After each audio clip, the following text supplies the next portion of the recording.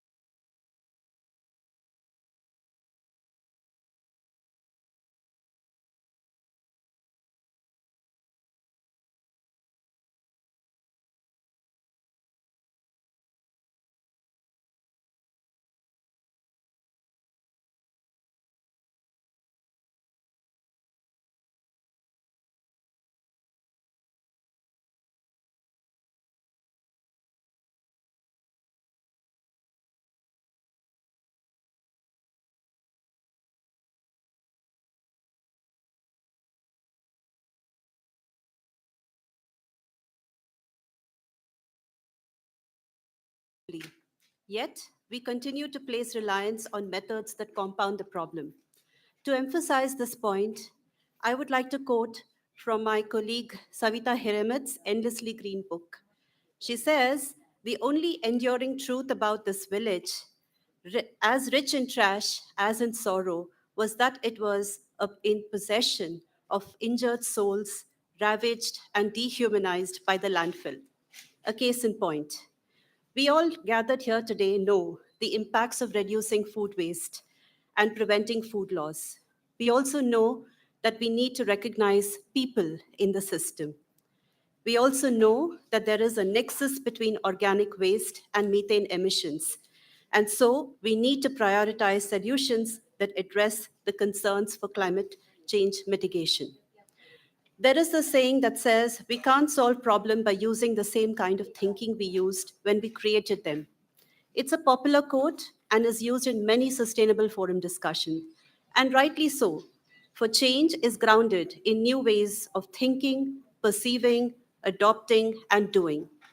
What matters is how we operate, interact, and work as a collective without creating parallel systems, but by being inclusive, by connecting, and collaborating. Hello, everyone. I'm Pinky Chandran, and I'm your host for the day. I'm delighted to welcome you all on behalf of Gaia, Hasrudala, and the India Zero Waste Alliance to the Asia Pacific's first Organic Congress and Climate. I would now like to introduce and welcome on stage for the inaugural session Ms. Nalini Shekhar, co-founder and executive director of Hasrudala. Nalini, please. Mr. Froilan Great, executive director, Gaia Asia Pacific. Ms. Indumati.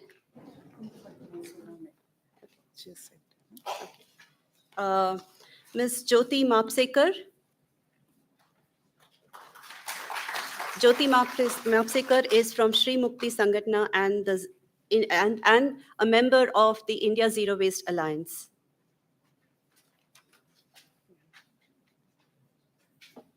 I'd also like to welcome Shakubai, who is a representative from the Alliance of Indian Waste Pickers. Nalini, may I please request you to formally welcome the gathering?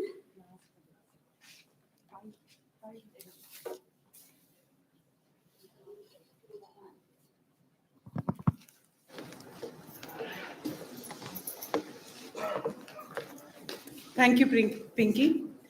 And good morning, everyone. I need a little more noise. Good morning. Good morning. Thank you very much. We need the spirit here to start the day today. So, and I welcome you all for this beautiful city on a beautiful weather. It's not like that all the time, but most of the time it is like that. So we have people here from 16 countries. We have officials, civil society organization who passionately work on issues of environment, labor, finance. We have among us sustainability-focused social entrepreneurs, citizens who are engaged in sustainable practice in our cities. And many of them are here. Please try to meet them during the breaks. I welcome everybody on the dais. Our joint director is yet to join us, so we'll wait for him to come in. And Froy, who has been an inspirational leader in Gaia, Asia Pacific. Please welcome him with a small token of love.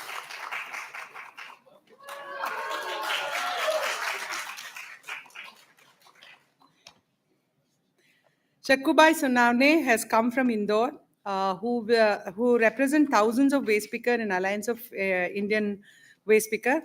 Tumalapan Adam. आपको बहुत बहुत धन्यवाद आप इंदौर से आए हैं Thank you. And welcome to my dear friend and colleague in Waste Picker movement, Jyoti Mapsekar. Many of you already know her in the Asia Pacific. I welcome her.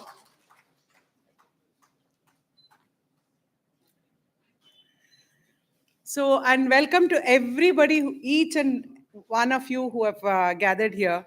I just want to say about Bangalore is a city where citizens engage in solid waste management, lake conservation, air pollution, many aspects of climate change. And their activism is really intense in Bangalore. And they're also in the audience today. Please meet them during your breaks, your tea breaks and lunch, and some people will join you for dinner tonight. So spend some time to understand why they are doing what they are doing. Uh, and Karnataka state is amongst the earliest to ensure participatory governance through Karnataka Municipal Corporation Act 1976. So we in 1992 we got a Nagarapalika Act or 74th Amendment, which focused on local self government. In addition to planning of rural and urban futures, is to be overseen by district and magistrate metropolitan planning committees. So people participation has a legal framework in Karnataka. Of course, we have a long way to go to make it completely reality, but we do have a legal framework that definitely helps us to be active and participatory.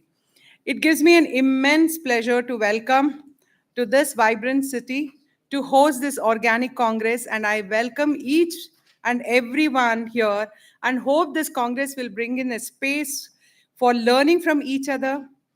We go back to our work more inspired and more committed to act to reduce methane emission in our role as government officials, entrepreneurs, civil society organization, and citizens. Thank you very much.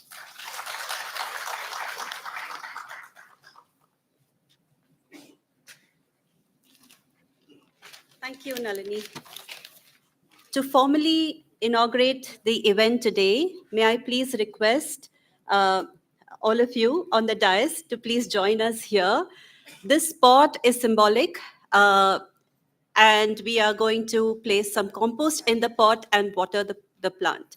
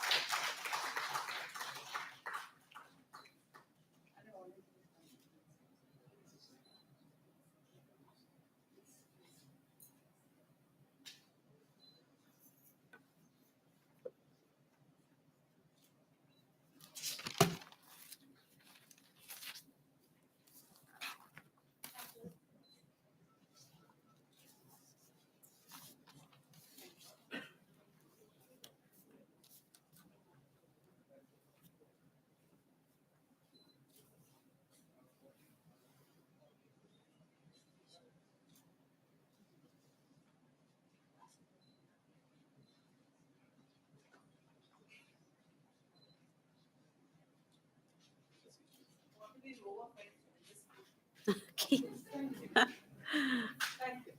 Thank you. May I now request Roy, the Executive Director for Gaia Asia Pacific, to provide us with some background and context for the event. Thank you so much, Pinky. And thank you, Nalini, and the entire members of the Indian Zero Waste Alliance for organizing this event. Unlike Nalini, I didn't have a prepared speech, so I want to share a story. About 10 years ago, while I was still a member of Gaia, being part of Mother Earth Foundation, I was invited to a study tour organized by Gaia and visiting several cities in India. We started in Kerala, we went to Kovalam, um, Bangalore, of course, Mumbai, and then we went to Bangladesh. No? And when we arrived here in Bangalore, no, we had the privilege of coming at a time when Nalini and Hasidudala was organizing a exhibition on composting and organics in a park here in Bangalore. And that moment was very impactful for me because what I realized was that we all know we have a problem with waste, especially in our context in Asia, where organics is a big part of our waste stream. Many of our cities, many of our communities have been struggling in terms of how we deal with this. But in that moment, no, I've seen probably at least 50 to 100 exhibition, different types of composting, pots, solar, you name it, it's there. There are different examples of biogas, from small household biogas systems to big systems that are able to power street lights. And from that very moment, um, I had two realizations. Number one, I wanted to bring more people, especially people from the Philippines, people from Southeast Asia, to have the same privilege as me, to see all of these solutions on the ground. And second was that I think we, as zero waste advocates, we as zero waste workers, we're not doing enough to tell and to share these stories. And in fact, one of the person I admired the most, Jyoti from SMS, has always been calling my attention to this. And she was saying, "You're not doing enough to highlight the work that we're doing." And that is true because the reality is that so much work is happening, so many successful stories are happening on the ground, but we are not attracting the attention that you all deserve. And I hope our first ever regional congress, well, one, hopefully it will not be the first and the last. So we're excited to see who will be the next host.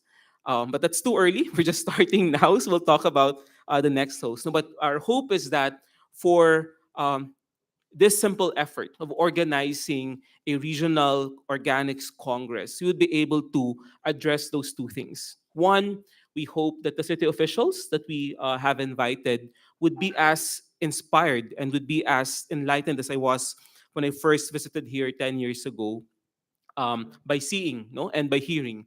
We'll hear a lot of things in the next 2 days. We'll hear from the experts, and we'll hear from practitioners, people who have been doing this work for years and decades already.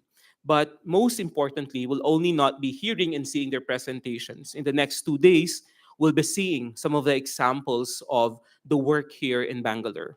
Unfortunately, we don't have resources to bring everyone to all the amazing cities in India that is doing amazing work as well. But I'm very sure that just with the examples here in Bangalore, you'll get a lot of inspiration and ideas in terms of what we can do when we go back to our respective cities and our respective countries. So, having said that, I again would like to recognize and acknowledge Nalini and the entire Haserudala team for co-organizing this event and for leading with all the preparations and all the on-the-ground work. As you might know already, organizing an event, an international event, is not an easy task. No, up to yesterday, we're still dealing with visa issues for some of you. And unfortunately, a big chunk of people who we expected to come here were not able to arrive because of visa issues. So hopefully next time, no, can you imagine a world where you don't have to apply for a visa to go to a particular country? No? So hopefully we'll reach there. I'm not sure which ones will reach first, a zero waste world or a visa free world. But together, by making these spaces, I think we are contributing to that world that we want. So again, Nalini and the entire Hasrudala team, thank you so much. Thank you for all the sacrifices and the efforts. Can we give them a round of applause first? There's at least 25 people from Hasrudala that's working on organizing this event. So I will not call each one of you, but please know that our deep gratitude is for all that you're doing. Second, I would like to thank Jyoti and all the members of the Indian Zero Waste Alliance. I see all my gurus, my inspiration, and I will definitely miss someone. So I would not rather try to enumerate, but you know how much I respect and admire the work that you're doing. Everyone in the India Zero Waste Alliance, thank you for co-organizing this event with us. Next, we'd like to thank all our city officials. I know securing permits from your respective authorities have not been easy, but you're here and you're committing the next 6 days with us. So thank you, and we look forward to working with you and implementing whatever you will learn in the next 4 days. And next, I'd like to thank all Gaia members who are here today. Again, I will not name each one of you because there's a lot of you, but thank you for all the work that you're doing on the ground, and thank you for always being open to share, no, the work that you're doing and your learnings in spaces like this. Gaia is as it is because of the amazing work that our members are doing, and that's all because of you. And lastly, I would like to thank and recognize all our waste pickers and waste workers who are with us today. We know that our advocacy work, we know that all the change that we want would mean nothing, if we are not engaging with people who are dealing with these problems every day and who actually have the expertise, in doing the work on the ground. So, thank you to all our waste pickers and waste workers. And lastly, to everyone who's joined us in uh, today and tomorrow. Thank you so much for being here. And if there are funders in the room, I hope that you would be as excited as we are in showcasing the work that's happening. And hopefully, you get to talk to the people that are doing actual and amazing work on the ground. So, with that, I'd like to invite everyone to please utilize the next 4 days. Let's learn from each other. Let's inspire each other. But most importantly, let's help tell each other's stories. Good morning and thank you. Thank you, Froy. I think you beautifully summed up the takeaways from the 2 day event. I think so. We will all learn, we will all listen, and we will all see. We will also be sharing, showcasing, and questioning. We will inspire and continue to be inspired. Thank you so much, Froy. I would now like to request Jyoti ji, to please come up on stage and say a few words. And also, we would like to announce the launch of the India Zero Waste Alliance formally.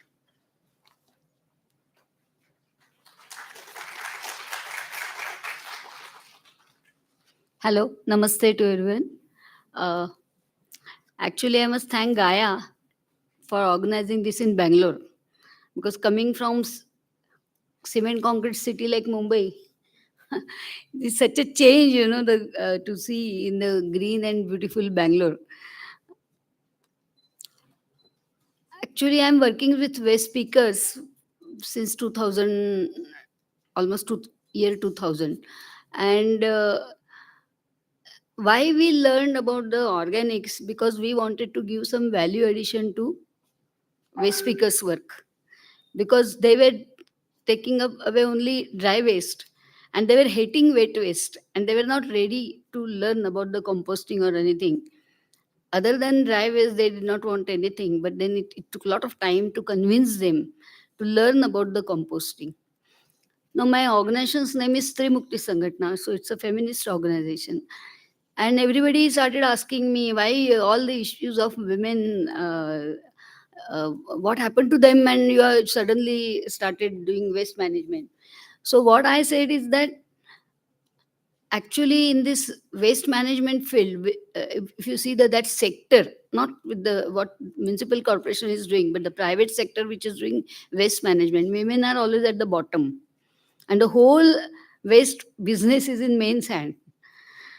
So Sri Mukti Sanghana, of course, definitely should be there to help women, and then learn new things, and also learn about the business, which is, we being from the social sector, learning business is very difficult for us.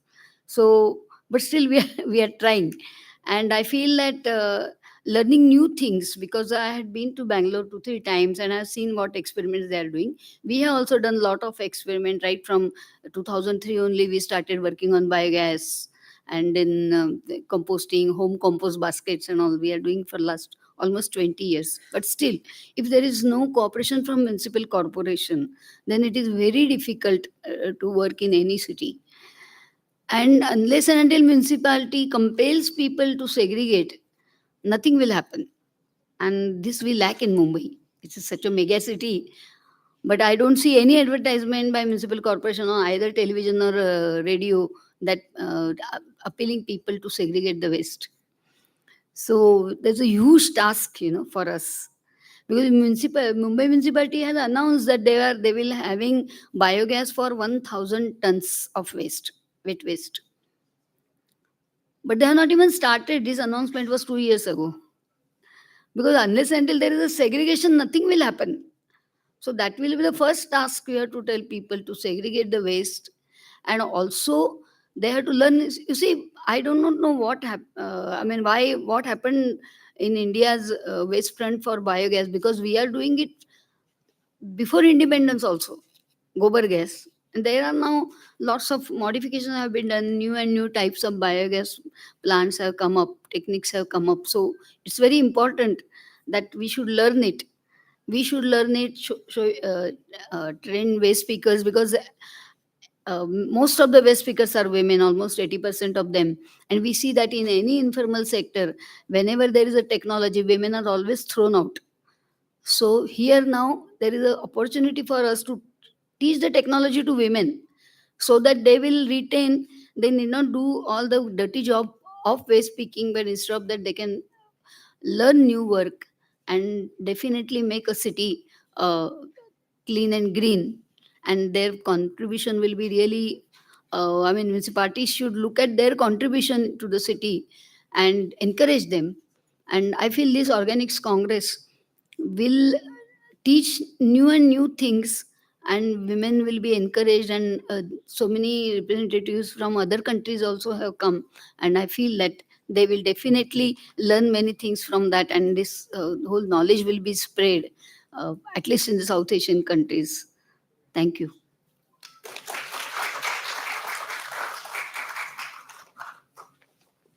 Thank you, Jyoti ji. As you've listened to Jyoti, I think we know that we will also be listening to challenges, but we will also be finding solutions.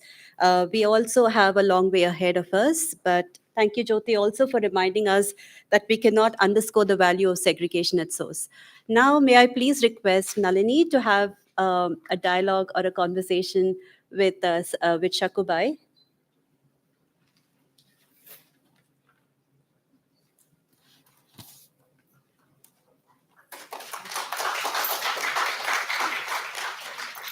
धन्यवाद राम राम। आज कचरे के माध्यम से आज हमको इतना बड़ा अवसर मिला, इसके लिए हमारे फादर का बहुत बहुत धन्यवाद। I thank you all. We have an opportunity to come here today and speak, so I'm really happy about it. So, आप क्या काम करते हैं? हम तो शुरू से कचरे का ही काम करा, कचरे के अलावा दूसरा काम करा ही नहीं। तो क्या करते हैं कचरे का काम मतलब? जैसा अभी तो पहले तो सब एक में था, गलो गली ढेर लगते थे, सब मिक्स में था। आज बड़े बड़े लोगों ने और सब अधिकारियों ने मिलके कड़ी से कड़ी मेहनत करी, तो आज गीला सूखा अलग अलग करा। एक मिनट, मैं उतना I also want to say she's come from a city called Indore, which is in Madhya Pradesh, in the central part of India, which is also called as. So she's saying we used to before go and pick up on the street, but now all big people got together and started segregating. तो सूखे में से हम हर तरह की quality निकाल सकते और डबल उसी माल का डबल हम नया माल कर सकते। ये इतना हमारी फैक्ट्री चला के और हम ये बना सकते और आपको दिखा सकते कि पन्नी पन्नी 4 तरह की है, तो 4 ही तरह का हम गिट्टा बना सकते, दाने कर सकते और उसकी बाल्टी अटेजी और हर तरह के खिलौने हैं वो हम बना के दे सकते। ये इतना हमारे में मालिक ने दिमाग दिया है, क्योंकि हम कचरे हैं और कचरे के कीड़े हैं। नहीं। तो कचरे के हम एक तरीके से जैसे डॉक्टर ऑपरेशन वाला डॉक्टर है, इसी तरह छोटे मोटे हम कचरे के डॉक्टर भगवान ने बनाया है। So she's saying now you give me any kind of plastic, we can segregate, we can make material out of it, and we have enough intelligence how to do, maybe it's bucket, some other article.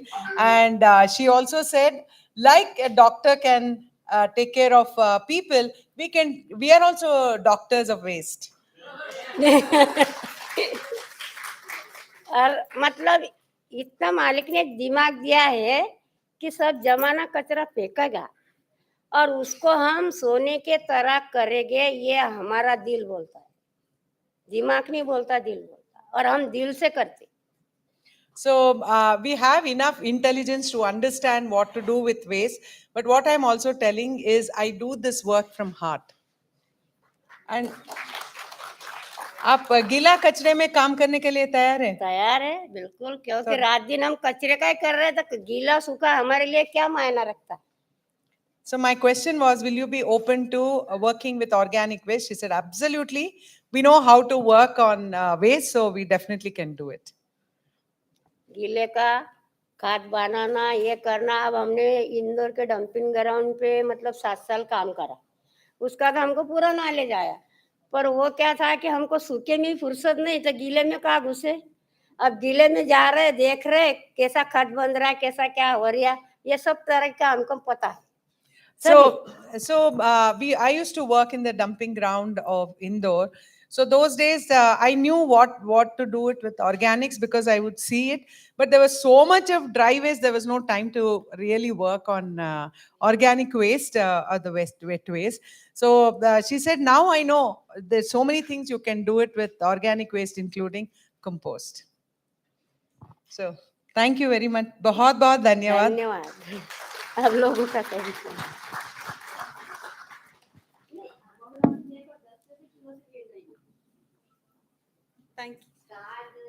Thank you, Nalini, and thank you, Shakubai. I think, what we are also seeing is that there are many more opportunities and how we need to listen more and more, so listen so that we are also able to come forward to look at solutions. And before we move forward, I would like to take a minute to actually call out the India Zero Waste Alliance members very quickly. I'm just going to give a quick shout out. There are about 40 members as part of the India Zero Waste Alliance. Very few logos are on the screen, but just very quickly in very rapid fire mode. It's Swachh, Chintan, CAG, Sahas, Hasrudala, Pelican Foundation. Perhaps you all could just stand or wave so that people know who you are. EcoSatwa, SMS, Paryavaran Mitra, Tunnel, SWMRT. Okay.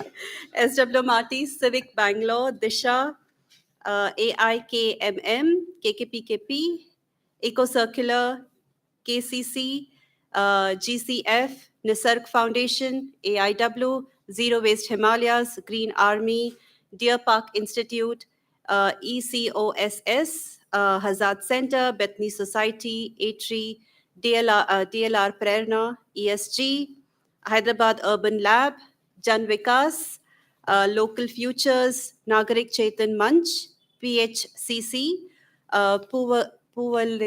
okay, can't pronounce it, I'm very sorry. Save Our Urban Lakes, the Other Media, Wasteless India, and Salem Citizen Forum. Please put your hand together for the India Zero Waste Alliance. So we will now formally close the inaugural session. We're going to take a half an hour break and then we'll resume with our first session. So, so we'll see you all outside. Thank you very much. People who are not able to finish your registration, please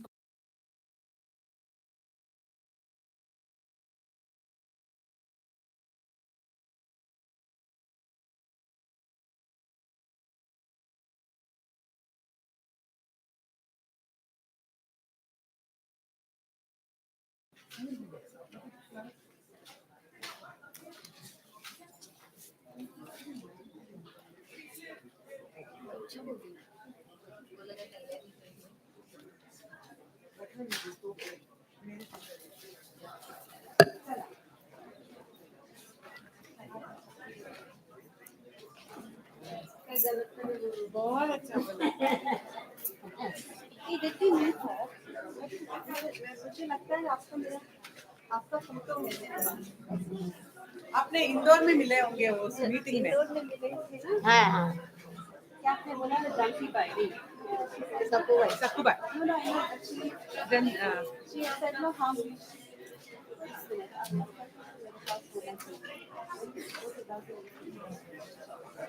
Indore में जो meeting है उसके साथ होंगी। आप तो है। तो वो मीटिंग कोरोना के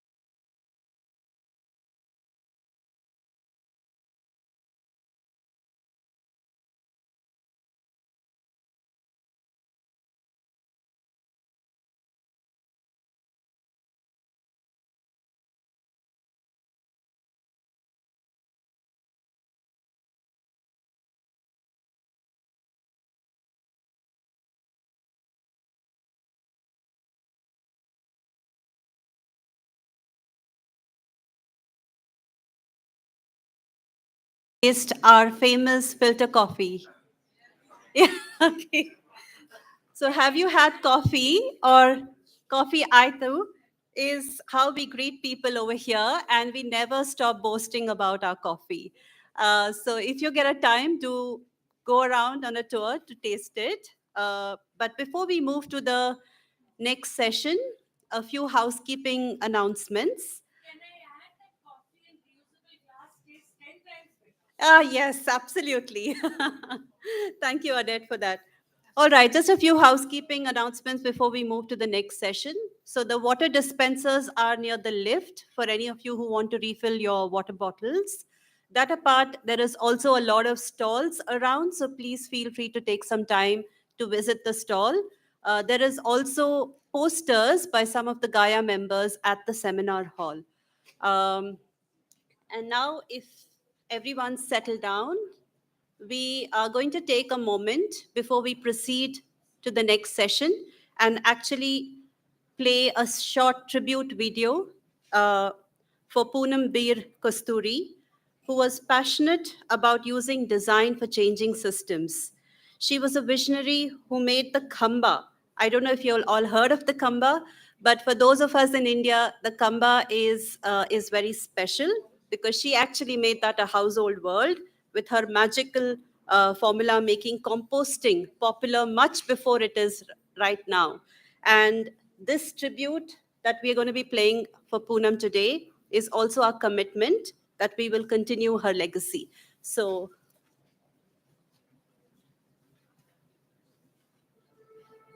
Punam Bir Kasturi, an inspiring name that revolutionized home composting in India. Punam, an alumna of the National Institute of Design, started her journey with a simple yet powerful vision. In 2006, she founded Daily Dump, a venture to encourage household composting and reduce the burden on landfills.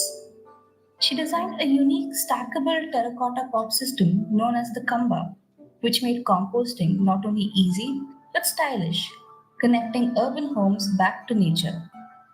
Poonam's work brought a new level of awareness to waste management.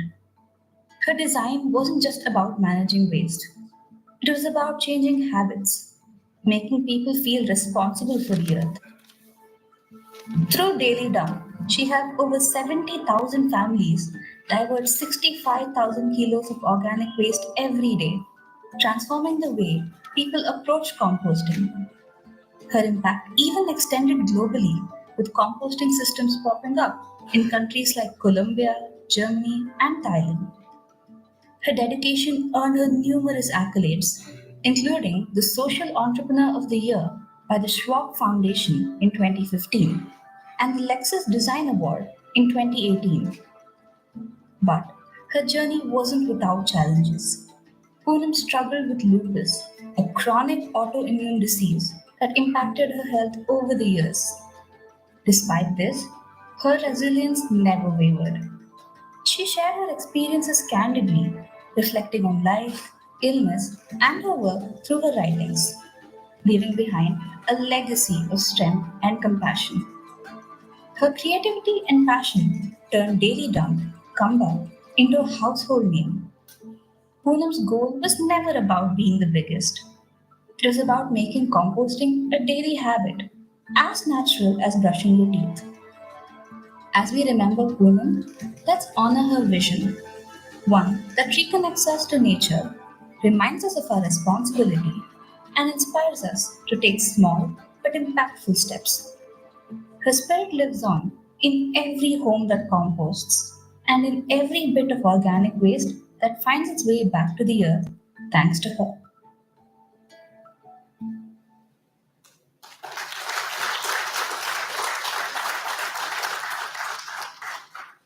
thank you. I think we'd just like to reiterate what she said, that waste is just a resource in the wrong place. And for her, I think composting was just a way of giving back to the earth. So with that, we would like to now move to the next panel, to our first panel, which is titled Organics and Climate. And may I please invite Ms. Kalyani Paranchpai from Chintan, who is going to be moderating this particular panel. Over to you, Kalyani.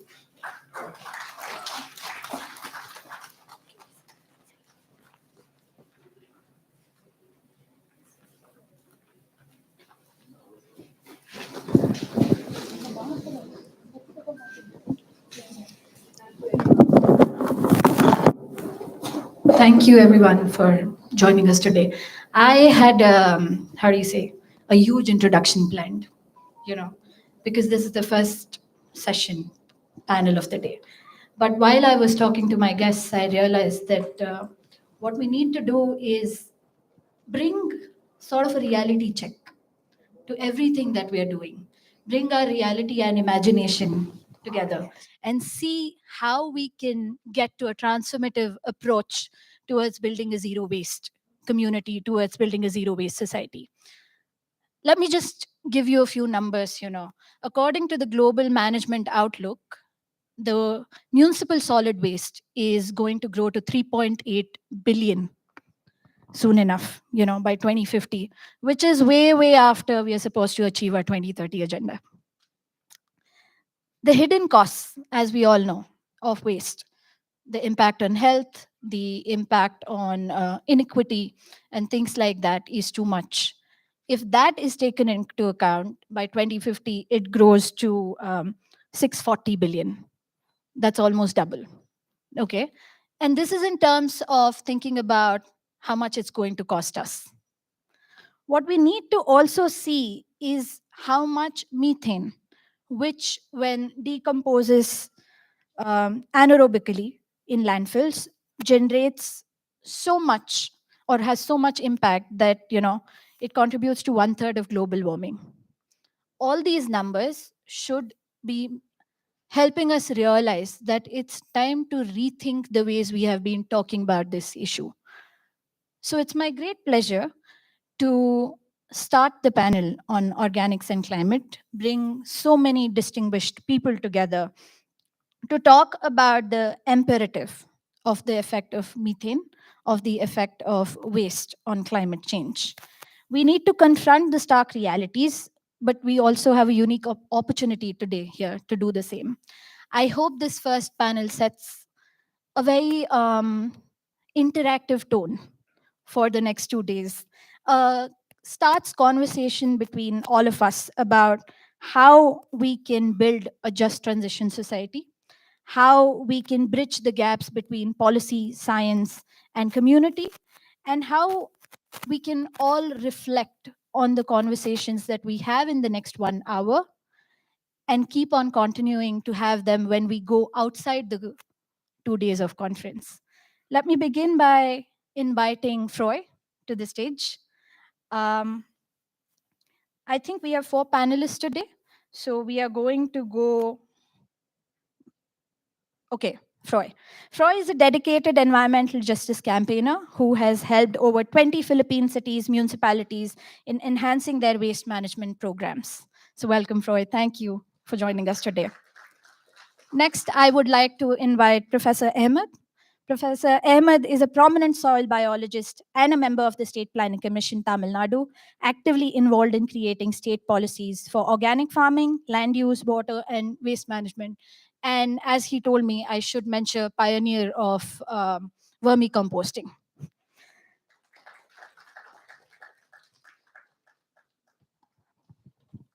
Next we have on panel is Kate. Kate is an elected barangay councillor in Portero in Malabon City in Philippines, a zero waste community since 2014. She has been recently elected as the secretary of the Zero Waste Cities Network in Philippines.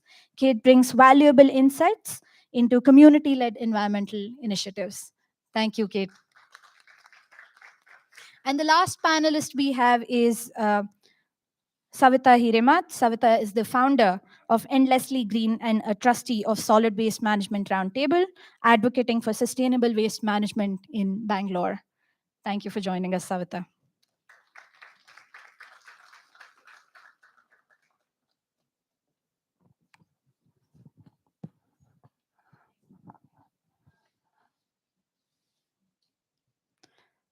All right. As I said, the aim is to bring different people from different backgrounds to start new conversations or to think about how to bring old topics to a new direction. So let me invite first Roy to give his presentation. I would request all the panelists to keep it to around 8 minutes so we have some time for Q&A with the audience. Thank you so much. I don't think the podium is friendly for someone who's vertically challenged. So if I may, I'd like to use the microphone. So thank you again, and very excited and very honored to be part of this panel with these very distinguished speakers in this stage. So I have the honor of setting the stage of why we have to talk about organics and climate. No, we have been part of many events on organics management, or zero waste, and definitely there are a lot of events on climate. No, but we are being intentional in really connecting our zero waste work, our organics work, with our climate work. No, and that is why we wanted to focus this afternoon. Next. Yes. So you all are doing amazing work on the ground, and looking at the faces in front of me now, it feels like I'll be preaching to the choir. So please indulge me for the benefit of those following online and for those who are just looking at zero waste as a climate action. No, I would like to really set the stage. Next slide, please. Why is it critical? No, why is it important? We know from our study that 20% of methane emissions, which we know is 80 times more potent than carbon dioxide, comes from landfills. No, this is based on the study. Second, next, 70% of all global greenhouse gas emissions are embedded in the life cycle of all the products that we use. No? So, meaning if we reduce the products that we use through zero waste, through better resource management, then as a consequence, we would be reducing the amount of greenhouse gases that is being produced, even prior to looking at end of pipe or waste management solutions. Next. So all of these numbers are part of a report that Gaia published about 2 years ago. We called it Zero Waste to Zero Emissions. And there are more numbers to show the connection between waste and climate, and why zero waste is an impactful climate action. And just to highlight one of these numbers, if we would be looking at zero waste as a focus for climate action, even if we're not overly ambitious, one action alone would be equivalent to removing 300 million cars in our roads annually. So imagine a world without 300 cars, and imagine the emissions that we avoided by then. Next. Why is this relevant for us? I think especially for Asians, but even for our friends from Africa here, I'm sure the numbers would be relevant. In many contexts, more than 50% or 60% of our waste are organics. And many of our communities, many of our cities are struggling in addressing this. But at the same time, while that is a challenge, that is also an opportunity. Simply by addressing our organics, would be removing or would be reducing our waste by, in some cases, 60 or 63%. Next. And the good thing is that many of us here in this room have been doing something magical already to address this. I call it magical because it really is a magical process. It's very simple, it's very efficient, and it's anyone could do it. And that's, of course, is composting. And from this report, again, we know that this is very impactful. I won't bore you with all the numbers, and I think the professor would be better suited to give you all the numbers later. And I just would like to you don't talk numbers. Okay. um, then someone else in the next speakers would have to talk about numbers, because my role is to invite you to look at the report, because there are amazing numbers there and it could be useful for our campaign. Again, our goal is that we're already doing zero waste, but many in the context only of waste management. In many cases, not in the context of climate action. Next. We would not be Gaia if we want to talk about this. No, what we've seen is that waste to energy or energy recovery is not an effective mitigation strategy. No, the moment you send organic waste into the landfill and assume that you could capture the methane from there, you've already lost the case, right? And we know as well that we produce more carbon dioxide. For every ton of plastic that we burn, we produce 1.43 tons of carbon dioxide. Again, more numbers in the report. Next. So in the report as well, we just not just highlight the numbers, but we looked at practical examples of what this could mean for our cities. Because many of us are doing national advocacy work, but also our implementation work is local, no, at the city level, at the ward level, or at the provincial or state level. So there are several case studies in the report all around the world. There are two from Asia, and I'd like to spotlight them. Next slide, please. So in Seoul, South Korea, no, we all have the impression that everyone is for incineration in Seoul. But when we actually had the chance to visit last month, what we've realized is that that is not the case. Many of the communities are actually fighting increase in capacity for incineration, not only because they're concerned about their local communities, but really concerned about the broader issues around incineration, impact to health, impact to climate, and impact to the livelihood of waste workers and waste pickers who would be impacted by this. Next. Another story is Bandung, Indonesia. And in the next 2 days, we'll have several speakers from Bandung, so we'll hear more about the zero waste work there. So I'll leave it to the actual people who are leading the work there. Next. So how does zero waste help cities adapt to climate change? No, we've seen in many places, once you implement zero waste, once you have better and more complete door-to-door segregated collection, you immediately remove littering and clogged waterways. So again, this is a practical thing that we've seen.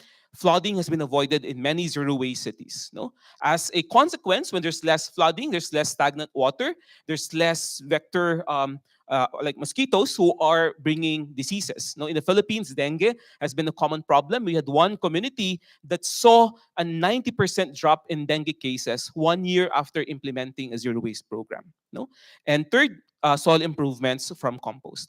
Next. So what are the other benefits of going zero waste? No, again, everything is in the report. This is an invitation. We have environmental benefits, social benefits, better public health, for example, economic, more and better jobs. And last is strengthened institutions. No? In the Philippines, many of our local officials initially said that we are scared of forcing people to do door-to-door segregated collection because we might lose the votes. And what we realized is that leaders who did not implement the zero waste program in one city actually lost in the election after.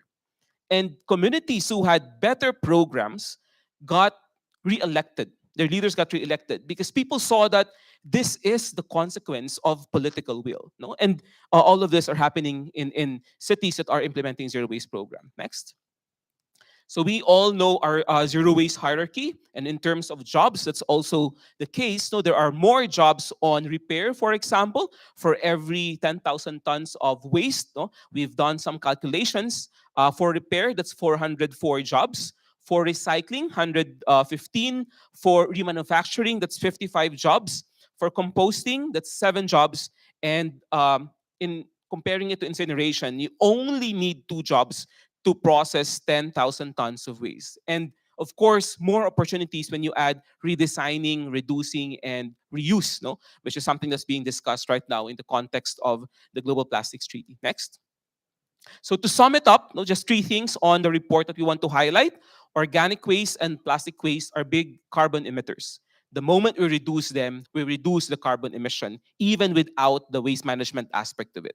Second, zero waste strategies are fast, cost-effective to reduce emissions. No? Many of you would be able to provide testaments on why this number 2 is really not just a vision or a goal, but something that we've seen in our communities already.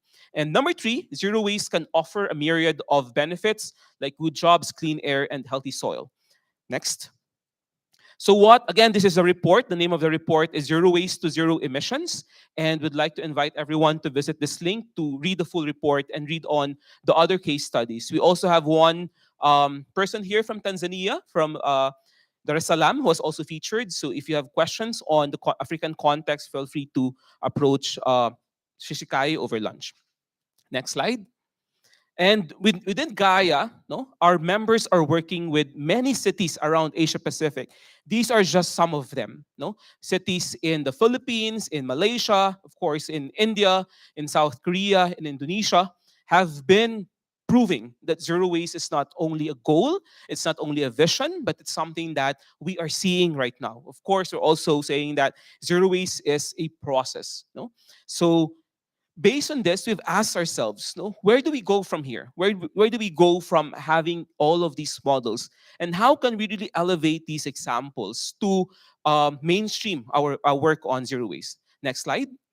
And one of the things that Gaia and our members have been working on is to facilitate the establishment of the Zero Waste Cities Network. And Kate will tell us more about this network. But really, the idea here is that many of our zero waste programs are really very local, and we have local leaders who are champions of this, and we want them to be spokespeople. No, we want them to be the one to advocate for why zero waste work for the cities. Part of this work is, next slide, a project of the Zero Waste Cities Network, which is the Cities Methane Pledge. And the goal here is in places where national governments or federal governments are not able to make commitments to look at methane and to address methane, no, we would want local leaders, our mayors, our city officials, to step up and commit. No, and that is why this pledge was created. The goal is to reduce emissions from waste, methane emissions from waste by 70% by 2030. It's not overly ambitious because we know that simply by doing zero waste, simply by addressing our organic waste, we can achieve that 70% reduction of methane emissions. Next. So again, please look at the report. And our invitation for you is, we've all been doing zero waste as a way to better manage our waste problem. But let's all be advocates for looking at zero waste also as meaningful climate action, because many of you are already doing it. Good morning and thank you. Thank you, Froy. Next, I would like to invite Professor Ahmed to give us a presentation without the numbers. Thank you. I don't believe in numbers here. There are so many numbers, and is that my presentation is, I think, over there.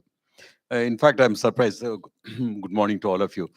He said about landfills. To my knowledge, Asia, we don't have landfills at all. We just fill up the land. So you got to correct yourself, young man, right? I was asked to talk about this, yeah, carbon cycle. Next slide, please. The problem starts right from here, because I would appreciate if you can teach our children properly. We always classify into living and non-living. I think that's what we start with in the schools. We tell them air is non-living and we are living. But we forget to tell them that if you remove the non-living air from my body, I become non-living. This integration is never committed to the children, whether it's air or water or whatever components they are, right? These are the 5 components which we talk about. Next slide, please. Who is operating the slides? There, okay. If you had given a remote, we would have operated ourselves. Now, this is what happens normally. You know, like we start planting trees, we say that greenery is required for carbon cycle. Green cover is required, but green cover is a good word in English. But when you go into native language, like in Tamil, when I speak, I call it as pachai or pasumai, whether it's green or prosperous. All trees are not prosperous. What we do is the new names and new technologies like Miyawaki, you just put whatever you want. It's not the case. Endemic trees, the litter which falls down contributes to microbial organisms and the soil health.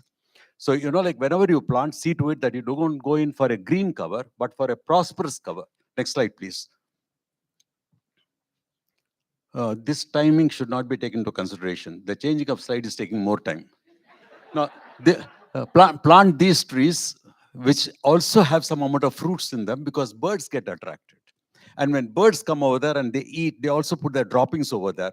And that nourishes the soil to incorporate more microorganisms, which can take into carbon sequestration.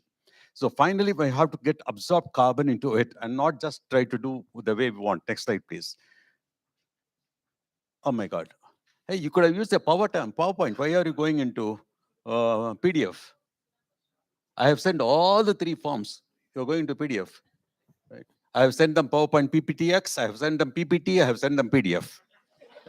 Now, the organic matter content, which is actually gives nourishment to the soil, should be 2% to 5%. Our national average in India today is 0.15%. Similar in Malaysia. I have worked in Malaysia as well, right? And almost all the countries, Philippines also. You have lost everything over there. Right? So, like all this is decreasing. Tamil Nadu government says 0.68. I am from Tamil Nadu. I do research on soils. Our range is also 0.15 to 0.6. So they have given the highest value, but actually the values have gone down. Next slide, please. Move. Because there is no carbon over there, the nutrients have depleted in the soil. If the nutrients in the soil are depleted, the crops which are growing over there don't have nutrients in them.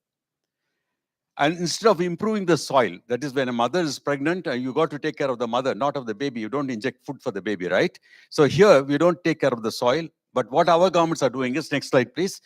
After harvesting, we'll take the rice, we'll powder the rice, we'll iron B6, B12 to it. We call it as fortified rice. And then we make it again in the form of a rice. We add 1 kg of this to 99 kgs and call it as fortified food. When the gut microflora is already not existing in the baby, right? So somewhere we are faulting and we require carbon. So it is not waste management, it is resource management. So from today, Gaia, don't talk about waste management, talk about resource management. And resource management is this material. Next slide, please. I didn't want to go into the details because I have been working on this since 1978-79. I started my research in 78-79.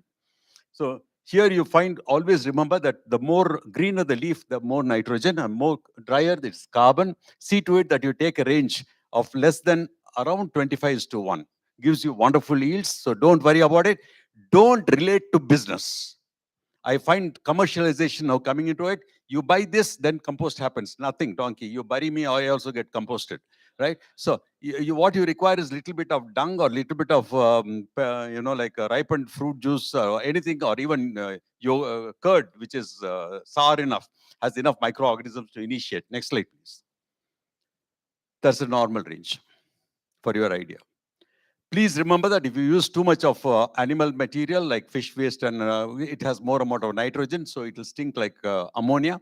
You got to add carbon to it. And if you are using excess carbon, like Asian countries have too much of coconut fiber and other things, you stop watching the watch. That lady, she keeps on looking at the watch. You should put such people in the monitoring system, I tell you.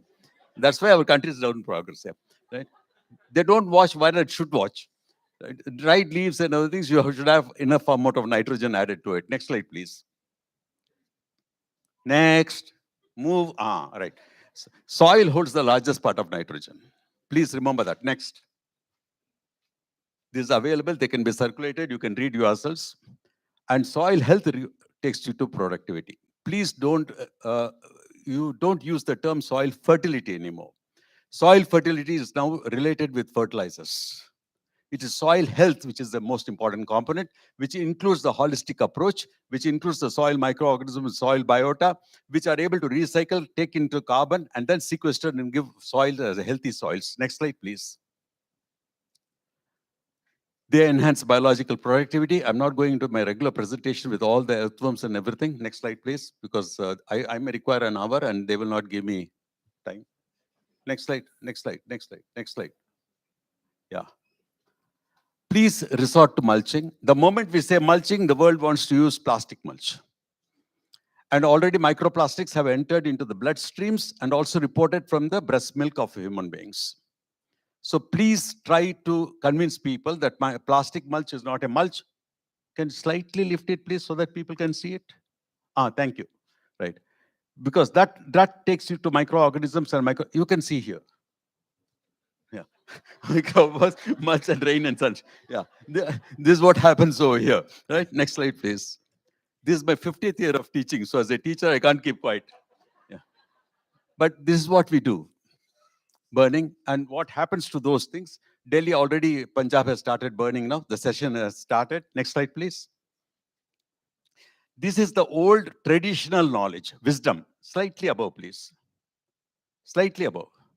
You could have used a PowerPoint, man. I sent you 3 versions. Why do you use this? I don't understand.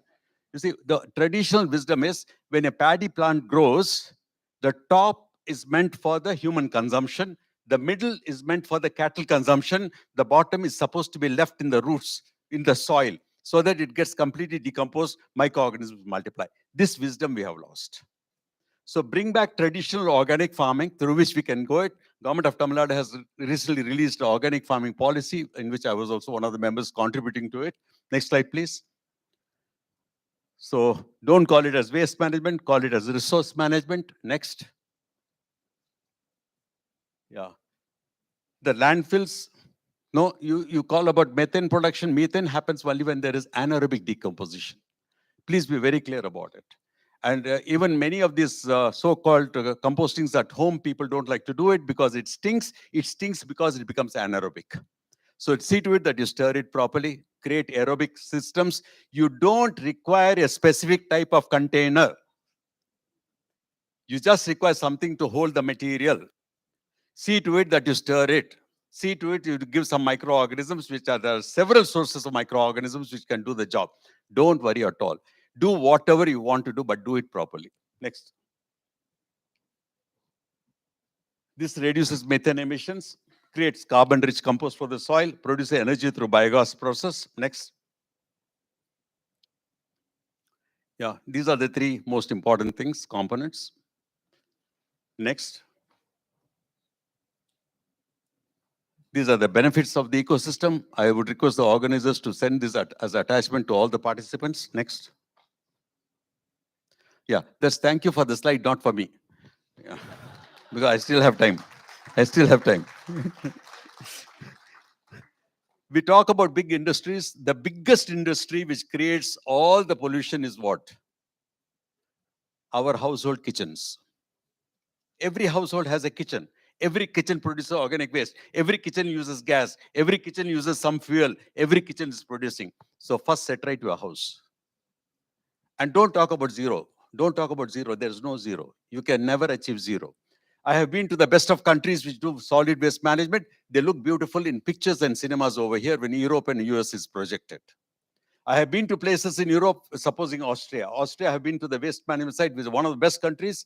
Only 70% of the waste is segregated. 30% goes to the incinerator, which goes as a mixed waste. And here begins the problem because all Asian countries, especially who are working over here, our incinerators don't work at 1,000 to 1,200. The moment you put in the bin and then you switch on the incinerator, gradual heat rises, dioxins go into the environment, causes cancerous substances. So please be very careful about what you do. And the only thing I would say is to conclude, time she should be in cricket.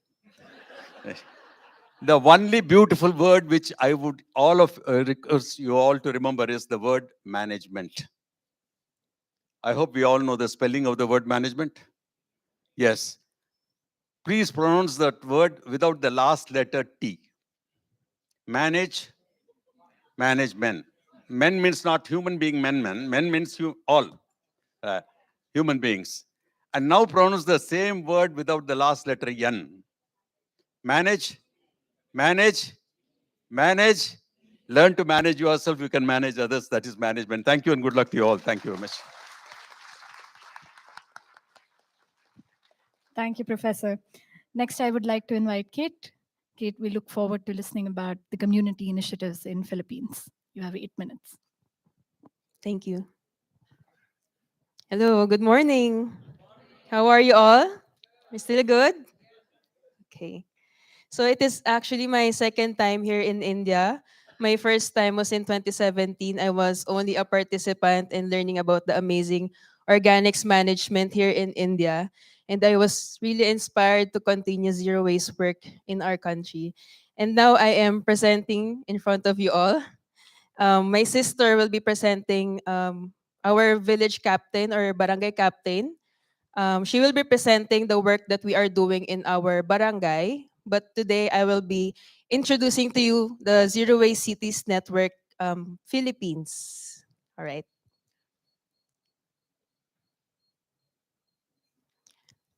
Is my slide good? I've also submitted 3 versions. I hope one works.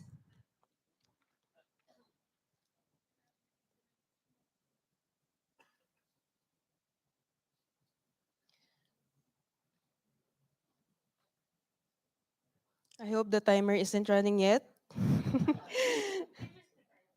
Okay.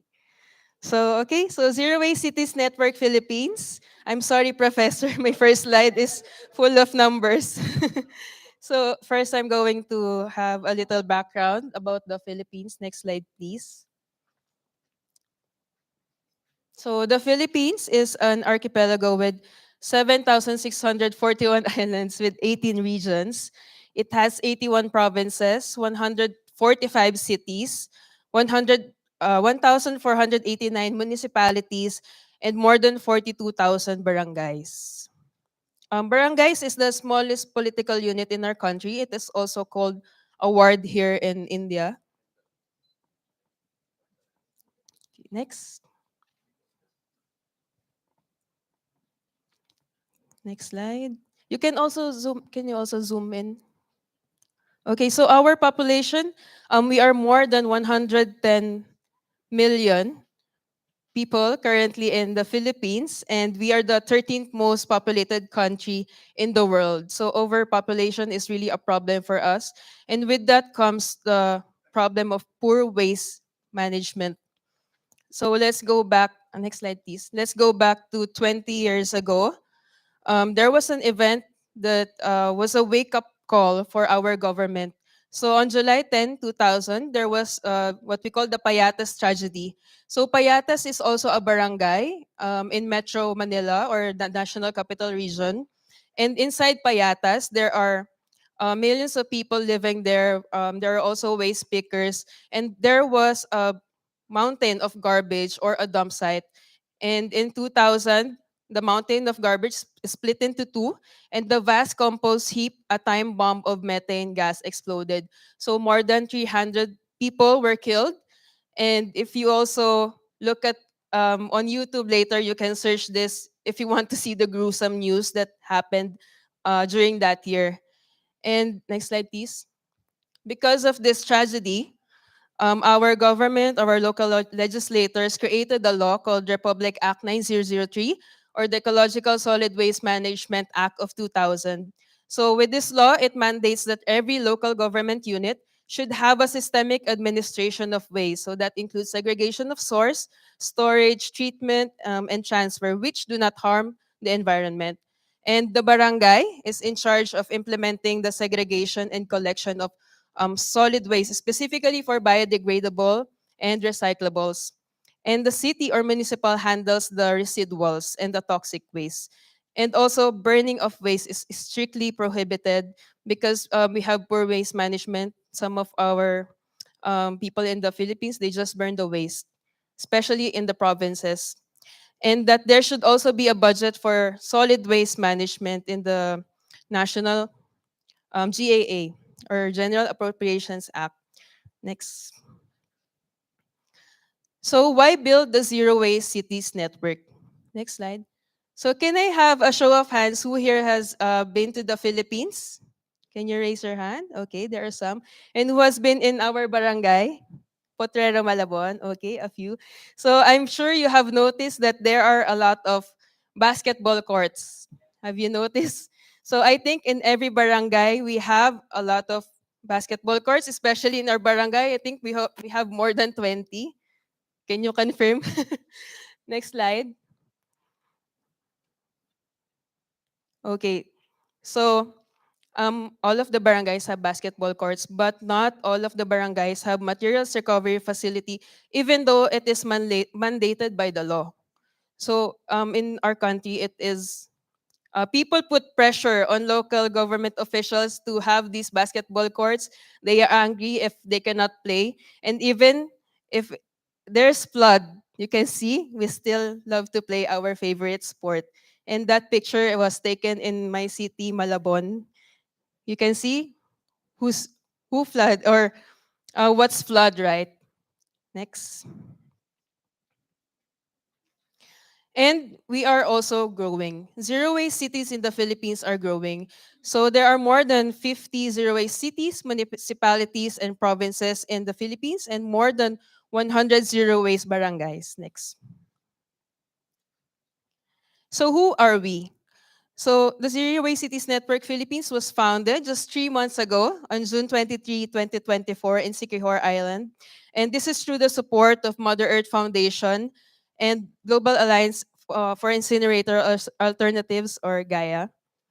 And our chairman is the vice governor for the leading Zero Waste Island. And our president is the vice mayor of the leading Zero Waste City in the Philippines. Next. So there are 4 categories. All of us are elected officials, career officials, and appointed officials. These are from the provinces, cities, municipalities, and barangays. And this is the first Zero Waste Cities network in the world. And we have more than 150 members currently, and we would like to grow it. Next.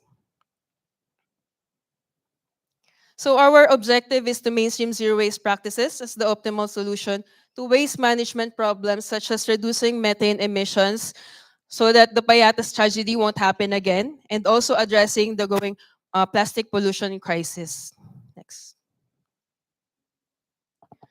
So we also support the Philippine Zero Waste Strategy to achieve a zero waste Philippines by 2030. So it has 6 pillars, and it includes policy, model building, training, education, communications, and advocacy, social enterprise and zero waste businesses, funding, and movement building. Next.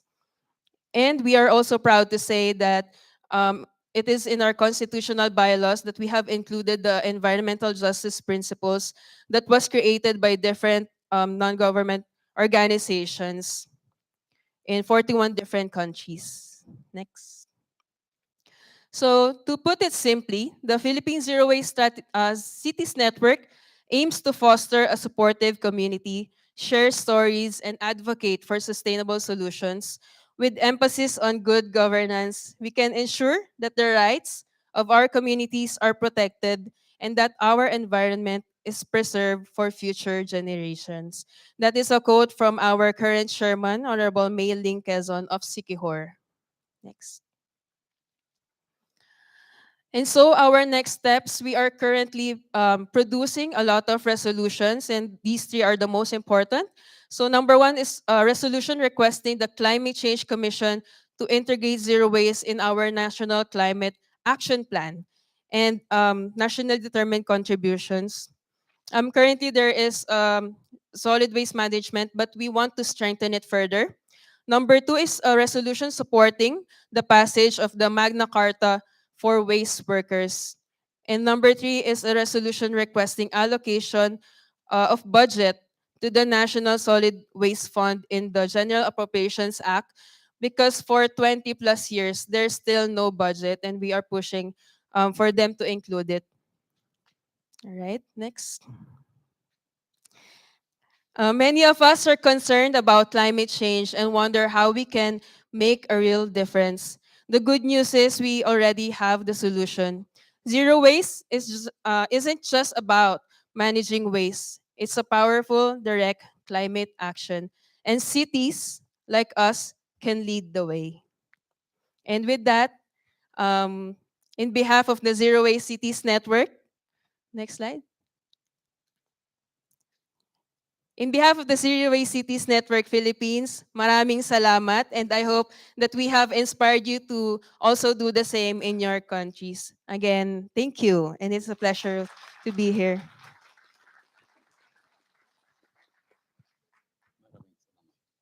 Thank you, Kate, for that wonderful presentation and taking us to Philippines and helping us learn about the initiatives and the great work you're doing there.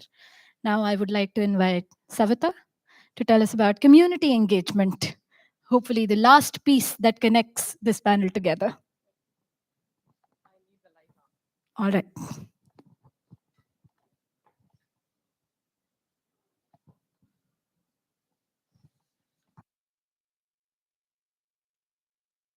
Is it good afternoon or good morning still? Uh, So I come from a background wherein I began as a volunteer, okay? And I'm sure each one of you has been a volunteer in one way or the other, or an entrepreneur, interested in doing something different than just pursuing materialistic interest. So if you ask me, idealism is the best realism, right? Nothing works better than idealism. We may be called fools or whatever, but my book, this book was entirely dedicated to all the wonderful volunteers in Bangalore who made something beautiful happen in their own communities. These can be looked at as very small achievements for somebody who's been in there, seen the better side of both, that is as a volunteer, as a consultant, as an evangelist, and now as an entrepreneur. I've seen every bit of everything right now. So before I just begin my presentation, I would like to read out from my book wherein I did it. This book is dedicated to all the volunteers. So here I have seen every one of us getting frustrated and losing even interest in what we are doing because society, our governments are built to ensure that failure happens. Okay, this is the realization that I have. It's all geared towards failure. You try to bring sense into what they are doing, then they make sure that you're kept out. This has been the situation. But again, let me quote Viktor Frankl. He was the Holocaust survivor. No, he said between the moment when you are frustrated and when you have to react, there is a small, maybe couple of seconds you get, and that is where you decide what kind of a human being you are going to be. How you respond to a situation is what makes you, right? So many of us volunteers have responded in such a way that we took it upon ourselves and guided our communities with the help of some other volunteers and showed to the world that this is possible. That we have set an example wherein, yes, this is possible. We can do it within our homes, within our communities, offices, corporates, government institutions. Composting is possible everywhere. Wherever biodegradable waste is generated, composting can be made possible there. So I'm telling, this is to the volunteers. The journey can frustrate you at times, especially if you find your enthusiasm being met with indifference, which happens quite often. Often, the gap between what you intend to do and how it gets interpreted in public are hardly ever the same. Some people within your community will understand that you are out to achieve, understand what you are out to achieve, and may even join hands with you, but they are almost always in the minority, making your job of convincing the rest to use public money, that is to set up a composting system, for a meaningful SWM setup, that much more difficult. Hang in there. Wrong interpretation tells us a lot more about the interpreter than the interpreted. After all, a volunteer's enthusiasm is a seedbed of activity rife with wrongs. We commit a lot of mistakes on the way because everything is a first time for us, no? Whatever we were trying to do is a first time.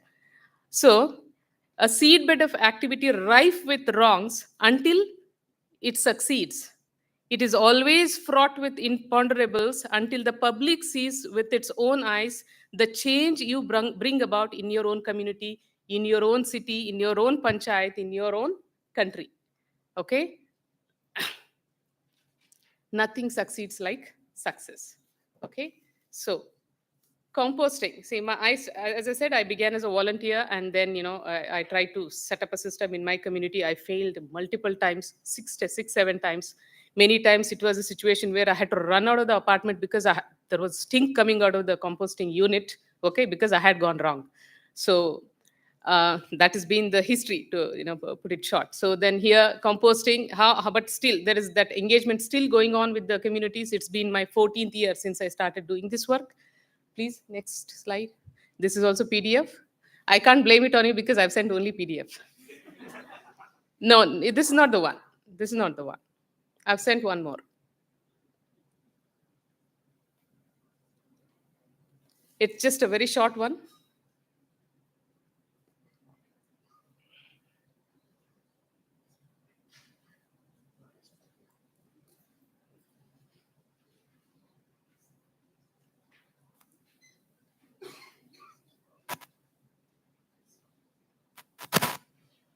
Kalyani, the one that I sent you last. because these facts everybody knows. We are talking to already a well-informed, audience here. So I didn't want to again go through the basics, but I want to tell you what is exactly happening in Bangalore right now. Yes, this is the city where we have the probably, because we don't have a definite number. We try to do a survey asking those communities which are already into composting to come and register themselves, so that we get an exact number of how many communities are into it. But we never got the response. Sometimes people become pretty lazy even to just enter their name. So anyway, so we don't have an exact number, but still I can tell with a great deal of confidence that this is one city which has the highest number of apartments and homes which are into composting. Okay, many people have been doing composting here in Bangalore, and this was there traditionally. Most of the houses would dig a pit and put their kitchen waste into it. If somebody has that carbon nitrogen sense, they would even throw in some dry leaves. This has been a tradition here, especially in Bangalore. You would see almost every house having at least a single plant. Okay, this has been the quintessential Kannadiga trait, to have at least one plant in the house and many plants around it if you have space. So we usually never get tired of growing plants and all that, especially in Bangalore. This is not it. Shall I? Anyway, I'll keep talking. So what has happened in Bangalore currently? See, first let me talk about the negatives, because I'm a positive person. Just because we discuss negatives doesn't mean that makes me a negative person. I want to discuss negatives so that we can make a transition from one extreme to another. Negatives first, because what is happening is the myths about composting, that it is a stinky affair. It invites all kinds of maggots and insects and everything, continue to persist. There's no doubt about it. But organizations like Hasirudala, SWMRT, all of us, there are many more have come up. All of us have been able to bust those myths to a great extent and get people into composting, whether it is at home level or community level. But the number of people who still entertain these myths against those which have busted it, the gap is too much. Okay, we still have to convince a lot of people, and we are always swimming upstream because we often don't get any support from the government. Okay, the first thing they want to do is keep us out of those meetings. Okay, the thing is to reach out to people through social media. Luckily, there is an interface between us and the people, and we have exploited it to a great extent and have succeeded to a great extent as well. So the myths are persisting. Second thing is, any community that has more than 500 homes is very they are very wary of going into composting because of the same thing. And secondly, there are so many positives to composting. I'm not saying no to it. I would be the first person to talk about it very romantically. But the thing is, there are inherent drawbacks, in the sense when you want to do it right, it calls for a lot of space, which most of the apartments don't have. Secondly, it calls for continuous management, continuous engagement, staff management. All the volunteers have to go through their ego management between themselves. That is the biggest problem, and we are not ready to talk about these things in forums like this. See, no matter what we talk here, no matter how much we try to convince the government to do the job, finally everything boils down to the volunteers. Okay, at the ground level. So here what happens is, the volunteer group is the one that is either going to make it or break it. The management committee in that community is the one which is either going to make it or completely dismantle the composting systems.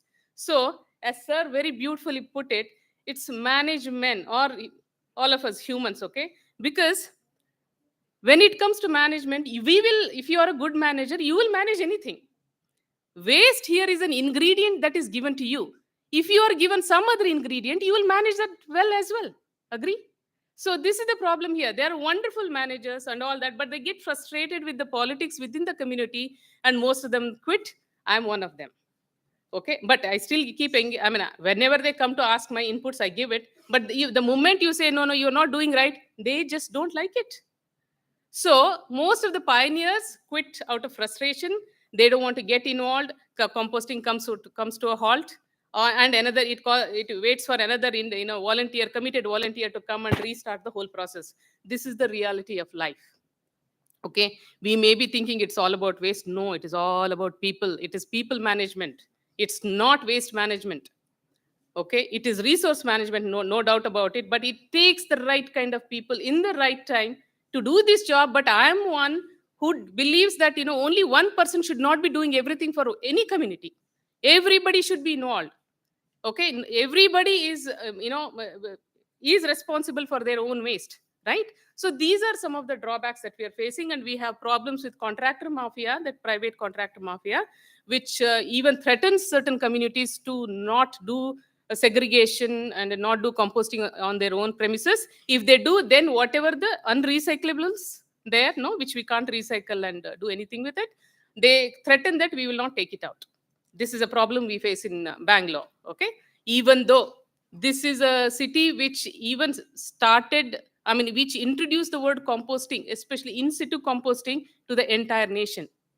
We took this term to the national, we made sure that it entered the national discourse.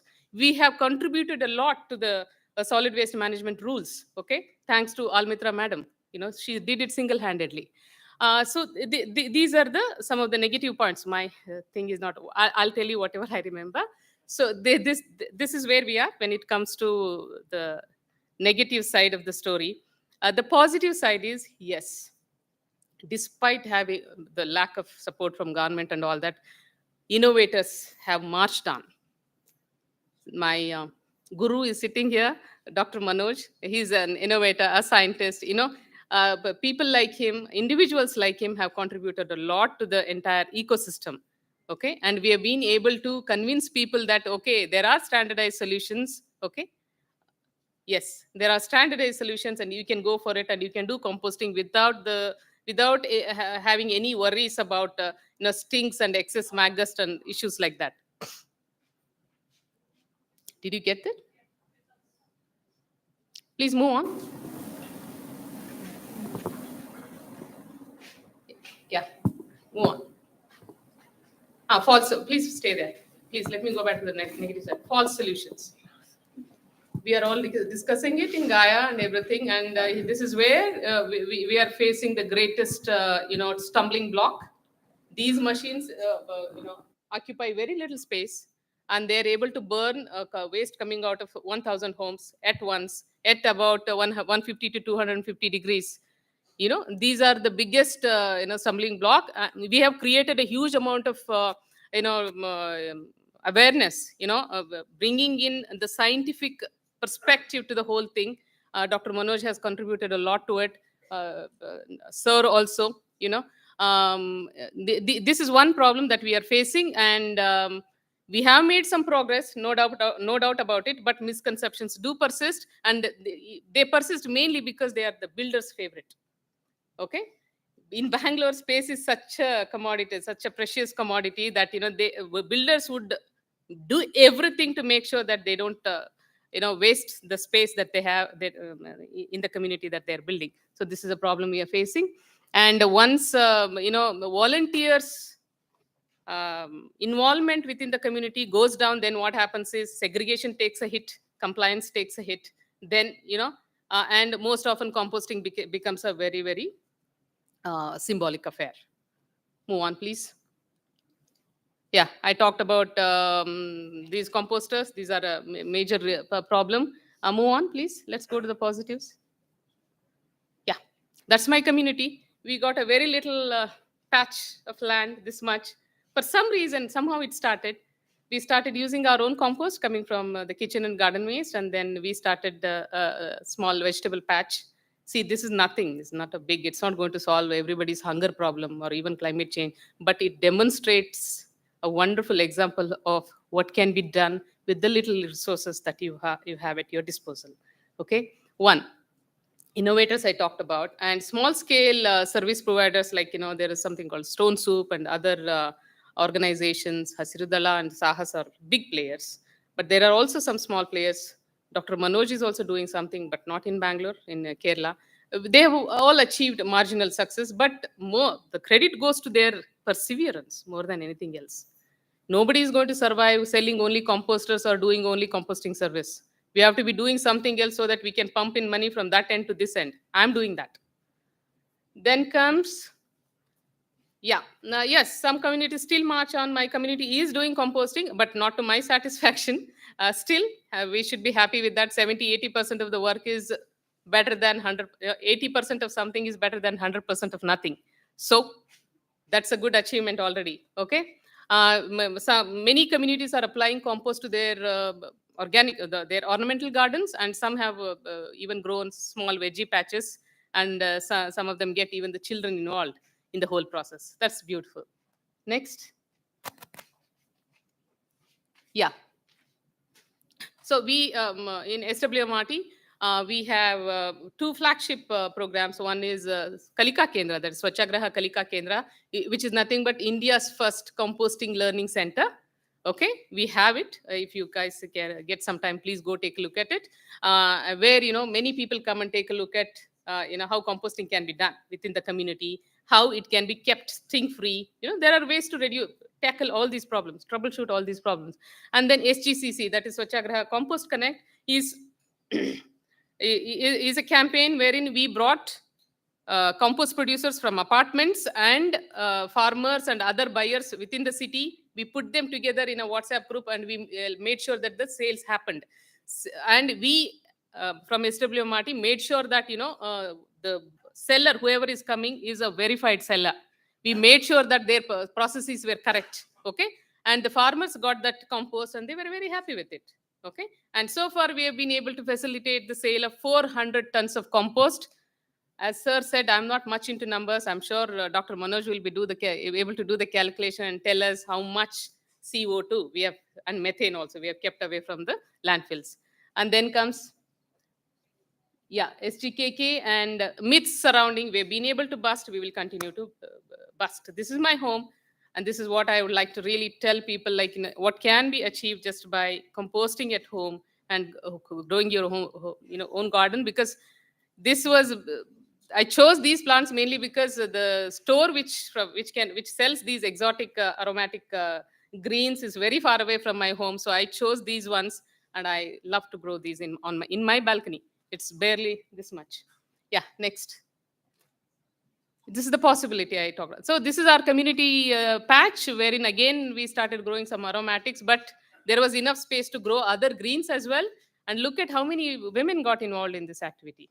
Okay, these are all people living in a very high-end apartment. Okay, and some of them hadn't even grown one plant. All of them knew only one plant, money plant, nothing else. Okay, and some of them did not even know the names of different kinds of greens, methi, palak, and a couple of others, nothing else. So they learned a lot about different kinds of greens, especially the local greens, to which even I had to Google to find out the equivalent in English. Okay, so there was a lot of learning happening. Okay, and then next. So when they started doing it, it was in excess. Lots of greens were coming in. So the community started buying it from them. So they used the same money to buy the seeds again. Okay, this is how the activity went on. Look at all people of all ages are coming down to the vegetable patch to buy those vegetables from them. Not vegetables, I would say better greens, because not enough space to grow all kinds of vegetables. Next. And the sad part is, some silly issue within the community put an end to this whole thing. We fought so much to save it, saying that this is a most beautiful community engagement activity, but they still shut it down. So through SGCC, that Compost Connect campaign, we have been able to sell 400 plus tons of compost. Please sell. No, we don't make any money. We are not for profit. We only facilitate the sales between the two to make sure that the buyers get genuine compost. Okay, next. Look, that is the first one is my apartment. So this much compost is lying in most of the communities which are doing composting. There is excess compost sitting there. Okay, amazing. In 9 out of 10 cases, very good quality compost. This is how buyers come, load it up and go. Next. Again, see these farmers, they keep sending us these pictures saying like, I applied your compost and this is how my produce came out. These are farmers farming in the surrounding areas. and some of them inside Bangalore as well. Next. And can you play that? Yeah. Can we have the This is video, a 12 please? second video.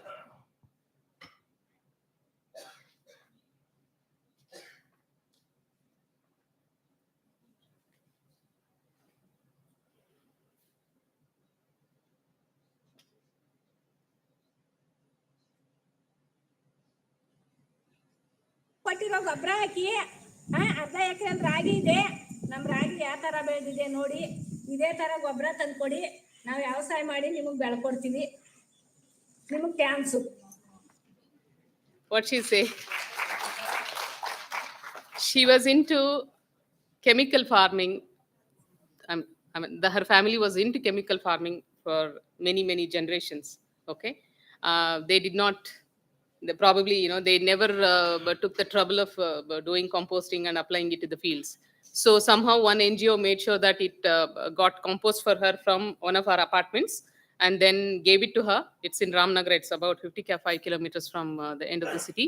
And she says in that, look at how my ragi, that's finger millet, has grown. Okay, we applied your compost to it. Keep sending your compost and we will keep growing ragi for you and send it to you. Thanks to you. Thank you very much. Thank you, Savita, for specifically because you drew from all your years of observation, went into the challenges, and then gave us the positive side as well. I think it's time to turn the light towards our wonderful audience, all the sustainability and zero waste advocates sitting right here. And if you have any questions for the panel, we would like you to raise them now. I think we have overshot on time, but I would request that we have at least 10 to 15 minutes. Please keep your questions short and give our panelists the time to have the discussion. Yes, I think we have one hand there, please.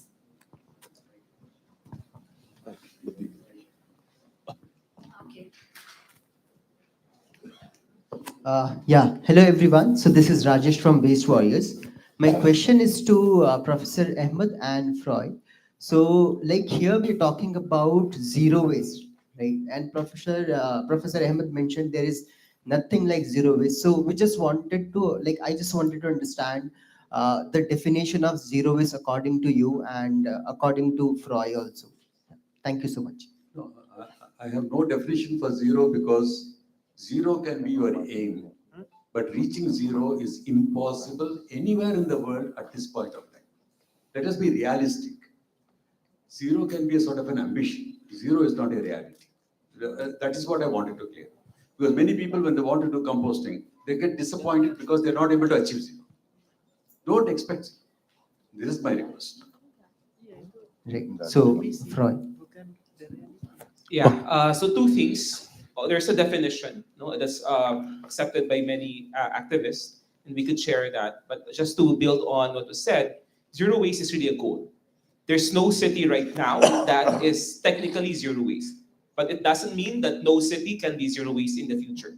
Because if you all say that it's not possible, then we won't be working for it. Right? Many cities, some cities have achieved 83% waste diversion. It's not 100%, but it's 83%. And that is why zero waste is about looking at everything. Composting is one part of it. Composting alone will not bring us to zero waste. We have to reduce, you have to eliminate single-use plastic. We have to redesign, we have to eliminate some of the products.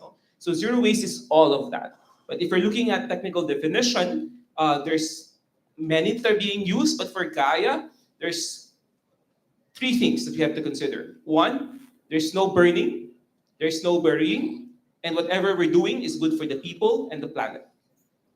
And incineration, landfilling, and all of that are not zero waste. There's no such thing as zero waste to landfill, right? Or incineration is zero waste because there's nothing after. That's not true. They're all lies. So there is an accepted definition, but in terms of the principles, it should be those three things. And again, it's the vision that we all share and that we're all working together at this point. Okay, it's me. I would like to ask question to Professor Sultan and Ms. Shafita. for Professor Sultan, is there any place for fermentation in aerobic composting system?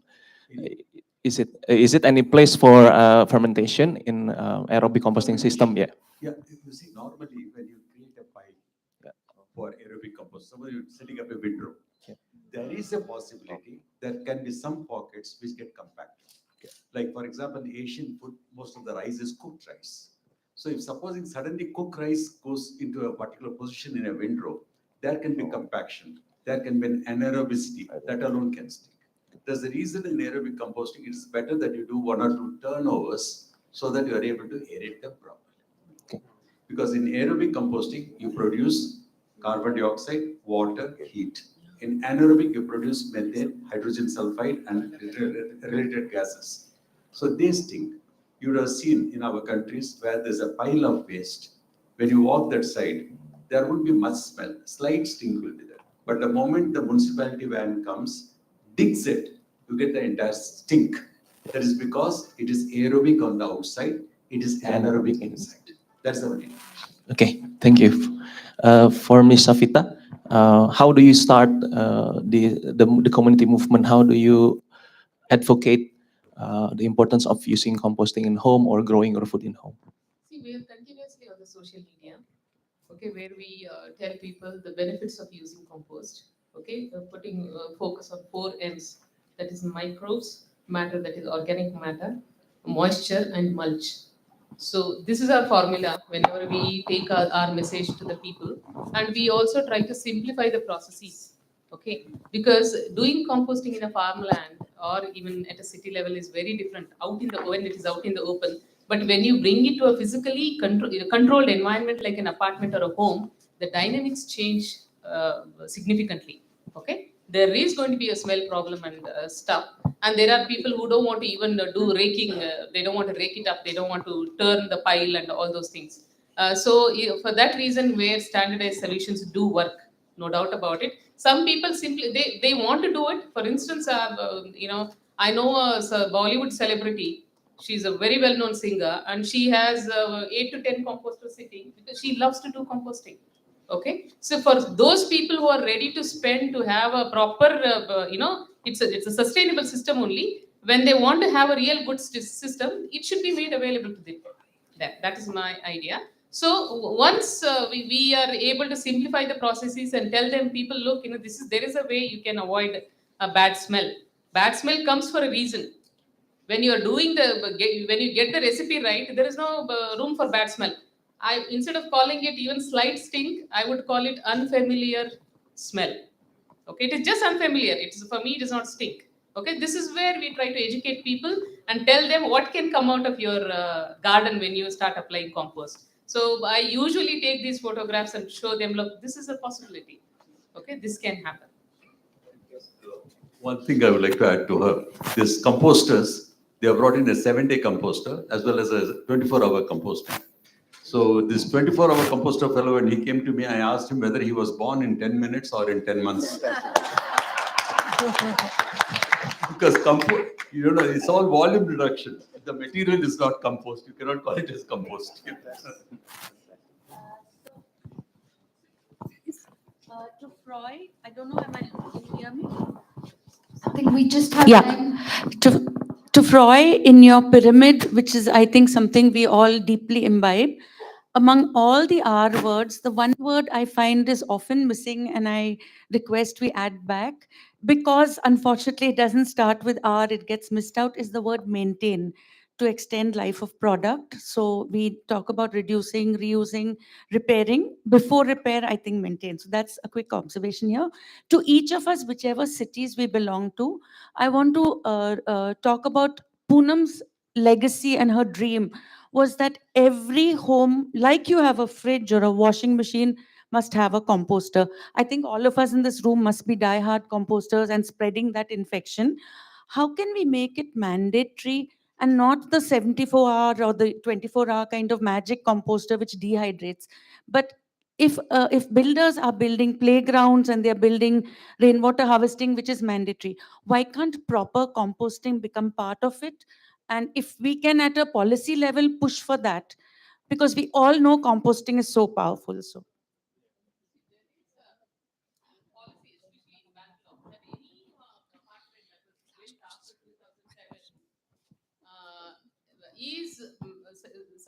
mandatorily they have to keep space aside for what is it called? Waste management, including dry waste management, which is plastic, paper, and all those things. Okay, and the reject waste, the biohazardous waste has to be sent for incineration to designated government incinerators, not like so these 24-hour nonsense. No, compost is supposed.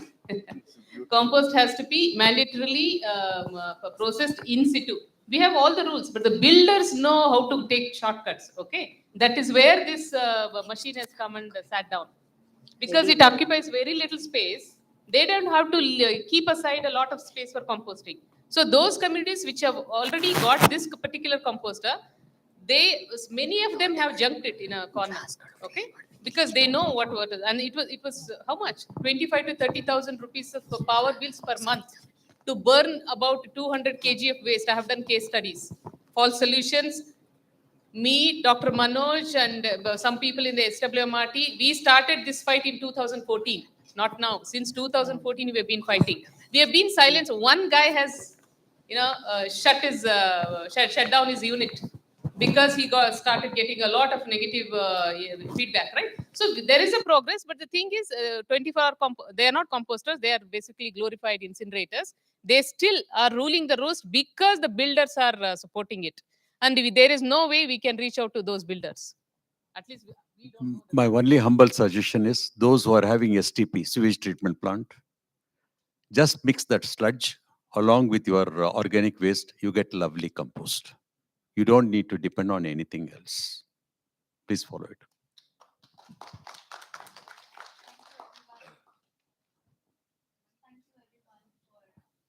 Thank you, everyone. Because they're not able to hear you. All right. Thank you, everyone, for joining us today. I think we are all aware now that there are local solutions. This has become a global priority, but we need to build some teeth into the strategy and the policies that are taking place.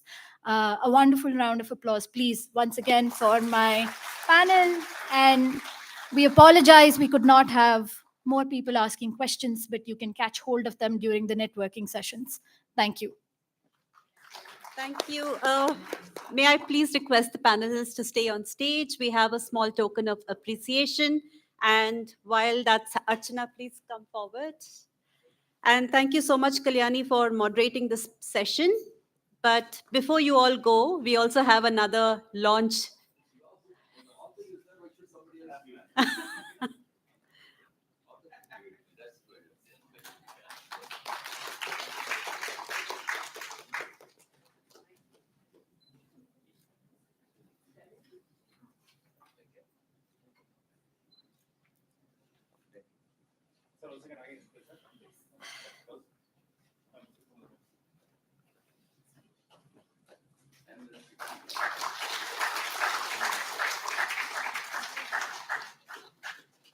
Thank you. I just wanted to say that this particular session, thank you. And may I please request Froy and Kate to stay back? Just very quickly, we were reminded that zero waste must be the focus of climate action. We don't have to do it all. We can focus on what we want to do. We also learned that composting is a climate game changer. So Kate, thank you for showing us that you are actually planning to introduce zero waste in the NDCs and the National Climate Action Plan. Thank you also for saying that cities can actually lead the way. We were also reminded that we need to move away from waste management to resource management. And we were also reminded that there, as civil society organization and volunteers, there could be doubts, challenges, and fatigue, but we have to know how to respond because that's what's going to guide us. So this session was all about possibilities. So let's move forward with that possibilities. And now I'd like to invite Froy and Kate to actually relaunch the Zero Waste Cities Network. Over to you. Thank you. Is this working? Yes. So thank you, Pinky. So just very quickly, we've seen the power of engaging with our city officials. Many of us here are NGOs or community workers. And in the Philippines, engaging our city officials and having them actually be ambassadors is really helping move the zero waste work in the Philippines. So at this time, I would like to invite everyone to help bring in other city officials in your city. Let's have more Kate in other cities, city officials who are leading the work. They don't need us anymore. They're the ones who are promoting the work there. So if you are a city official in the room, here is the QR code to join the Zero Waste Cities Network. So right now there is a regional Zero Waste Cities Network, and once there's enough members in your country, we could do what the Philippines did, where they organize and they're formalized in their country. So this is just an invitation. Let's replicate all our zero waste champions that are in our model cities. Please join the Zero Waste Cities Network. Thank you. Thank you. Thank you, Kate. Thank you, Froy.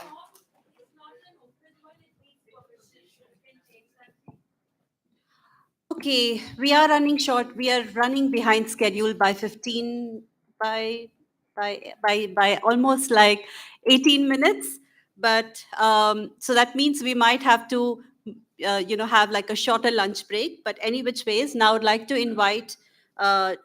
Jayakumar from Tunnel to introduce the second panel, which is on agroecology, urban farming.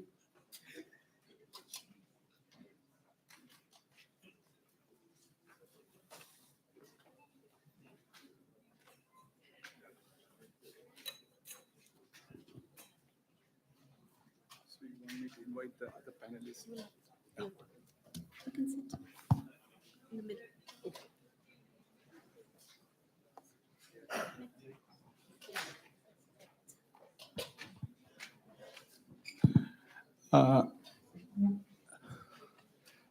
I'm happy that we have this next panel, which is, as per my watch, running 30 minutes late, which is fine. So we have a panel which is looking at agroecology, urban farming, and climate. As we had the first panel, which was mostly connecting the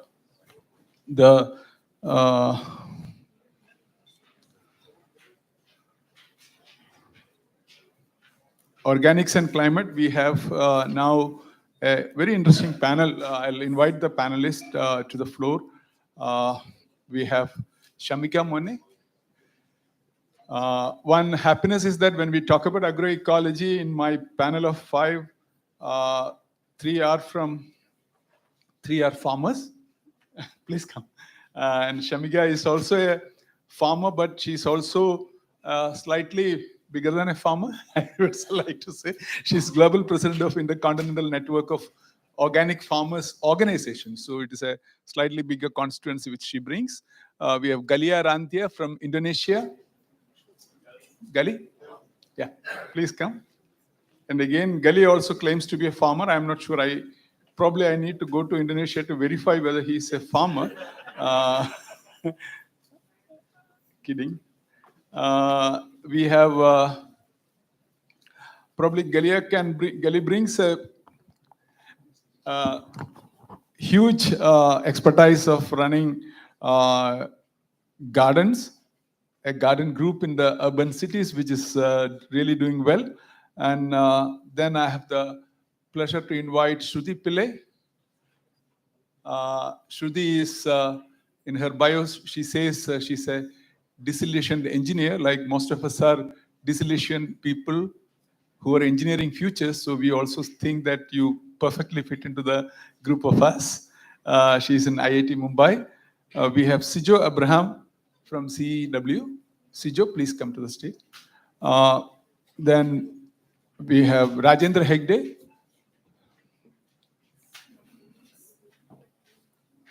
To some extent, Sijo and Shruti is bringing the technical scientific backgrounds, and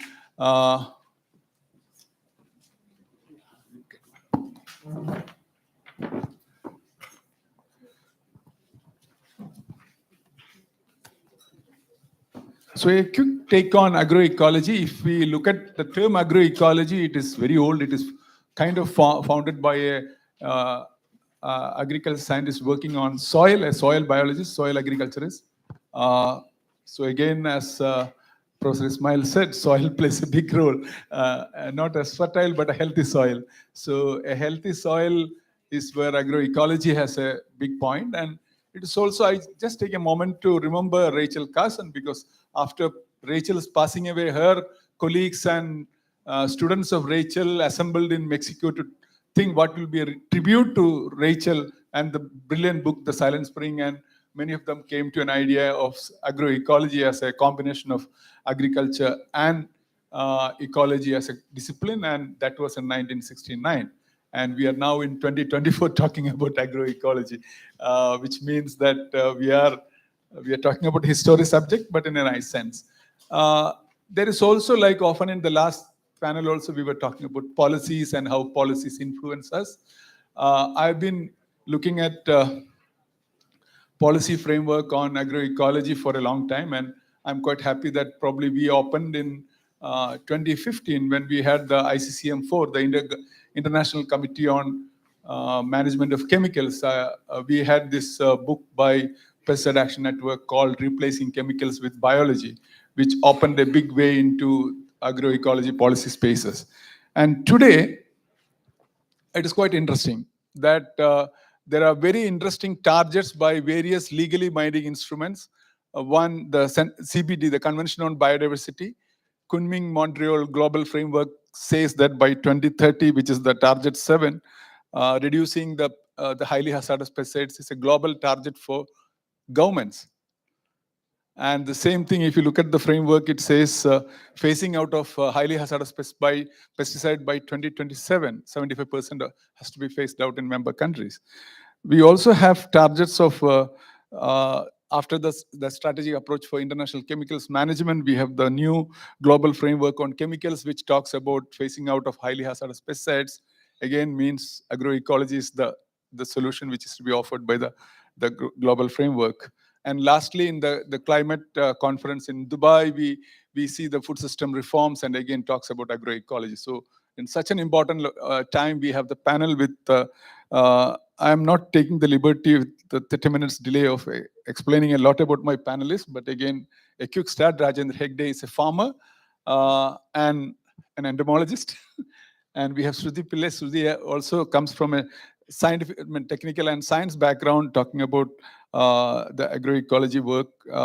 Then we have Shamiga. Shamiga is a good friend, and she's from my state.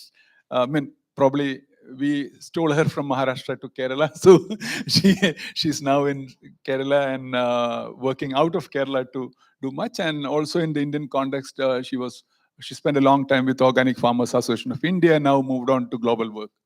Then Sijo is again bringing the science background. Then we have Gali talking about bringing the experience from Indonesia. So I'll request the first panelist, Shamiga, to start. Anything that is working? Is that working? Which one? Hello?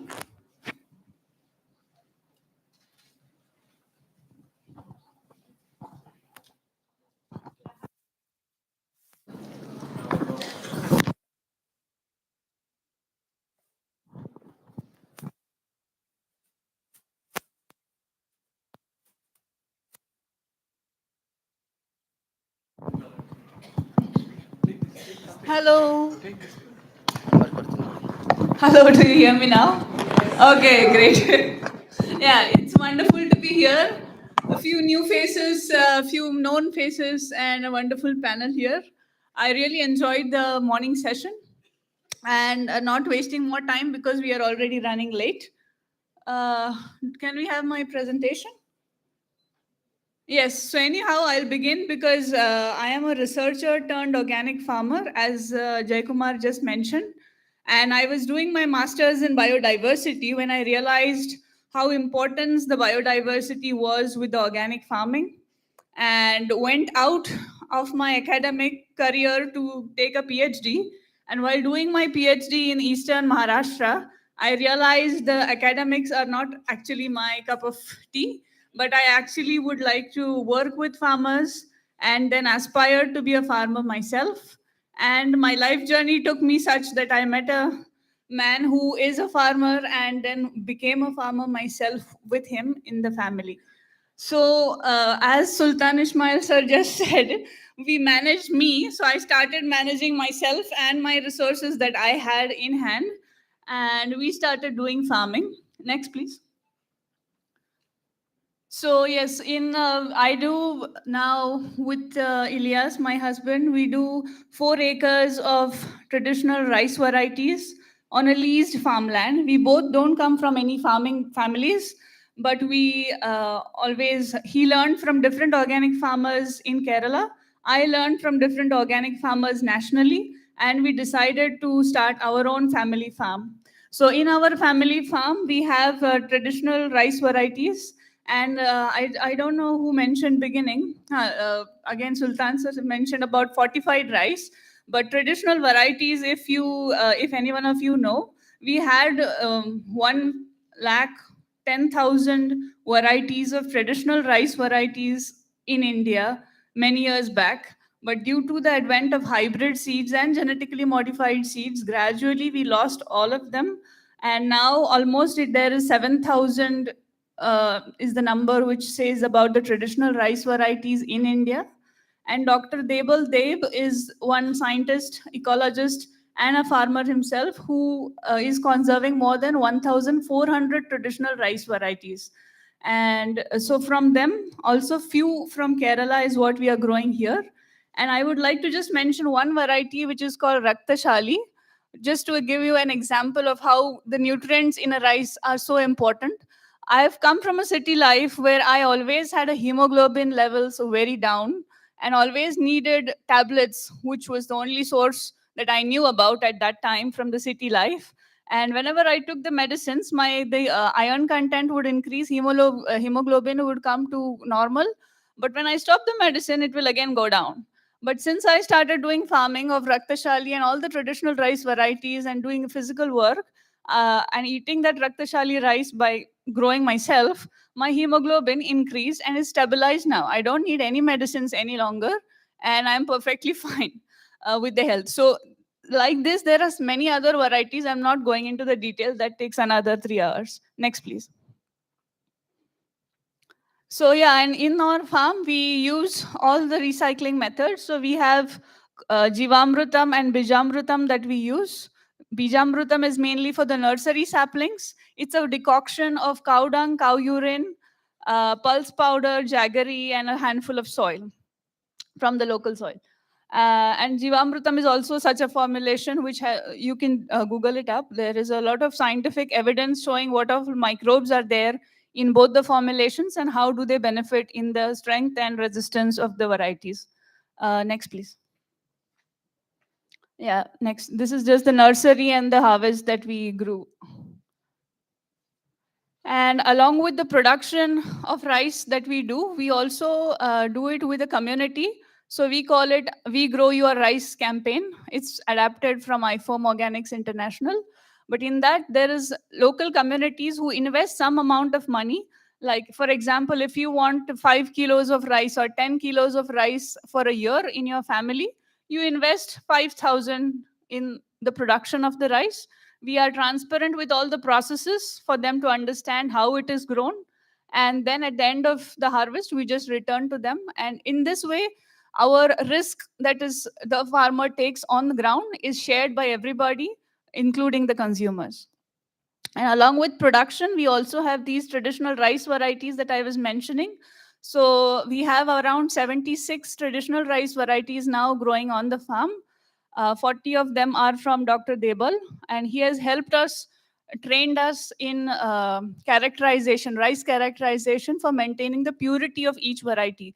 Because over the years, actually, in the past generation, a lot of farmers, all these traditional rice varieties were made by the selection of the farmers. It's not a natural selection, but by the human artificial selection, by the intelligent eyes of farmers. So that's again my another presentation, which I will not go into details, but these are all the traditional rice varieties that we grow. Next, please. And the characterization all these varieties are about. Next, please. Yeah, and this is also an interesting thing. The straw that we get from the rice varieties is the main resource, and it goes to the cows, and also cows' dung and urine is used for the formulation. So it's basically a cyclic economy that works all the time in the organic farm. Next, please. And also, I would like to mention Purayede Krushi. Purayede means Purayida means house, and Krishi means farming. So every house in Kerala traditionally had almost less than an acre around their house, and they had a system where there were perennial shrubs, herbs, and the ground cover and tubers underground, which were maintained such that there is maximum harvest of sunlight and also having food security and nutritional security all around the year. So this is how the system used to work in the past in Kerala. Unfortunately, gradually the system has eroded, and now you just see coconut trees and banana trees, and underneath cover is all gone. But in Kerala, if you have come, you will see only coconut trees and areca nut trees, but the diversity is all gone. So we are trying to revive this on our small 20 cent of land. Next, please. I'll not go into the detail. But here in Kerala, you have even proverbs stating where to grow which crops. So under the mango tree, they suggest to grow turmeric, and under the jackfruit tree, they suggest to grow ginger. And there's a proverb with the traditional knowledge, it's been passed over generations. And I come to know from my husband, who has again got it from different traditional farmers. Next slide, please. Yeah, this is our 20 cent patch. If you just see, you will feel, oh, what is this, like a cluster of things. But if you go into the detail, there are a lot of crops. There's moringa, sweet potato, air potato, lesser yam, violet yam, and n number of 70 different varieties of crops that are grown on a small patch of land. Next slide, please. And this is also a little bit of modern but reusable plastic buckets that we have used. These are the paint plastic buckets, where we put again the mixture of dry leaves and green leaves with a compost. And we have put changualappan. It's a traditional chilli variety from Kerala, which yields us good as well as gives us economy to maintain the balance between the traditional and the modern systems. Next, please. And yeah, these are all the traditional recipes that we grow with our traditional rice varieties, as well as the violet yam and the different tubers, which I don't have pictures for. Next slide, please. And all these that we are doing is just a small part, but Organic Farming Association of India is the most pioneering organic farm. Like me, there are several others, more than 4,000 individuals, as well as 200 plus organizations, organic farmer organizations, who have come together since 2002. There are many pioneering leaders who built this movement in the past. One of them is here, Sultan Ismail.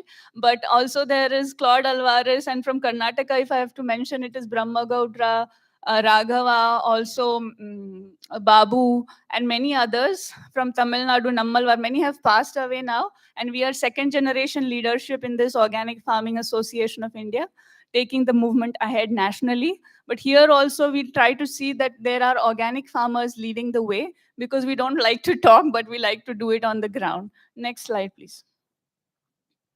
And similarly, like Jaikumar mentioned, we have internationally INOFO, it is Intercontinental Network of Organic Farmers Organization. It's a self-organized structure within IFOAM Organics International, and we are in 72 countries in Asia, Africa, Latin America, Europe, North America, and Oceania Pacifica. And so if I have to calculate, it is approximately 5.2 million organic farming families that I'm representing here. And similar work that I'm doing here on my farm, there are similar people doing around the world. So you can imagine if we cut down, I don't know how much carbon and calculations you can do, that we have helped to conserve in the soil and not get into the greenhouse gases by not using the chemical fertilizers and pesticides. Next slide, please. Yeah, this is just the INOFO Council. We are in 18 council members, 3 per continent, to coordinate the work, all volunteers. Next slide. Yes, so these are all the affiliations. Nationally Organic Farming Association of India, Participatory Guarantee Systems, that is PGS Organic India. I think there's also a presenter tomorrow. And IFOAM Asia for the Asia work, and International for the IFOAM International work. And Organic Farmers Association internationally is called INOFO, where we always say that organic farmers who have the decision-making power within the organization is where we consider as INOFO. Next slide, please. Yeah, and thank you so much for giving me this opportunity. This is just a bit in the iceberg, but we have to do a lot of things together. So very happy to connect to new people and new audiences here today. Thank you so much. A small logistic announcement. There is a signal which tells you the time. So she will point you. So the next time, please take it. It is quite interesting to say that the individual farmer connected with the global work and how she transforms and how she sees from a me to the larger people, so as Professor put it. Next is Gali from Indonesia. Before Gali takes the podium, and in Trivandrum, we did a small calculations on numbers. Sometimes numbers help.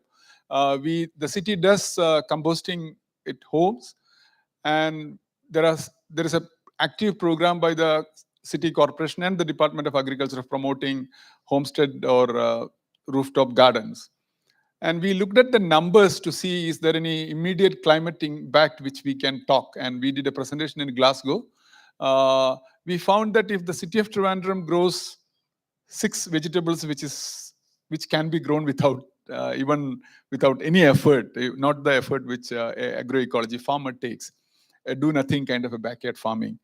What we found was the city of Trivandrum will save around 22,000 metric tons equivalent global greenhouse gases by way of saving of the transport of vegetables from that place to here.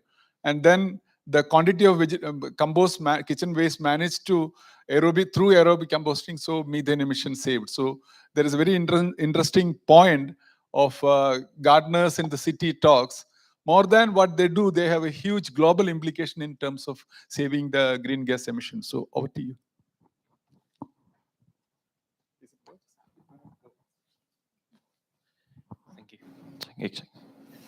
Okay, good afternoon, everyone.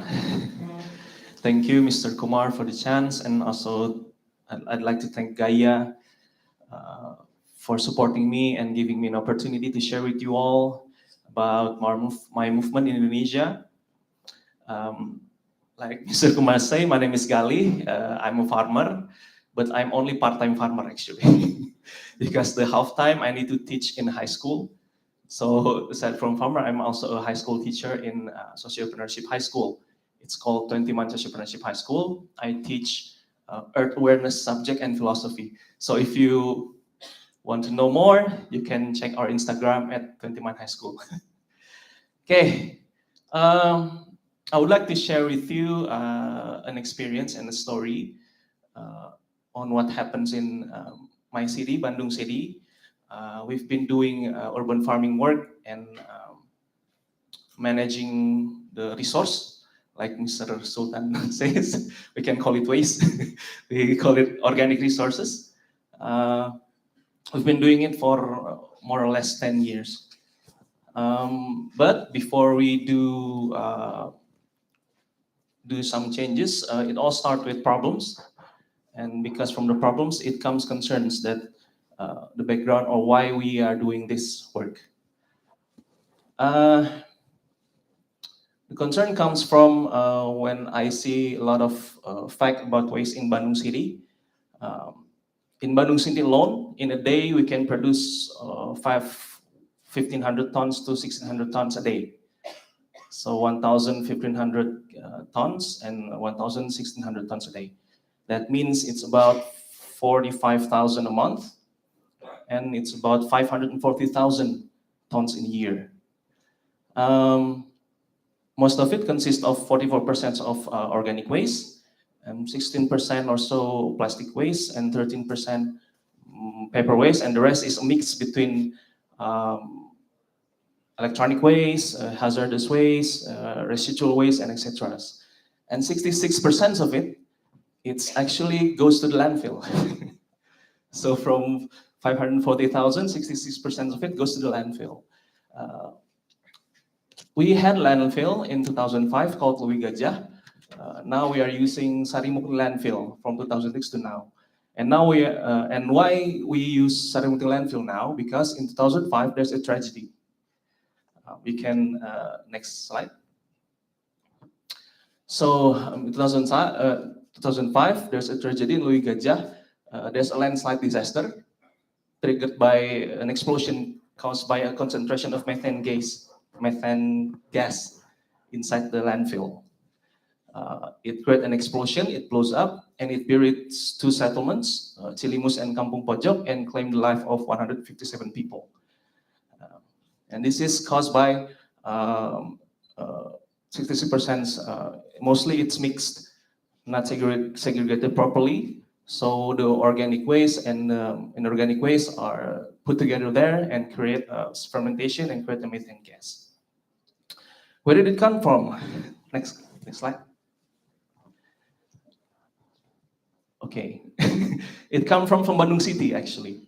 From all those waste, almost most of it comes from Bandung City. Almost 63 to 72%, the waste entering the Sarimukti landfills come from the city of Bandung, and the rest is from Bandung Subdistrict, from Cimahi, Northern Bandung, and etc.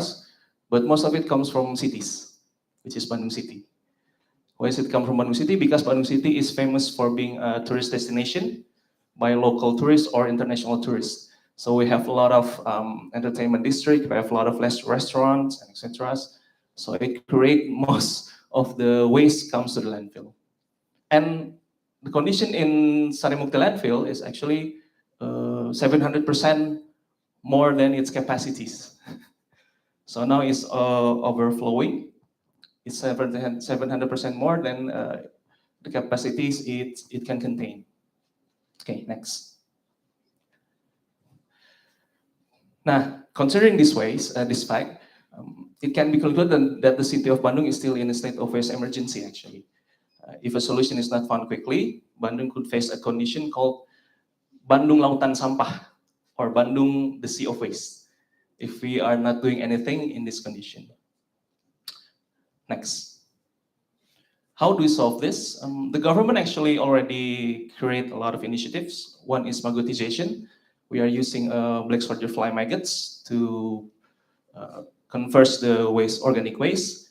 And also there is a Kang Pisman program where we are sorting and segregating waste and utilizing it, depend on the waste. And additionally, the Buruan Saya program, who encourage the community to engage in urban farming activities. So the government actually already doing something to counter these problems. Next. Next, please. However, all those efforts still focus on food waste and organic waste.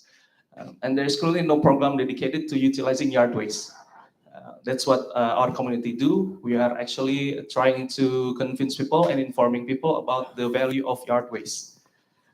And it's very big problem in Bandung because there is no data, there's no research on it.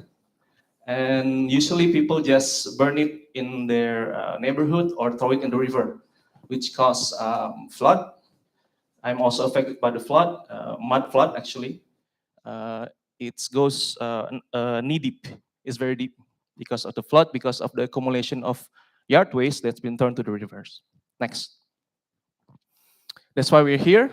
We have 5 important missions, but most of it is actually spreading information and raising awareness about the importance of yard waste processing and management. And we're also trying to create an alternative food system, actually. Because the food waste, it's also coming from a poor food system. That's what happened in Bandung also. That's why we are also trying to create an alternative food system. We are trying to implement a CSA food system, where the farmers are directly connected with some of the consumers. We're also providing spaces to research and development for university students or high school students to explore a lot of things about organic waste. Next. The initiative, we have Sanitani and Seribu Kebun, next, to realize those missions. And Seribu Kebun focus on creating offline-online platform for sharing and networking by using social media, WhatsApp group, and a lot of activities. Next. And we also focus on yard waste processing and management by using aerobic hot composting. We call it lasagna compost because we layer it like lasagna, the carbon in the bottom, and we use coffee grounds. We're not using animal manure. Why? Because we're living in a housing area. If we use animal manure, the neighbor will complain. So we try to find the alternative by using used coffee grounds, because when I Google it, I try to know what contains the inside the used coffee grounds. It contains a lot of nitrogen actually. It can maybe use as an alternative ingredient for making a hot composting. We're also transforming some of the yard waste, like the bigger sticks, into biochar by using double retort system, pyrolysis. So it can reduce the emission caused by making the biochar.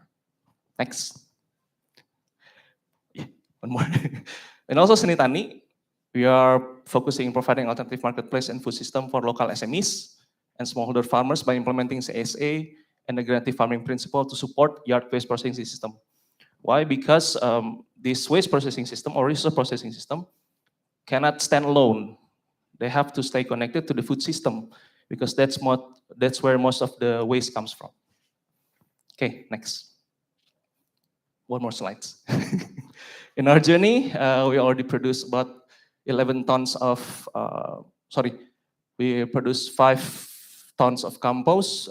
That means we are using 11 tons of organic resources, and we managed to produce about 1.5 tons of vegetables from those waste, compost waste. And it's in 913 square meters of idle land, because in Indonesia there are a lot of idle land, public land and private land, who is not being used by the owners. So we're using that too. Okay, next. This is our team. That's me, the director of the Seribu Kebun. We have Mentari, Fania, Anggita, Mede, and Fatan. We're all our young people. Next. And this is the closing statement. This is my favorite from Robert Swan. The greatest threat to our planet is the belief that someone else will save it. And I agree with Mr. Sultan that the most important is the human. If the human have the awareness and willing to do some changes, then everything will follow. That's all from me. Thank you very much. Thank you, Gali, and very interesting and very impressive work, I should say. And also on a personal note, Bandung is one of my favorite cities in Indonesia for a very different reason. One of my colleague, Shibu, went there for the first Zero Waste meeting, and he got arrested, and we had a nightmare about taking him out along with the other 4 Gaya. It was a Gaya delegation who came there. So anyway, so any name has different meanings. Like when you talk about all the nice agroecology work, I was thinking about the couple of days where we have to deal with taking somebody out. Anyway, so now we have Shruti Pillai talking about the hub and spoke design they did in Alleppey. And it is also very interesting, like one of the problems which we are facing today, the paradigm of the current food system has created around, if you look at 2019, we had around 805 million people on hunger. And that is what the numbers we always talk about. And with the 2 wars, now the numbers have increased to around 840 to 850 million hunger. But that is the what we talk a lot about in the calorie numbers of hungry. But if you look at nutrition deficiency, out of the 7 point couple of millions, so 7 billion plus, 2 billion plus, almost 2.5 billion people are hunger or they are deficient in nutrition.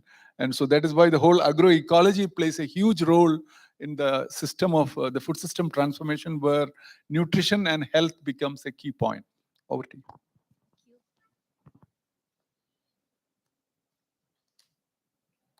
Good afternoon, everyone. First of all, thank you to Gaia, Shibu, and for inviting us here and giving us a platform to present our work. Can you go to the previous slide, please? The title slide. Yeah. So this work is a nutrient circularity project. And before delving into the project, I'll just start a bit about myself. I'll just take a minute or so. So I am basically, like Jaikumar sir said, I am a disillusioned environmental engineer. I was a biotechnology engineer. From there, I went to environmental because I got disillusioned with biotechnology and GM and genetically modified. And then I came into environmental governance, hoping that what technology can't solve, policy and governance can solve. So that is the path which I'm on right now, and I have to say that it isn't as easy as I thought it would be, because technology is the easy part. It is actually making things happen on the ground, which is the challenging aspect of it. And in that respect, I am honored to be here, because I am standing amongst practitioners, activists, and people from the grassroots who are actually making things happen. And as a researcher, I feel that there is a lot that academia can learn and codify into knowledge. Because as an environmental engineer, or as an engineer, or an environmental science student also, many of the knowledge which is being distributed, generated, and transmitted in platforms like these, it doesn't reach students and children. And so that is, by saying that, let me jump right into the project. So this is an organic waste nutrient circularity project in which Noora, Sri Lakshmi, and I was involved. And this was possible due to a grant from K2A Knowledge to Action program of Swissnex Foundation. Okay, next slide, please. Okay, so this question of why nutrient circularity is something which has been discussed already. And by nutrient circularity, I'll just delve a bit more into what we mean by it.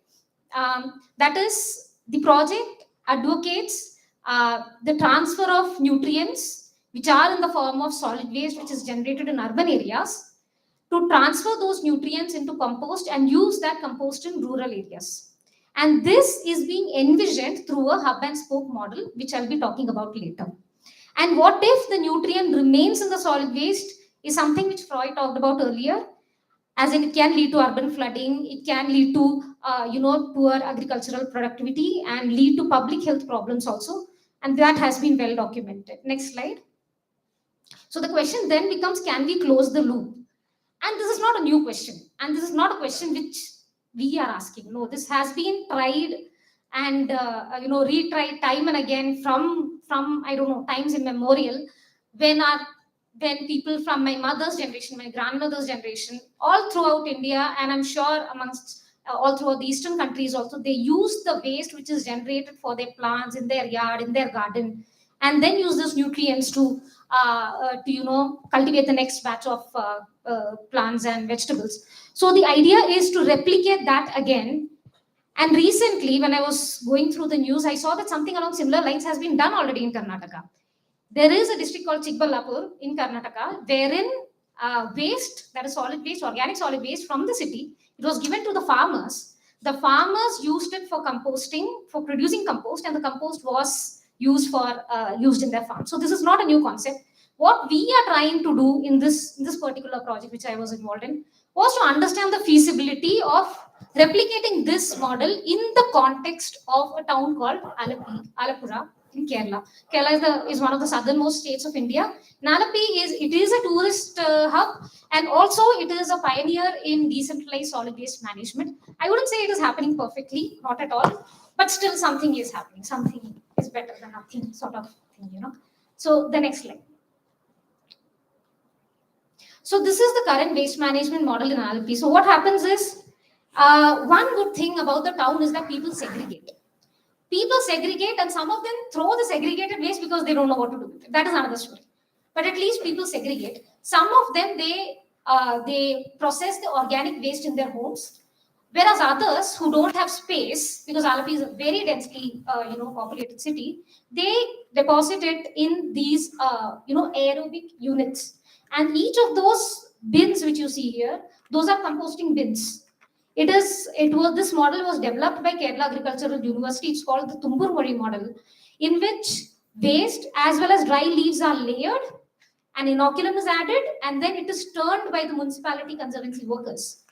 And then at the end of 120 days, the organic waste, which is from our kitchens, is converted into compost. Now the problem in Alappuzha is, there is compost, whatever be the quality, but they don't know what to do with it. With so much compost generated, and there are around 300 bins like this across the city, serving different wards of the city.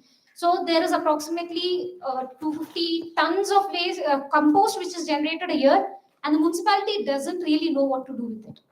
As I said, densely populated with canals, and there's no space. There's no space to dump that particular compost which is generated, because the town can only take up that much for their, terrace gardening. Next slide, please.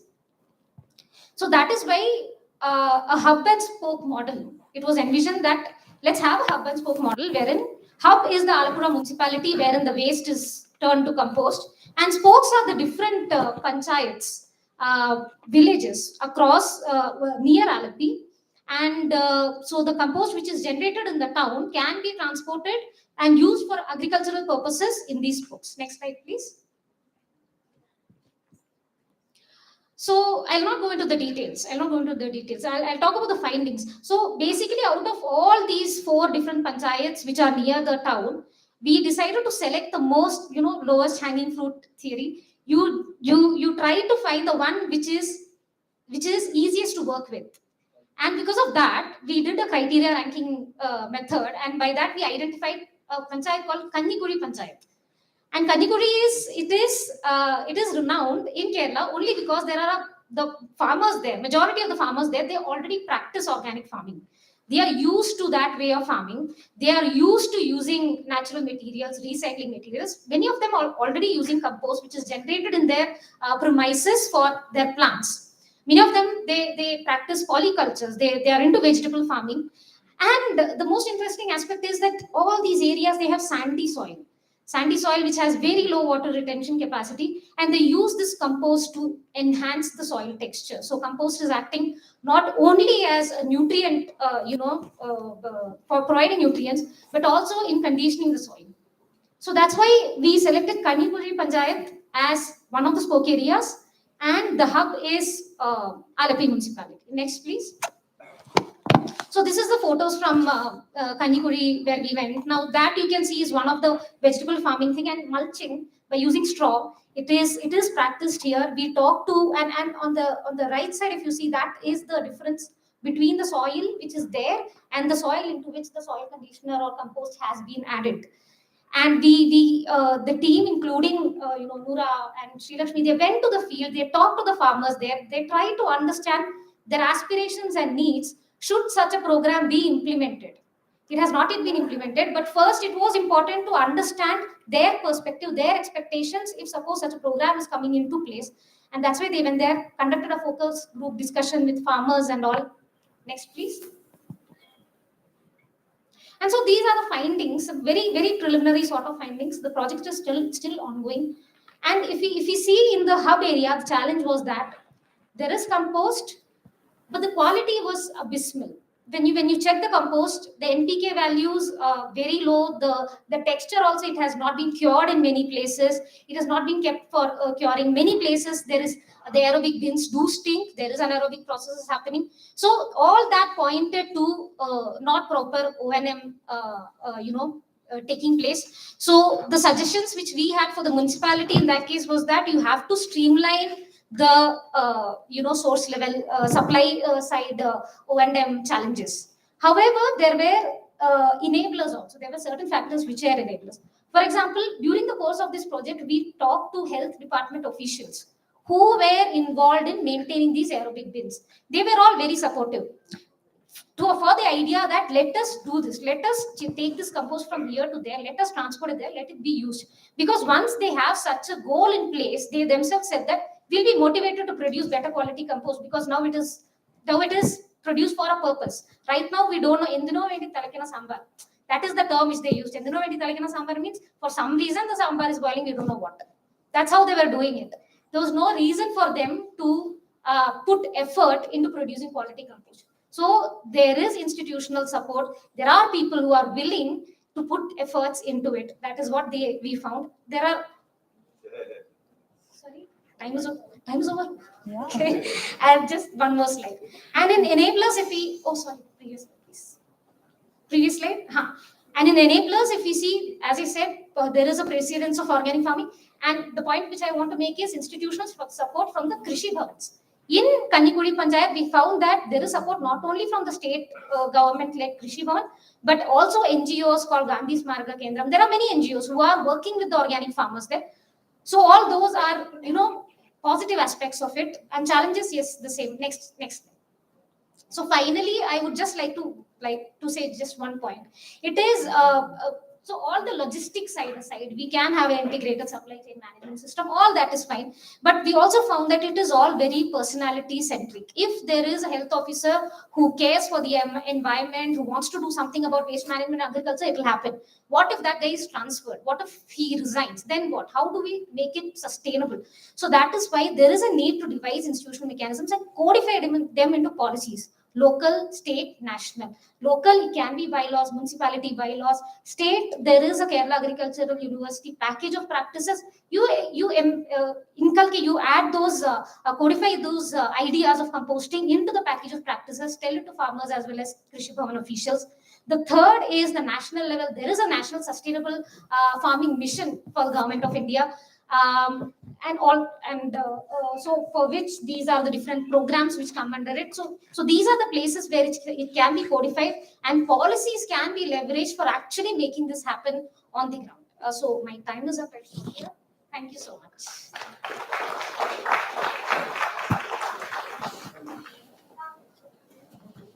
Thank you, Shruti. And Can you show me that slide, please?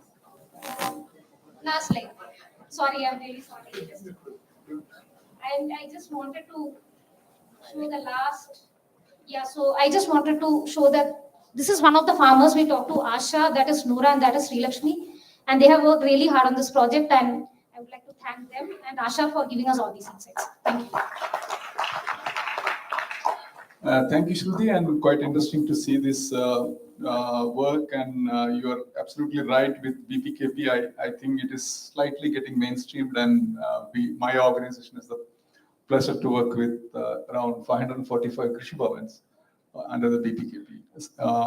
So now we move to Sijo, who has been looking at sustainable food systems. And at a personal level, he's in the right place in Bengaluru because he loves coffee and like to visit cafes. But the other good thing is that during his work, he could really mobilize the Rajasthan state into doing something like a national natural farming mission. As Shruti just touched upon, in India right now, we have a national natural farming movement, and the federal government is putting a lot of investment on it. But from my state, I'm very happy that 2009 Kerala created the first organic farming policy in India. And as many other things, we slept, and we are now looking at all other states, whether they are making one and doing it.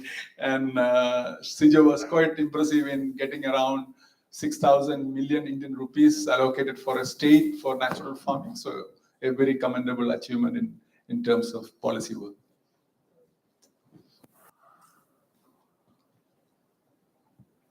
Thank you. Thank you for that very kind introduction, Jayakumar.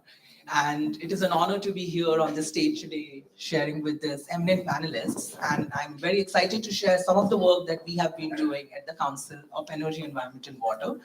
My name is Sijo Abraham, and I work as a program associate at the Council on Energy, Environment and Water. Can we go on to the next slide? A quick brief about us. We are a not-for-profit think tank based out of Delhi who are impacting sustainable development at scale with data integrated analysis and strategic outreach to explain the use, reuse, and misuse of resources. With a multidisciplinary team of around 330 people, we work across three big categories. One is looking at large-scale transformation. Second is improving the quality of life. And third, to establish enabling environment for the right transition to happen at scale. Can we go on to the next slide? The Indian agriculture definitely is one of the biggest culprits when it comes to looking at the greenhouse gas emissions. But if you expand the Indian agriculture beyond the production systems and include the water, energy, food nexus, we see that it contributes to around 24% of the net GHG emissions from the country. Further problems around regional concentration of certain crops have led to negative outcomes. For example, the groundwater in Punjab is estimated to run out by in the next 22 years, just because of the unjudicious extraction rates. Especially coupled with livelihoods, because agriculture becomes the key to livelihood security in the country. the increasing debt cycle of the farmers, and the high cost of production systems that the farmers currently are looking at further complicates the situation. And the panelists have already sort of spoken about the key challenges when it comes to nutrition. Apart from the triple burden of malnutrition, we are also looking at key challenges when it comes to looking at healthy diets in both accessibility and affordability of these healthy diets. Can you go on to the next slide? As Professor Ismail in the morning spoke about very eloquently how soil health is one of the key challenges that we currently are facing, and it is one of the most urgent threats. I'm not going to get into the details, but in the past years, sustainable agriculture practices and systems have emerged as a solution to address the deteriorating soil health and provide nutritional security for the system. Can you go to the next slide? 7 out of 17 sustainable development goals cannot be achieved without managing soil properly. And thereby it is imperative for us as a system to imagine how can we enable better soil health across the country and look at the triple win for livelihoods, nutrition, and environment. Next slide. Next. CEW recently launched the Sustainable Agriculture in India report in 2021. In this landmark report, we analyzed 16 different agroecological practices and characterize the current status of adoption and the impact that it can create when it comes to the various parameters that agriculture is looking after. However, one of the key findings from the study was there are over 300 different definitions of what sustainable agriculture means. And this multiplicity of ideas creates confusion on ground. However, next, when you look at soil health, it is a unifier and a key performance indicator across these multiple practices, whether we look at organic farming, agroforestry, or natural farming.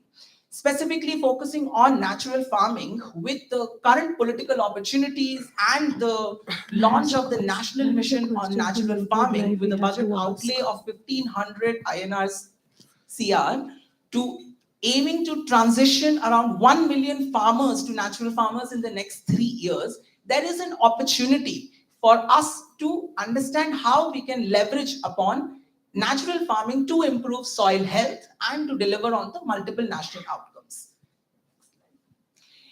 One of the flagship programs of Andhra Pradesh Community National Farming uses 9 different agroecological principles. And one of the key features that they focus on is on how to improve soil health on farm. Interventions like mulching, zero tillage, biostimulants, or diverse crop and tree plantations not only help in improving the soil health, but it also provides additional revenue for the farmers, hence providing resilience in their incomes. Next slide. CEW has been supporting the national farming movement by devising policy strategies and pathways on scaling up the natural farming movement. Next. One of our landmark study, which is a longitudinal impact assessment of community managed natural farming program in Andhra Pradesh, is using randomized control trials with a sample size of around 4,000 farmers over 5 years to systematically understand the impact natural farming has on environmental, social, and the economic outcomes. Next. Like Sir was already mentioning, we also collaborated with the Chief Minister's Rajasthan Economic Transformation Advisory Council and launched the policy study on sustainable agriculture, which identified that natural farming can be scaled up in 12 districts of Western and Southern Rajasthan. And these districts were selected basically because they had a very high feasibility in adoption and implementation of the program and had low risks when it comes to looking at lack of evidence. We have also sort of tabulated some of the key benefits that the state would receive with this transition. And of course, we might not be interested in numbers, but the state governments are really interested in those numbers. And with a mere transition of 20% of farmers to natural farming, the state can benefit around 781 crores in subsidies, specifically focusing on power subsidy because of the reduced water that is used in natural farming systems. However, Green Revolution provided us with a lot of food security post the famine of 1960s, but it also led to some serious problems, and one of them being the regional concentration of certain crops. If you look, the Indo-Gangetic plains alone account for over 85% of the rice wheat cropping systems that are practiced in Asia, and around over 60% of sugar grain is just grown in Uttar Pradesh and Maharashtra. While water-abundant states like UP, Bihar, and Jharkhand are not able to promote the scale-up of rice production because they lack in institutional procurement and processing structures. Therefore, crop diversification, and as one of the panelists was also talking about, strategies around crop rotation and intercropping can come as one of the ways to address this. We recently concluded a systematic review of over 60 research articles, and one of the key things that we found that inclusion of legumes in the existing cropping pattern of rice and wheat can add nitrogen to the soil while reduce the depletion of potassium and phosphorus. This strategy can be implemented in the Indo-Gangetic plains itself to build resilience for the incomes for the farmers while addressing the soil health challenges that the state currently is going through. However, there is a lot of understanding of what it means to be healthy soils, but action at a national level remains limited. Soil is still looked as a physico-chemical bed or an input to the agriculture system, whilst the biology that we are all now very familiar with from Professor Ismail's talk is absent in national dialogue. CEW recently developed the National Roadmap for Soil Health Management, which was done in consultation with over 200 stakeholders across 3 different agroclimatic zones in the country. And we have developed a strategy for the next 5 and 10 years, where we want to look at initiatives like Meri Mati Abhiyan, making soil action a people's movement, to recalibrate incentives for value chain actors and innovation and evidence building. I will not get into the details of this. In addition to that, what we have also done is we have mapped extensive roles and responsibilities for stakeholders, because when it comes to making soil,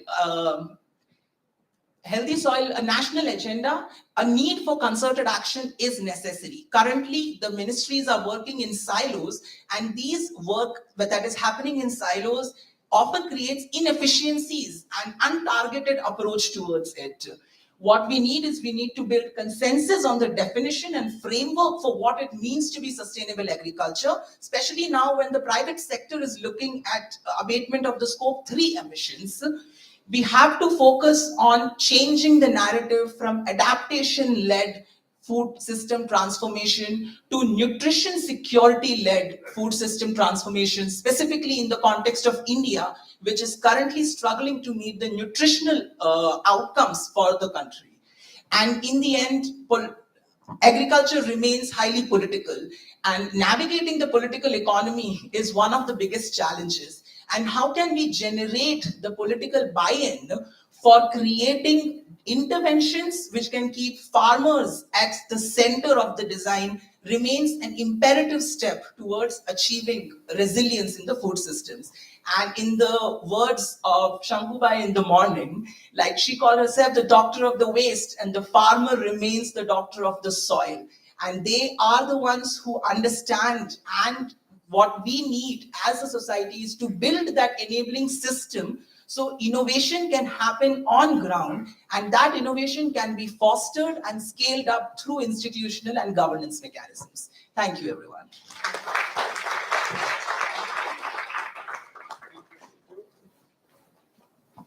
Thank you, Sichu. And with pleasure, I invite our last speaker from the panel, Rajendra Hegde.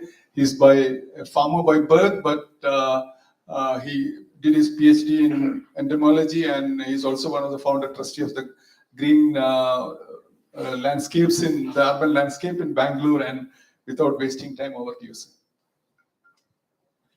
Thank you so much, fellow panelists and the audience today. I am here because of Dr. Vishwanath. The next slide. See, a visionary. Actually, he thought of probably converting all the barren terraces into good green spaces.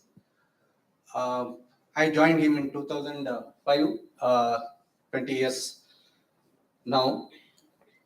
Lots of work that what we have done, probably many of you have spoken, but what we have done in Bengaluru, and particularly touching the more privileged, more learned, more educated, not easy. So Savita was telling, the issue is that we are working with these kind of people.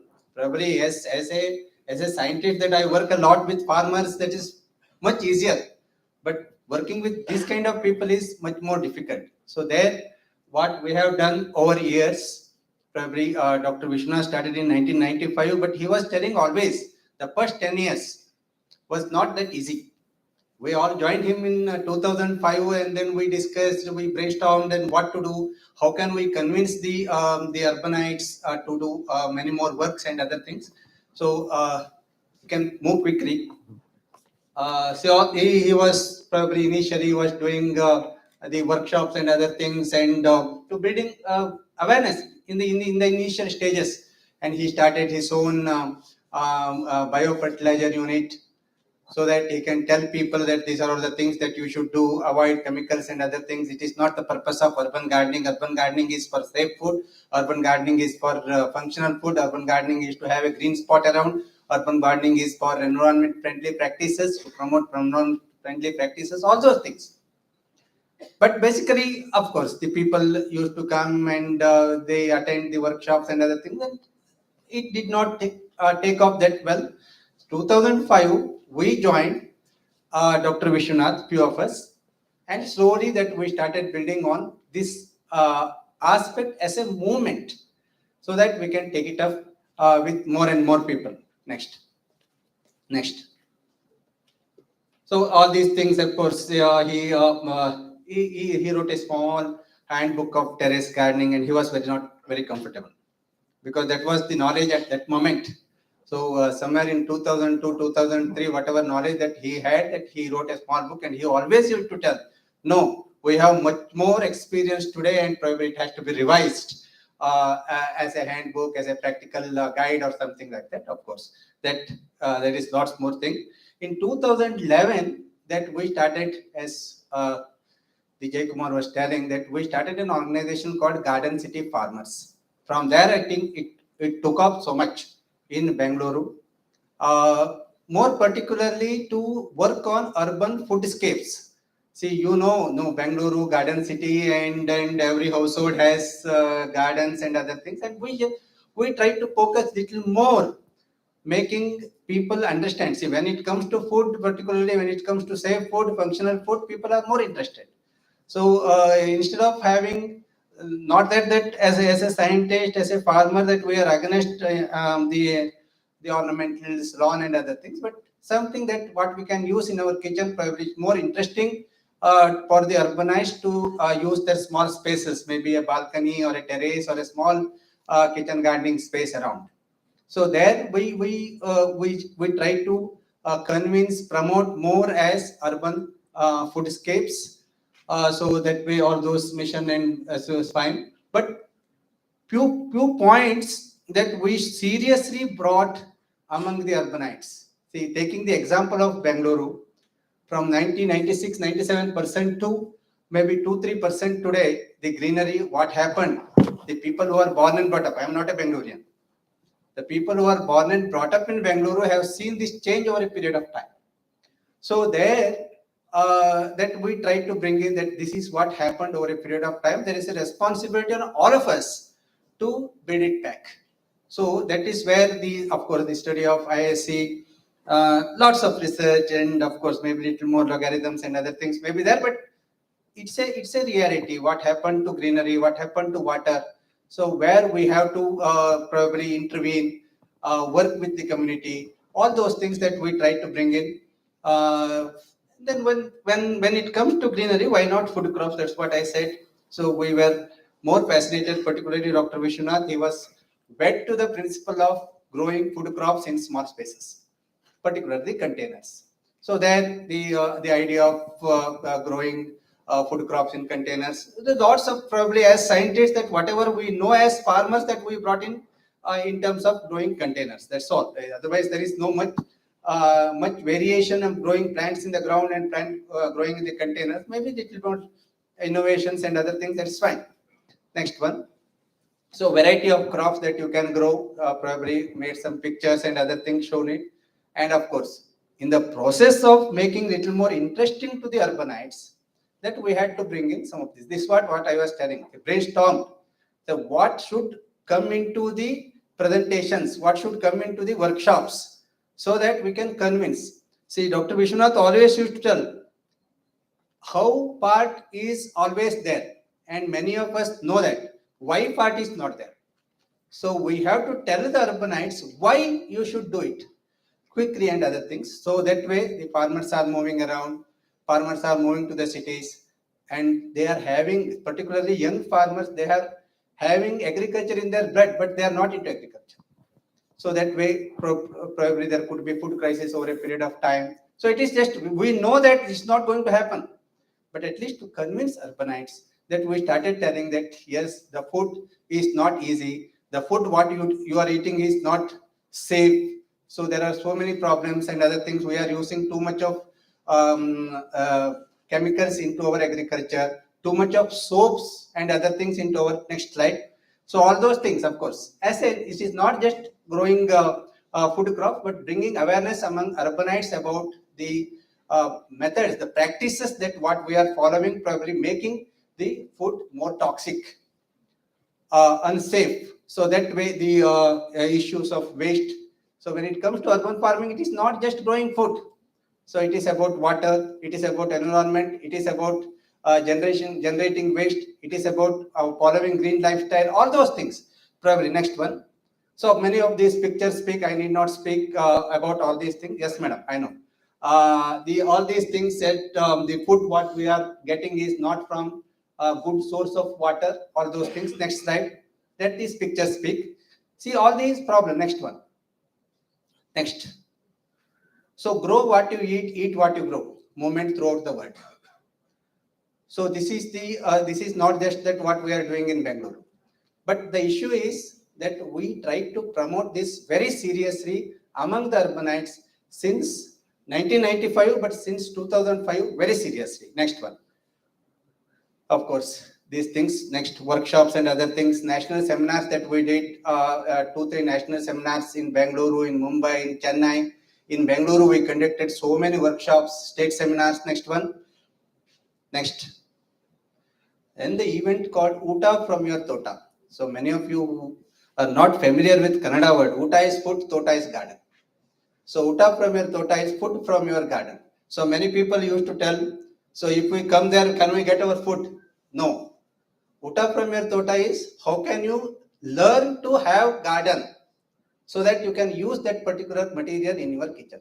So that way that we started the movement since 2011. Till today, we have conducted about 47 events. This event of Uta from your Tota is about information. This is about organizing the materials for you. This is because urbanites is not easy. So you have to search for the seeds, search for the seedlings and all these things. So this kind of information, materials, and of course the people who can support you, the logistics, all those things that we started doing this event, Uta from your Tota. Next one. So because of that only I am here. Few quick slides.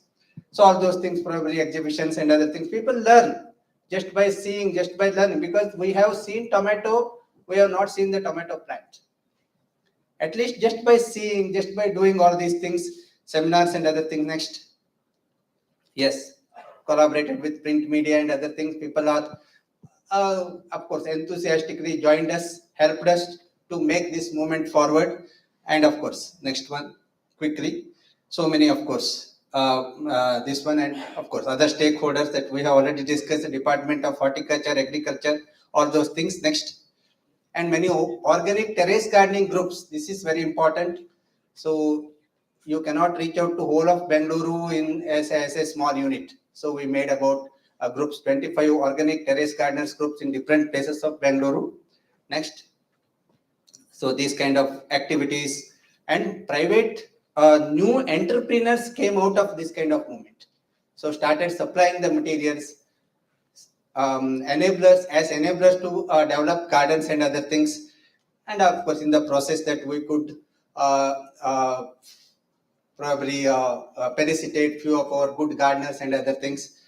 If I remember, Hasirudala also that part of this kind of felicitation sometime back in 2014, 13, 14 years back. Yes. Next. And of course, many of these things, fine, good, quickly. Or let the people see the pictures. Yes. Home composting, community composting, bring your own cutlery, Swachagraha Karika Kendra, and of course, Chinnara Kaitota, particularly bringing youngsters into the movement is the big problem. So we are all fighting for bringing youngsters. See, all of us are coming to the exhibitions and other things, not bringing our children to the exhibition. So there it is a big issue. And as a researcher, as a scientist, that we were not knowing anything quickly, not knowing anything, that we brought in our knowledge as farmer, brought in our knowledge as farming scientists into this movement and tried to probably educate the more learned urbanites into little bit of gardening. The idea is not to make you farmers. The idea is to make you understand the difficulties of the farmers. So that's what we have done in last 15, 20 years, seriously. And of course, the response is so good. And Uta from your Tota is one of the much sought events in Bengaluru. So there we are happy. Thank you so much. Thank you. And it is a bit of a, personally, I don't like this job of moderating a session because you have to cut people making wonderful presentations. I'll take a moment. We have a question from online live streaming. The question is referring to what Shamika said. It is about make it work. Wow, the plant turmeric under mango tree, plant ginger under jackfruit tree. Where can we get more info on the type of plants that can be planted together for tropical plants? You don't mind I answering it? Yeah. So I think what Shamika said is a specific case in Kerala, where again, like as part of a tribal development program, we were just planting coconut tree in Kollam, and the local farmer had a bunch of turmeric with that because they said you can't plant a tree alone; it need a companion. so there is a whole bunch of local wisdoms comes, and I will say that these wisdoms are very much local specific and culture specific. So you can't just follow the Kerala wisdom of these companion plants across India or across other states, because as a person who has been looking at agroecology in India for at least as part of Pesticide Action Network, even in Asia Pacific, we see the mathematics, the chemistry, the biology totally differ from village to village. It is so diverse. I think one of the key factor or key issue on this whole agroecology is that diversity is the key. So we have around 350 indigenous species of rice, and this is on the border of Kerala, Karnataka, and we, with a little bit of happiness, we got a variety of paddy from Kuri, and we planted, and you won't believe, out of 350 different varieties of paddy, elephant came and picked only one, and that was the one which we got from Kuri.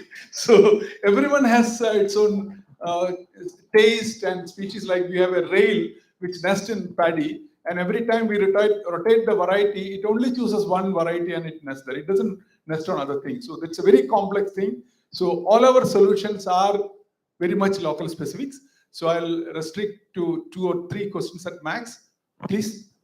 And I'll take the 3 questions together, and then the panelists will come back to answer.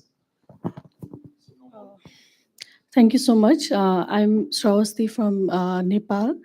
So I have typical local questions for you, for the panelists who are basically focused on farming.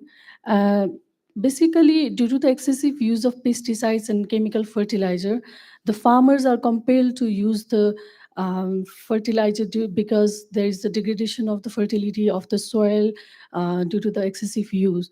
So I just have one questions on the is the organic farming or the use of the compost in this kind of the land which has degraded fertility to recover, or maybe straight questions like, will it be possible to recover the fertility of the soil by the use of the compost or organic farming?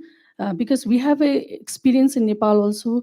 When we say the people, when we convince the farmers to shift towards the organic farming, and they say like, if we are shifting from the chemical fertilizers to the compost or the organic farming, there will be the problem of the invasive diseases in the crops, or invasion of the plants in the crops, so that it will be destroyed. All the crops are destroyed. So is there any possibility of recovering the fertility of the soil through this organic farming?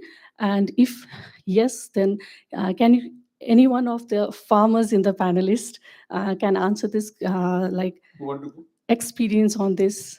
Thank you. I'll take the second question because I think I don't want to open up again for questions. So we are eating into your lunch. Yeah, from Himachal. Any other new person who has not asked a question? Yeah. 3 questions. There it ends. Yeah, I'll come to you. Yeah.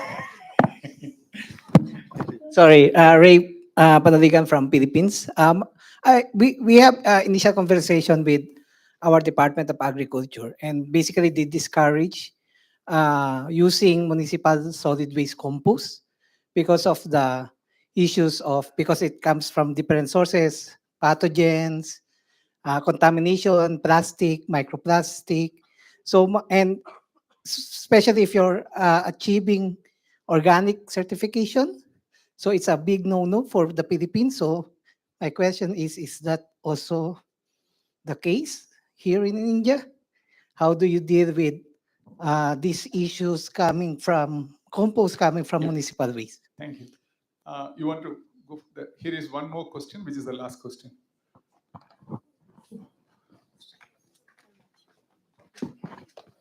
So yeah, hi everyone. So this question is especially to Mrs. Shruti. So the project which is running through K2A grant regarding composting and all, so there includes operation cost, manpower, and also the transportation cost. So once the grant is over, so how do we, run that? And second, how can IIT Mumbai is supporting or can support, or what is the role of IIT Mumbai in this? Thank you. So before I pass to the other 2 questions, I think the second question I will take I can answer. Like, I'm also a certified, my organization is a certified organic certifier in India as per Government of India approval. So your question is very valid, and that is why the whole key is on segregation. So if you segregate properly, then the urban compost can straight away use folk and without any hassle of or any problem from my certifier on composting. So segregation is the key. And also to you, I think Professor was talking about soil fertility is the case which you said, and he said we need to look at soil health. And for the farmer explanation, I'll give.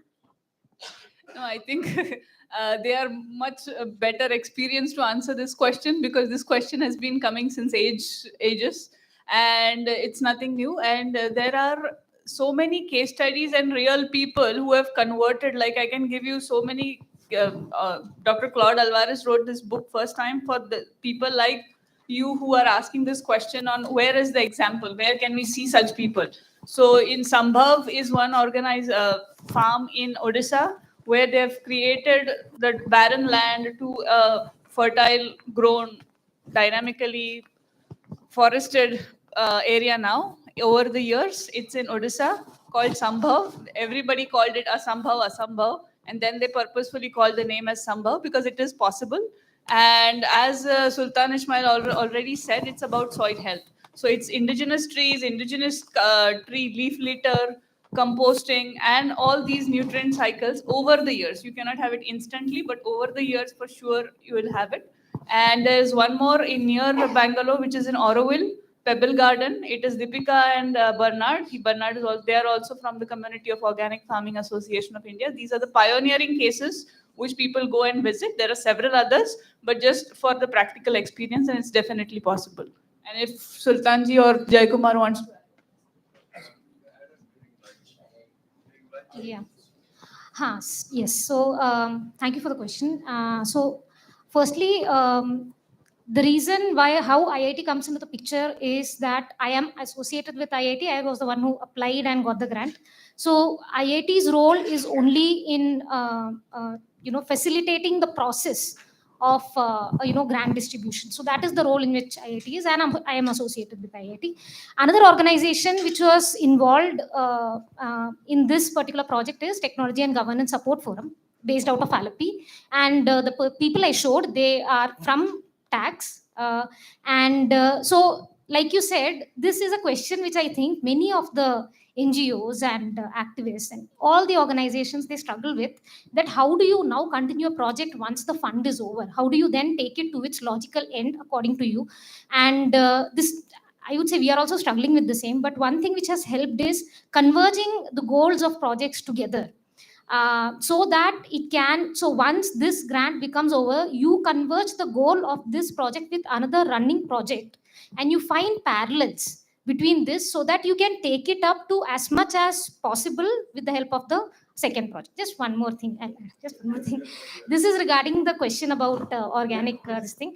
Yeah, very fast I'll say that, I have very limited experience, but in that what we found is that organic waste derived compost isn't as much a problem as fecal sludge or septic tank waste, because that is the one which farmers, in fact it is happening in Bangalore, wherein fecal sludge is being transported to farmers, and they use it only for non-edible crops. For edible crops, there's of course the problem of pathogen and much, but again, like I said, limited experience. And to add, even a hospital waste with pathogens was properly composted, and they did lab tests to prove that there is no pathogen to worry about in the compost. One last thing over to you, this network, this Gaia as a family, and along with that Gaia, there is several collaborating agencies. I can tell you with absolute confidence that one of the reasons why natural farming is picking up in India is just because what you said. The farmers has used fertilizers and the fields has become barren, so they better choose the positive option of working with natural farming. So thank you everyone, and thank you very much.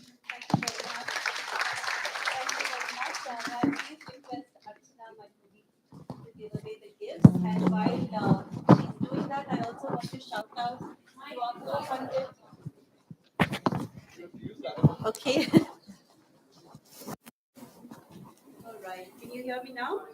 No. Photo. All right. So I just wanted to give a shout out to our live viewers, live stream. There are 400 viewers at the moment. Thank you so much for joining us. And while we are having this photo opportunity, I just wanted to say that this session was all about cultivating change, celebrating stories, creating conditions that regenerate, and ensuring convergence for resilience. And there were 3 asks. One was to make soil health a national or international agenda, to look at grow what you eat what you grow, and also to move away from adaptation-led to nutrition-led security transformation agenda. And so this is actually a perfect opportunity for us to propose that we and to introduce the Bangalore Declaration on Organics and Climate. May we have the QR code for that?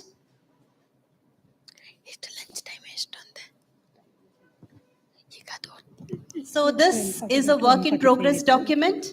If you do scan this, you can add your comments to this document. We are going to have a session on this tomorrow.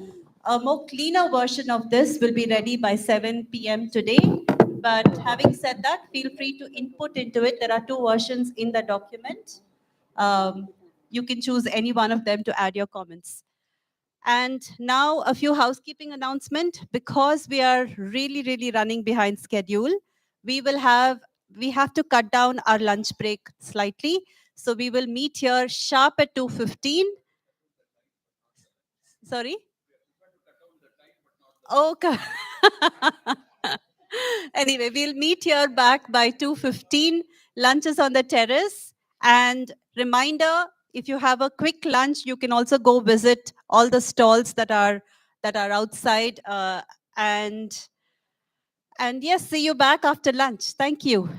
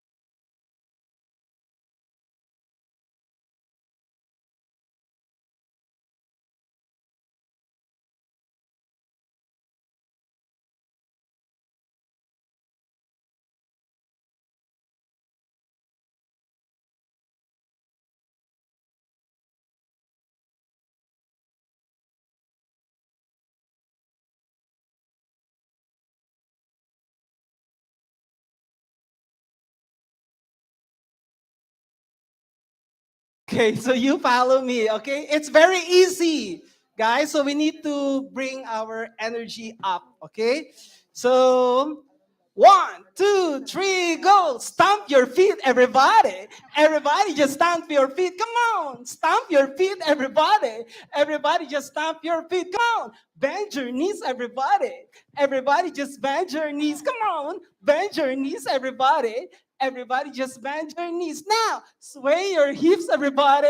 Everybody just sway your hips. Come on. Sway your hips, everybody. Everybody just sway your hips. And you clap. Clap your hands, everybody. Everybody just clap your hands. Come on. Clap your hands, everybody. Everybody just clap your hands. Move your shoulder, everybody. Everybody just move your shoulder. Move your shoulder, everybody.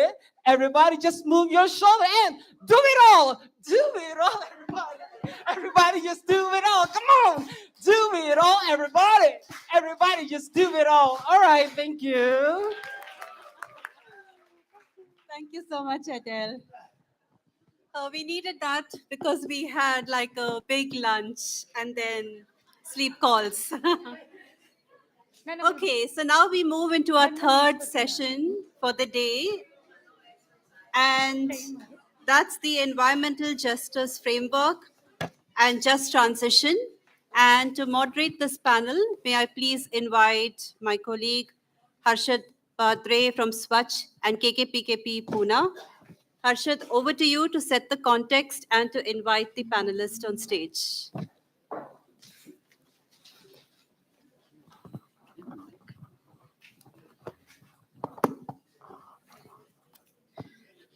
Oof. Thank you. I thought I'll have to start by saying I have the extreme privilege of having to start after lunch, and then nobody's going to listen to what we have to say.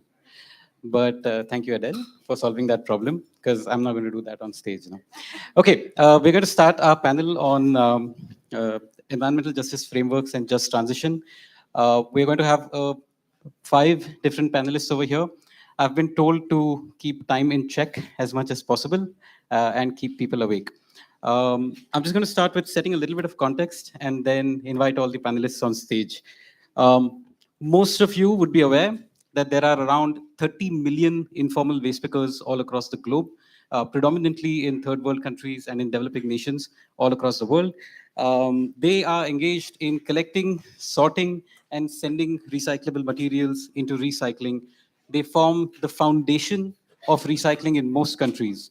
And we've very clearly observed that in, say, northern nations or developed nations where there aren't so many informal waste pickers, the level of recycling is substantially lower, not just marginally lower. But while they form the foundation of recycling and contribute greatly not only to climate change mitigation, but also to sustainable solid waste management in the cities where they are, they often hail from the most marginalized, socially and economically marginalized sections of society. They are constantly under physical stress. They are ignored by society to a great extent, often treated like the waste that they are found to be managing themselves, even though, like I said, they're at the foundation of recycling. Battling this indignity, this insult, and constant physical injury, waste pickers across the globe have shown a lot of us, a lot of cities, what is a way forward in sustainable solid waste management, as well as climate change mitigation. We have excellent examples in India, in this city of Bangalore, in Pune, many other cities, in India, as well as Southeast Asia. Waste pickers are now organized here into the Alliance of Indian Waste Pickers and across the globe into the International Alliance of Waste Pickers. The question really is, with privatization, with governments and private industry trying to monetize specific parts of solid waste management, waste pickers are continuously being excluded from the systems. Already precarious, their livelihoods are now diminishing. As landfills get privatized, waste collection gets privatized, they get thrown out of the system completely. The conversation around waste pickers and just transition has broadly been about access to waste, access to waste, access to social security, and recognition for their work, but mostly in the context of collecting waste and access to dry waste.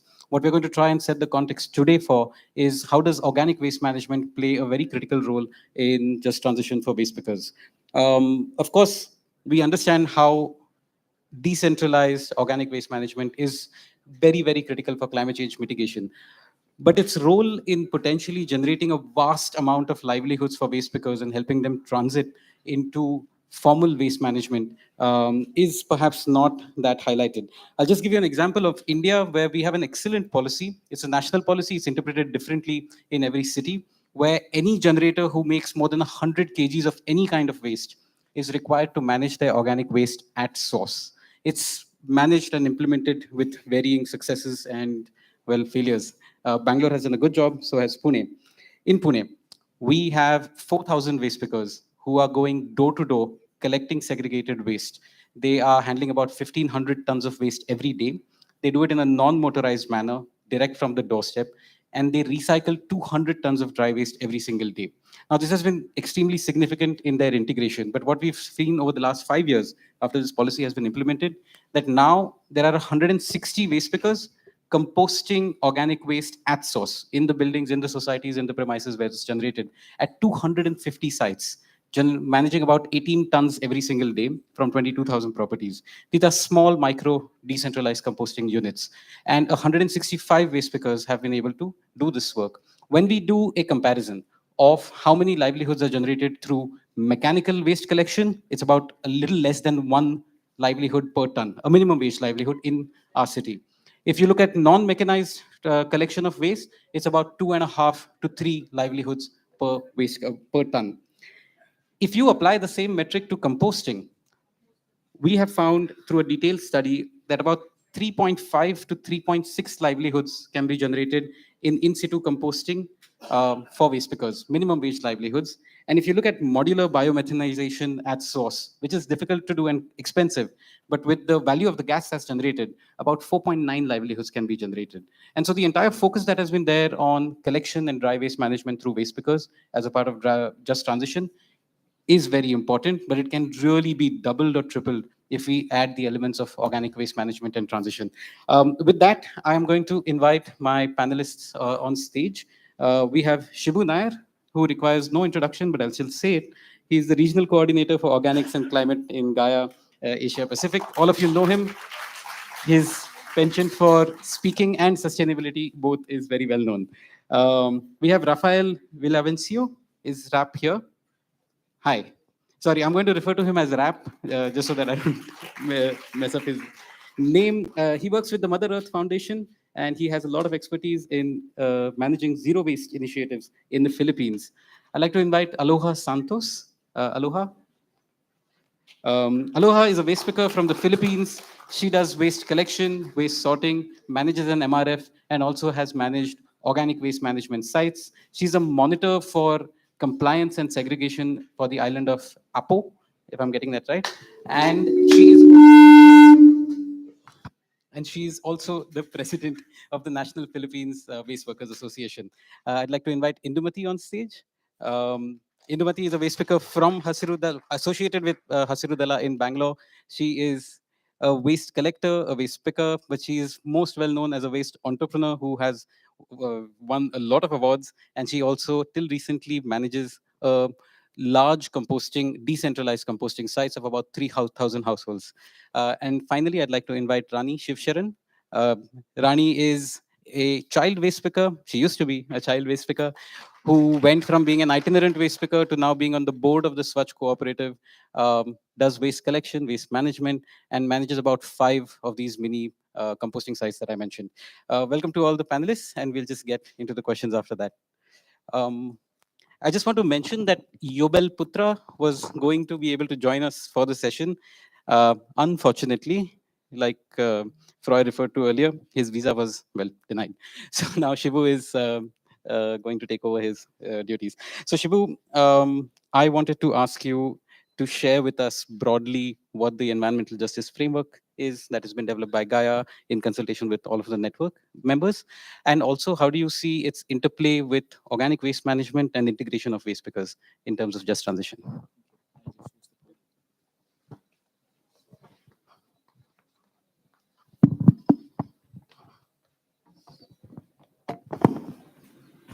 Okay. Can I use this mic? Yeah.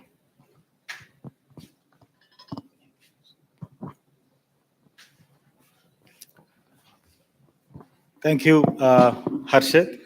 for the introduction and setting the background. I think in this juncture of the climate change, as a kind of a reality, and we all are facing the challenges. Especially, I think in this South Asian perspective, you need no introduction about climate change because we are experiencing it for last decade in many ways. Every other day we are facing it. And the global leaders have come together with kind of action plans, and there are some decisions are made on tables where there are not much representation of people like here. And decisions are made, and we are going ahead. Okay, there are solutions. People are going ahead. But we feel that we know that what we have to do to face this, the period of perils. But the important thing is how we go there or how we do this. So that is very important. Like when you transition from one to another, if you look at the kind of the development process which we had before, when we, especially if it is a jump from a technological jump, if it is a policy level jump, it's actually creating problems for people in between. And always it is people in the margins. So this is something which we are also bothered about, like the people who are working on waste or people working around waste and climate. We felt that this is something which we have to be worried about, and we need to think about the process and how better we can move. Yes, we need a solution and we have to work for a solution. And the bottom line is no one is disposable. So that has to be there. You cannot just say, okay, these people can go. No, we have to take care of everyone. So that is our first priority or the bottom line. And so Gaia, in consultation with around 100 members of Gaia members in 41 countries, we did a kind of a consultation around this challenge of ensuring justice in this process of transition, and especially looking at the informal sector in waste management, especially waste pickers, and how we will go ahead and how we will ensure that our local governments, our national governments respond to this issue of climate change with action plans that will be more inclusive, more justful. Next slide, please. So I think no introduction for Gaia. It's a network of organizations, grassroots level organizations working in the sector of environmental justice, waste, climate, plastics. And we have around a kind of 1,000 organizations across 90 countries in the world. Next slide. So I think this morning we discussed why methane. I think our Froilen already said that background, why methane. So methane is considered to be one of the major challenge as well as a kind of an opportunity for us to deal with, because it's a low-hanging fruit where we can actually work together to mitigate the climate, the global warming issue. And waste is another major challenge for us, especially in the global south, in Asian countries. And waste is the third largest emission, that factor for the source for methane, anthropogenic methane. And that is something which we can or we could manage at our household level or at our city level. And on methane, if you look at the methane, there are substantial amount is being spent, but we don't know where that money goes. And we want to ensure that this is coming back to us. Next slide, please. Yeah, next slide. Right. So methane reduction solutions in the waste sector. So waste sector responsible for 20% of total anthropogenic methane emission in the globe. And that comes from the organic waste component in our municipal waste stream. And that is often ends in landfill. When in global south, when we say landfill, it need not be a landfill. It could be we call it as a landfill, but it is just a waste dump. And the fastest and most economical way to reduce emissions from organic waste is to simply stop organics going into landfills. It starts with reduction at the front, like in the production center, at the agriculture sector. You prevent food loss and food waste. Then you segregated source, and then you manage it. So there are many ways, and we know how to do this. So that is the way forward. Next slide, please. So the power of zero waste solution is there. Like many communities across the globe, people are practicing it at the local level with effective results.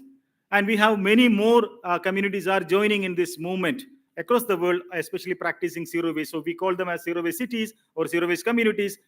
This is happening, and it is possible. And even now people say that, okay, zero waste is, or zero waste cities is a kind of a concept, or it is an utopian idea, or it is a, what you call it, it's a pilot project. No, if you count and if you consolidate the number of communities, number of cities, and the population is being covered under zero waste program, it is a mainstream thing. And this is a mainstream event happening all over the world. Next slide, please. So the opportunity on working on waste is that one, the co-benefits, it improves air quality, it creates more employment opportunity in terms of managing waste, and food security, ensures food security, and political institutional benefits in this space. Next slide. The thing is that, like, when we start working on waste, suddenly we see that there are false solutions coming in, and they are not aligned with the environmental justice, the space or environmental justice framework. There are a lot of issues of lack of alignment, lack of strategy, how to manage our waste or how to manage the climate issues, failure to engage in the issue of justice when it comes to people. And the false solutions are being promoted, like it's everywhere. Every other day we hear about, like, okay, there is a magic solution comes in, so waste, we can make waste disappear. Next please. So what we are doing is that we developed environmental justice principles as Gaia network. So the principles for fast action on methane in the waste sector, with leaders from 41 countries. So we got the political leaders, the elected representatives from many cities joined this process of vetting these principles to make it more legible. And this is being adopted in their own cities. And we are inviting other organizations, including all of you, like people here, to join us in putting these principles in action in our own daily life, in our organization, and in our municipalities. As Gaia, we work with groups in 50+ countries that are poised for action, and we aim to bring in technical and financial support for the efforts. Next, please.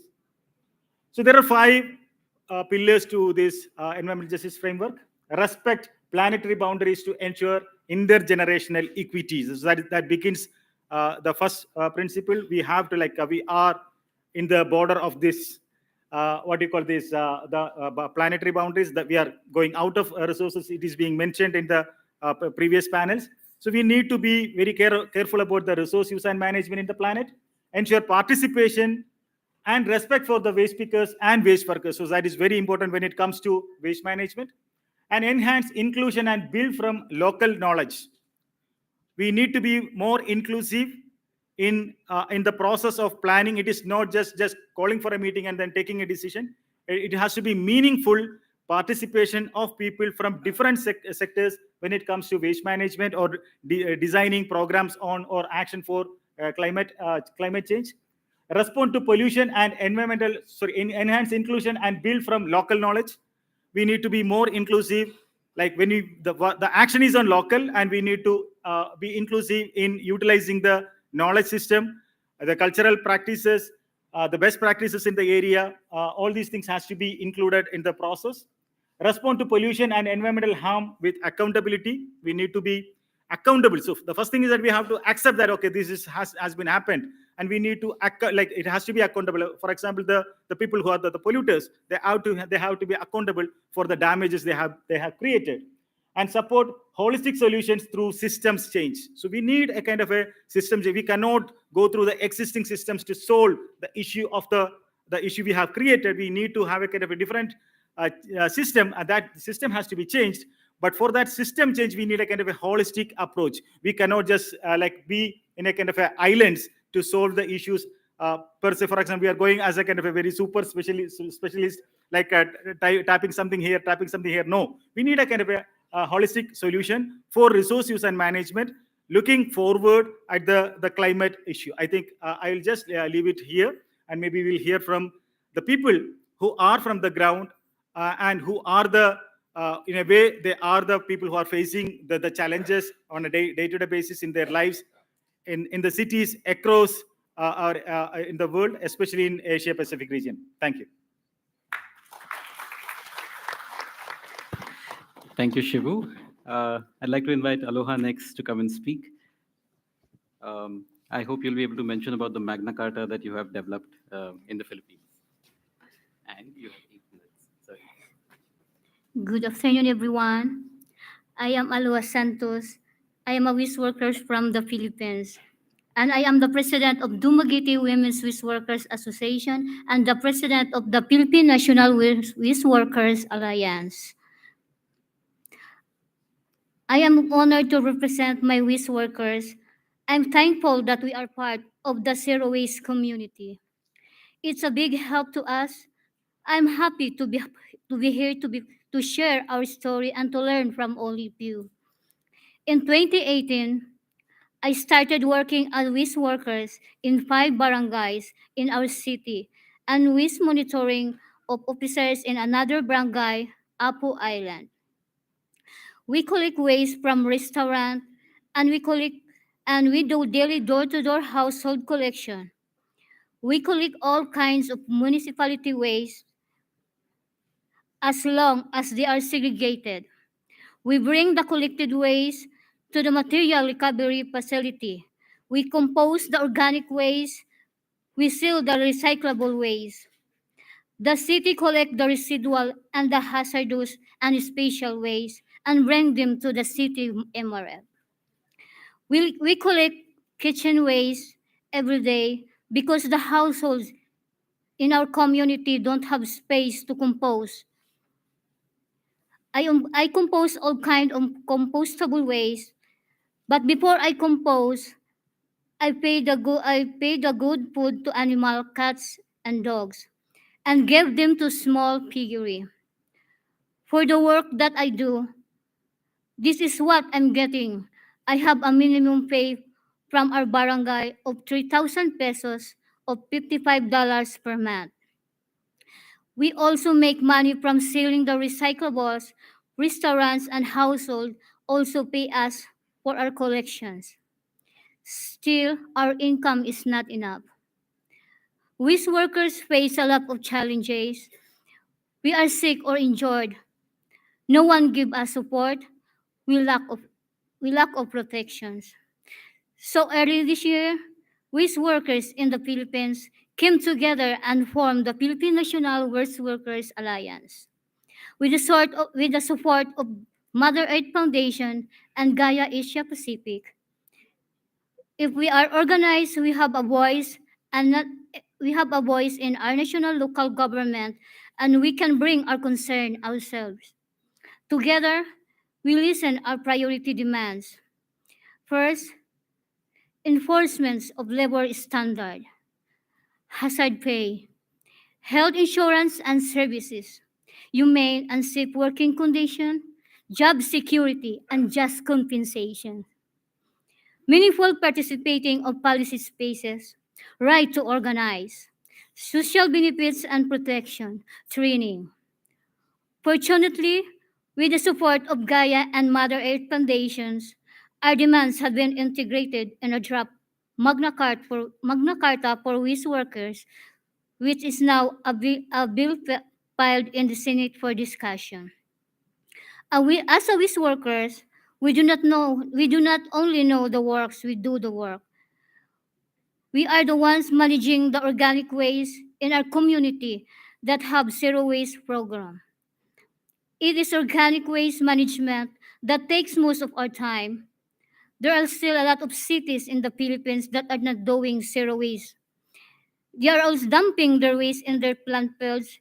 In fact, in my own city, only five of the 30 barangays are doing zero waste. If they all do zero waste, waste workers can have a big role. We can teach them to segregate their waste and ensure that they segregate their waste. As you know, waste segregation is important in organic waste. Waste management We can do the composting for the community as I'm doing now in my own barangay. We can also teach people to do organics management by themselves. We can share our knowledge to and get credit for it. We hope the Magna Carta for waste workers will be passed into law. We want to assert our human rights and we want our needs to address. We are workers too, like you. Deserve all the benefits you are receiving. Give us value because we are important to our community, environment, and most especially to our planet. We serve you, we serve and the new generation. That's all. Thank you.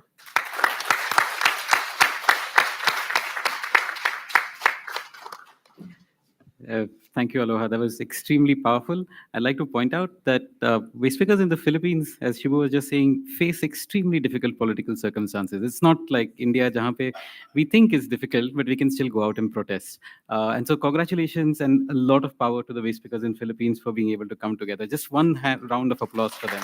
It's really something. Since you're in the Philippines, we'll stay there, and I'll ask Rap to speak about his experience in zero waste. And what role do you see zero waste playing, not only in minimizing organic waste, but also generating sustainable livelihoods for waste pickers? Do you have a presentation? Yeah, okay.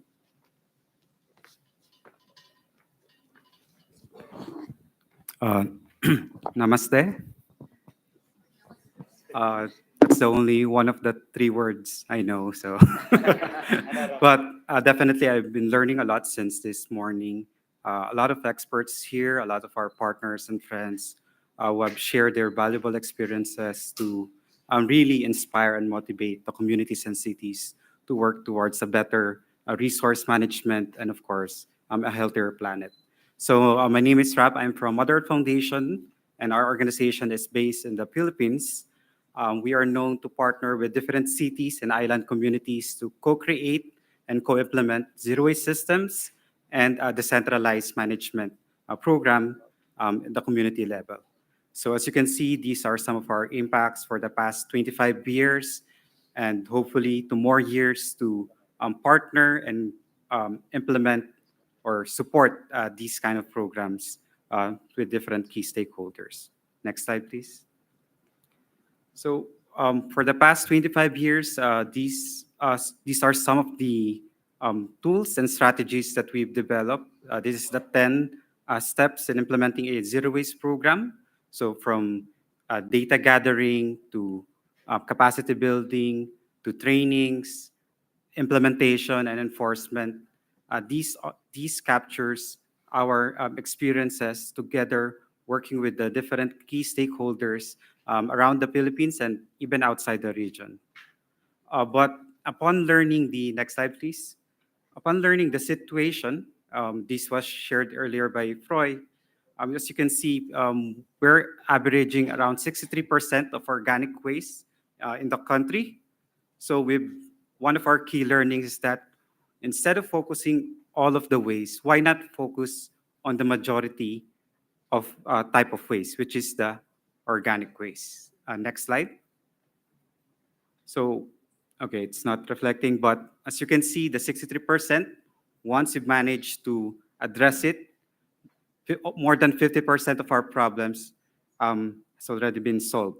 So we want to make it simple as much as possible. So in that way, cities and communities can relate, can have a more positive outlook in terms of addressing these kind of issues. Next slide, please.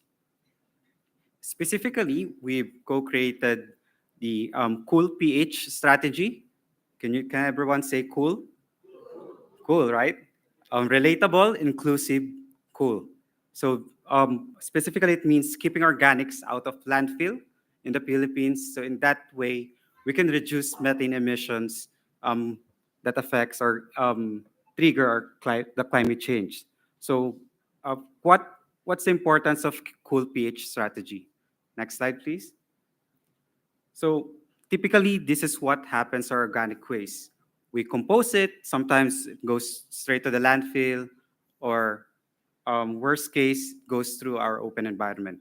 But through the Keep Cool pH strategy, it hopes to optimize the use of organic materials and not just go straight to these destinations. Next slide, please. So we hope to maximize the organic materials that being collected or captured or recovered from the cities and communities to make sure that instead of directly feeding the soil, we can also feed the people, we can also feed the animals, we can also like convert it into energy, and of course, feed the soil. So in that way, we can maximize the use of the organic materials. Next slide, please. And I've been asked, what's the role of zero waste and minimizing organics in a decentralized manner? One of the key activities or components of zero waste is to do data gathering through waste audits. So as you can see, waste audit enables us to identify what are the specific type of organic waste that we produce in our cities and communities.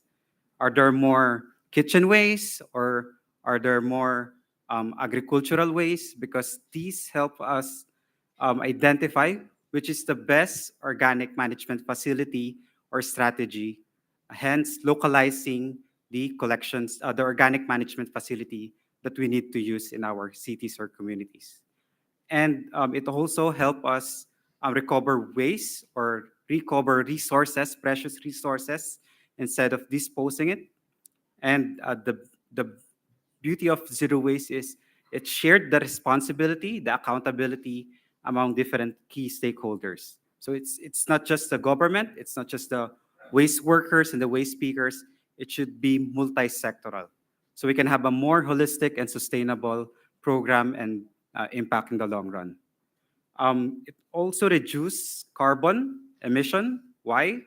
In some of our partner communities, from 10 truck collection down to 3 truck collection per day. How is it even possible? Because they've seen that not all of their waste should be disposed to the truck, because most of it, majority of it, can be managed at the community level through organics management. So that's why it can reduce the carbon emission from the trucks collecting along the streets or around the community.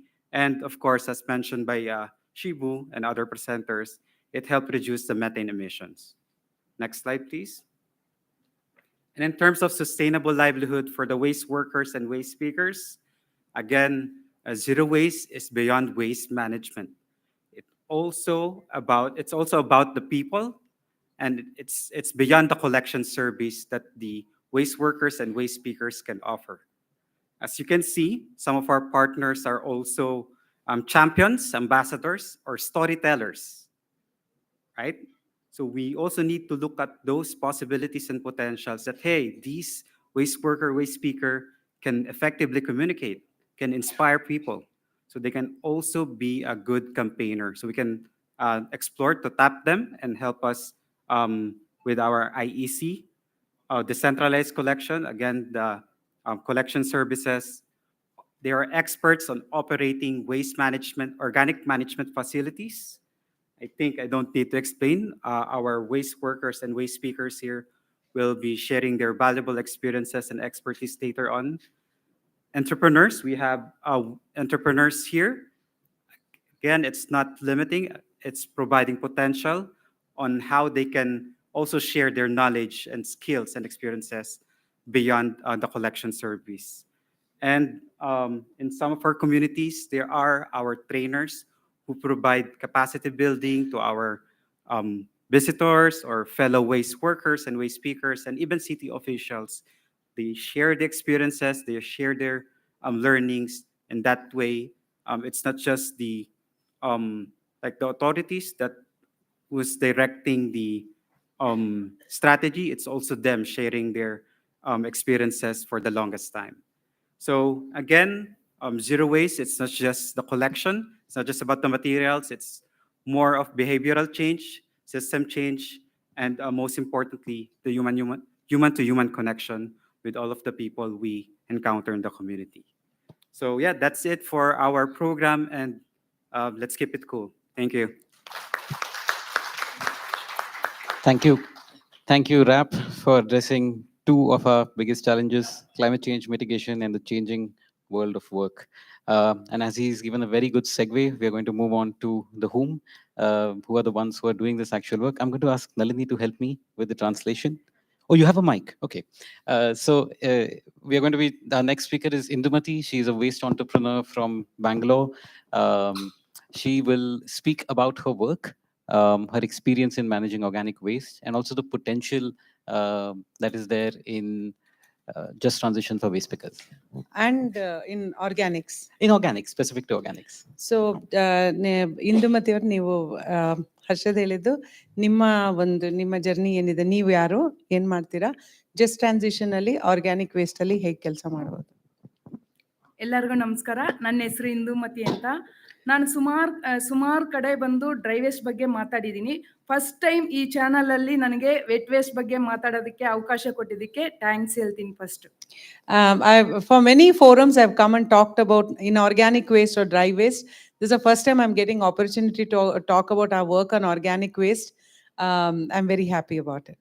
ಈ vet waste ಅಲ್ಲಿ ನನಗೆ ಒಂದು ಚಿಕ್ಕ ಅನುಭವ ಇದೆ, ಅದನ್ನ ನಿಮ್ಮ ಮುಂದೆ ಹಂಚ್ಕೊಳಕ್ಕೆ ಇಷ್ಟಪಡ್ತೀನಿ. 2016 ನನಗೆ ಹಸಿರು ದಳ ಬಂದು HDIಗೆ ಪರಿಚಯ ಮಾಡ್ತು. HDI ಬಂದ್ಬಿಟ್ಟು ಕಾಂಪೋಸ್ಟ್ ಯಾವ ತರ ಮಾಡ್ಬೇಕಂತ ನಮಗೆ ಟ್ರೈನಿಂಗ್ ಮಾಡ್ತು. ಅಂದ್ರೆ 3 days ಕಂಟಿನ್ಯೂ ಆಗಿ 8 hour ನನಗೆ ಕಂಟಿನ್ಯೂ ಟ್ರೈನಿಂಗ್ ಅನ್ನ ಮಾಡಿದ್ರು. ಮಿಷಿನ್ ಯಾವ ತರ ಯೂಸ್ ಮಾಡ್ಬೇಕು, ಸಗ್ರಿಗೇಷನ್ ಯಾವ ತರ ಮಾಡ್ಬೇಕು, 250 kg ಕೆಪಾಸಿಟಿ ಮಿಷಿನ್ ಅಲ್ಲಿ ಎಷ್ಟು ಬಕೆಟ್ ನಾವು ವೆಟ್ ವೇಸ್ಟ್ ನ ಹಾಕ್ಬೇಕು, ಎಷ್ಟು ಬಕೆಟ್ ನಾವು ಚೋಡ್ ವೇಸ್ಟ್ ಅನ್ನ ಹಾಕ್ಬೇಕು, ಎಷ್ಟು ಬಕೆಟ್ ಒಣಗಿದ ನ್ಯೂಸ್ ಅಂದ್ರೆ ಎಲೆಗಳು, ಉದಿರಿದ ಎಲೆಗಳನ್ನ ಎಷ್ಟು ಬಕೆಟ್ ಹಾಕ್ಬೇಕು, ಅದೆಲ್ಲ ನನಗೆ ಕ್ಲೀನ್ ಆಗಿ ಟ್ರೈನಿಂಗ್ ಅನ್ನ ಮಾಡ್ತು. So my first experience in organic waste was I was trained by Hasrudala Innovation. How many in 250 kilos of waste, how much of organic waste should go, how much of leaves should go, and what is the process, and detail they trained me.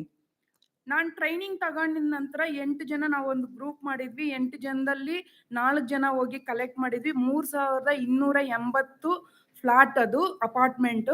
ಅದರಲ್ಲಿ 8 ಜನದಲ್ಲಿ 4 ಜನ vehicle ಅಲ್ಲಿ ಹೋಗಿ collect ಮಾಡ್ಕೊಂಡ್ ಬಂದು ಒಂದು shed ತರ ನಮಗೆ ಪಾಯಿಂಟ್ ಕೊಟ್ಟಿದ್ರು, 30x60 ಪ್ಲಾಟ್. ಅದರಲ್ಲಿ ನಾವು ತಗೊಂಡು ಬಂದು ಸಗ್ರಿಗೇಷನ್ ಅನ್ನ ಮಾಡಿ ಅದನ್ನ ಕಾಂಪೋಸ್ಟ್ ಪ್ರೊಸೆಸ್ ಅನ್ನ ಸ್ಟಾರ್ಟ್ ಮಾಡ್ತಾ ಇದ್ವಿ. So we formed a group of 8 women, and we were given an apartment that has 3,820 households, and we were given 4 of us went for door-to-door collection. The rest of us actually did the composting processing. ಒಂದ್ ದಿನಕ್ಕೆ 2 ton ವರೆಗೂ ನಾವು ಮಾಡ್ತಾ ಇದ್ವಿ. ತಿಂಗಳಿಗೆ 60 ton, 55 ton ಇಂದ 60 ton ವರೆಗೂ ನಾವು ಮಾಡ್ತಾ ಇದ್ವಿ. ಬಟ್ ಪ್ರೊಸೆಸ್ ಅಂತೂ ಮಾಡಿದ್ವಿ. ಅದನ್ನ ಮತ್ತೆ ಡ್ರೈ ಆದ್ಮೇಲೆ ಅದು ಕ್ರೇಟ್ಗಳು 1200 ಕ್ರೇಟ್ಸ್ ನಮಗೆ ಕೊಟ್ಟಿದ್ರು. ಅದಕ್ಕೆ ನೆಟ್ ಹಾಕ್ಬಿಟ್ಟು ಅದನ್ನ ನಾವು ಪ್ರೊಸೆಸ್ ಆದ್ಮೇಲೆ ಆ ಕ್ರೇಟ್ಗೆ ಹಾಕಿ ಒಂದು ಸ್ಟ್ಯಾಂಡ್ಗೆ ನಾವು 40 kg ಒಂದು ಕ್ರೇಟ್ ಅಲ್ಲಿ ನಾವು ಜೋಡಿಸಿ ಅದು ಸಿಸ್ಟಮ್ ಆಗಿ ಡೇಟ್ ಬರಿತಾ ಇದ್ವಿ. ಒಂದು ಪೇಪರ್ ಅಲ್ಲಿ ಬರೆದು ಅದ್ರ ಕಾರ್ಡ್ಬೋರ್ಡ್ ಅಲ್ಲಿ ಹಾಕ್ತಾ ಇದ್ವಿ, ಈ ಡೇಟ್ಗೆ ಈ ಸ್ಟ್ಯಾಂಡ್ಗೆ ನಾವು ಫುಲ್ ಮಾಡಿದೀವಿ ಅಂತ.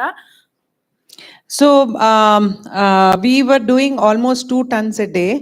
So when it was 2 tons, I would say about 55 to 60 tons per month we used to process. So that process was quite intensive. We used to put it in the crate and then neatly with a net, and then we had to process it, and we had to put the date on which we actually put the crate on, and it was quite heavy, and we had to, each crate would take about 40 kilos, right?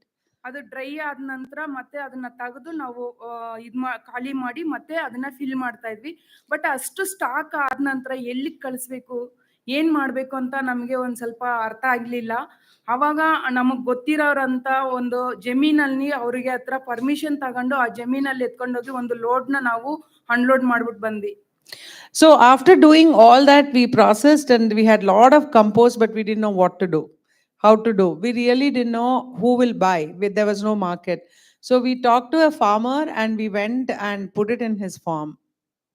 But transport charge ನಾವೇ ಎತ್ಕೊಂಡೋಗಿ ಒಂದು load unload ಮಾಡಿದ್ವಿ.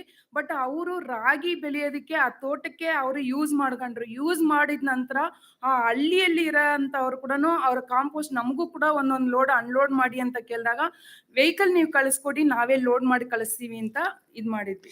The first time we actually spent our own money to send it to the farmer, and then the farmer actually, it's a millet ragi. He grew ragi, and after that, other farmers started asking, "We want those compost." So we told them we cannot spend our money on transport. You send the transport, we'll give you the compost.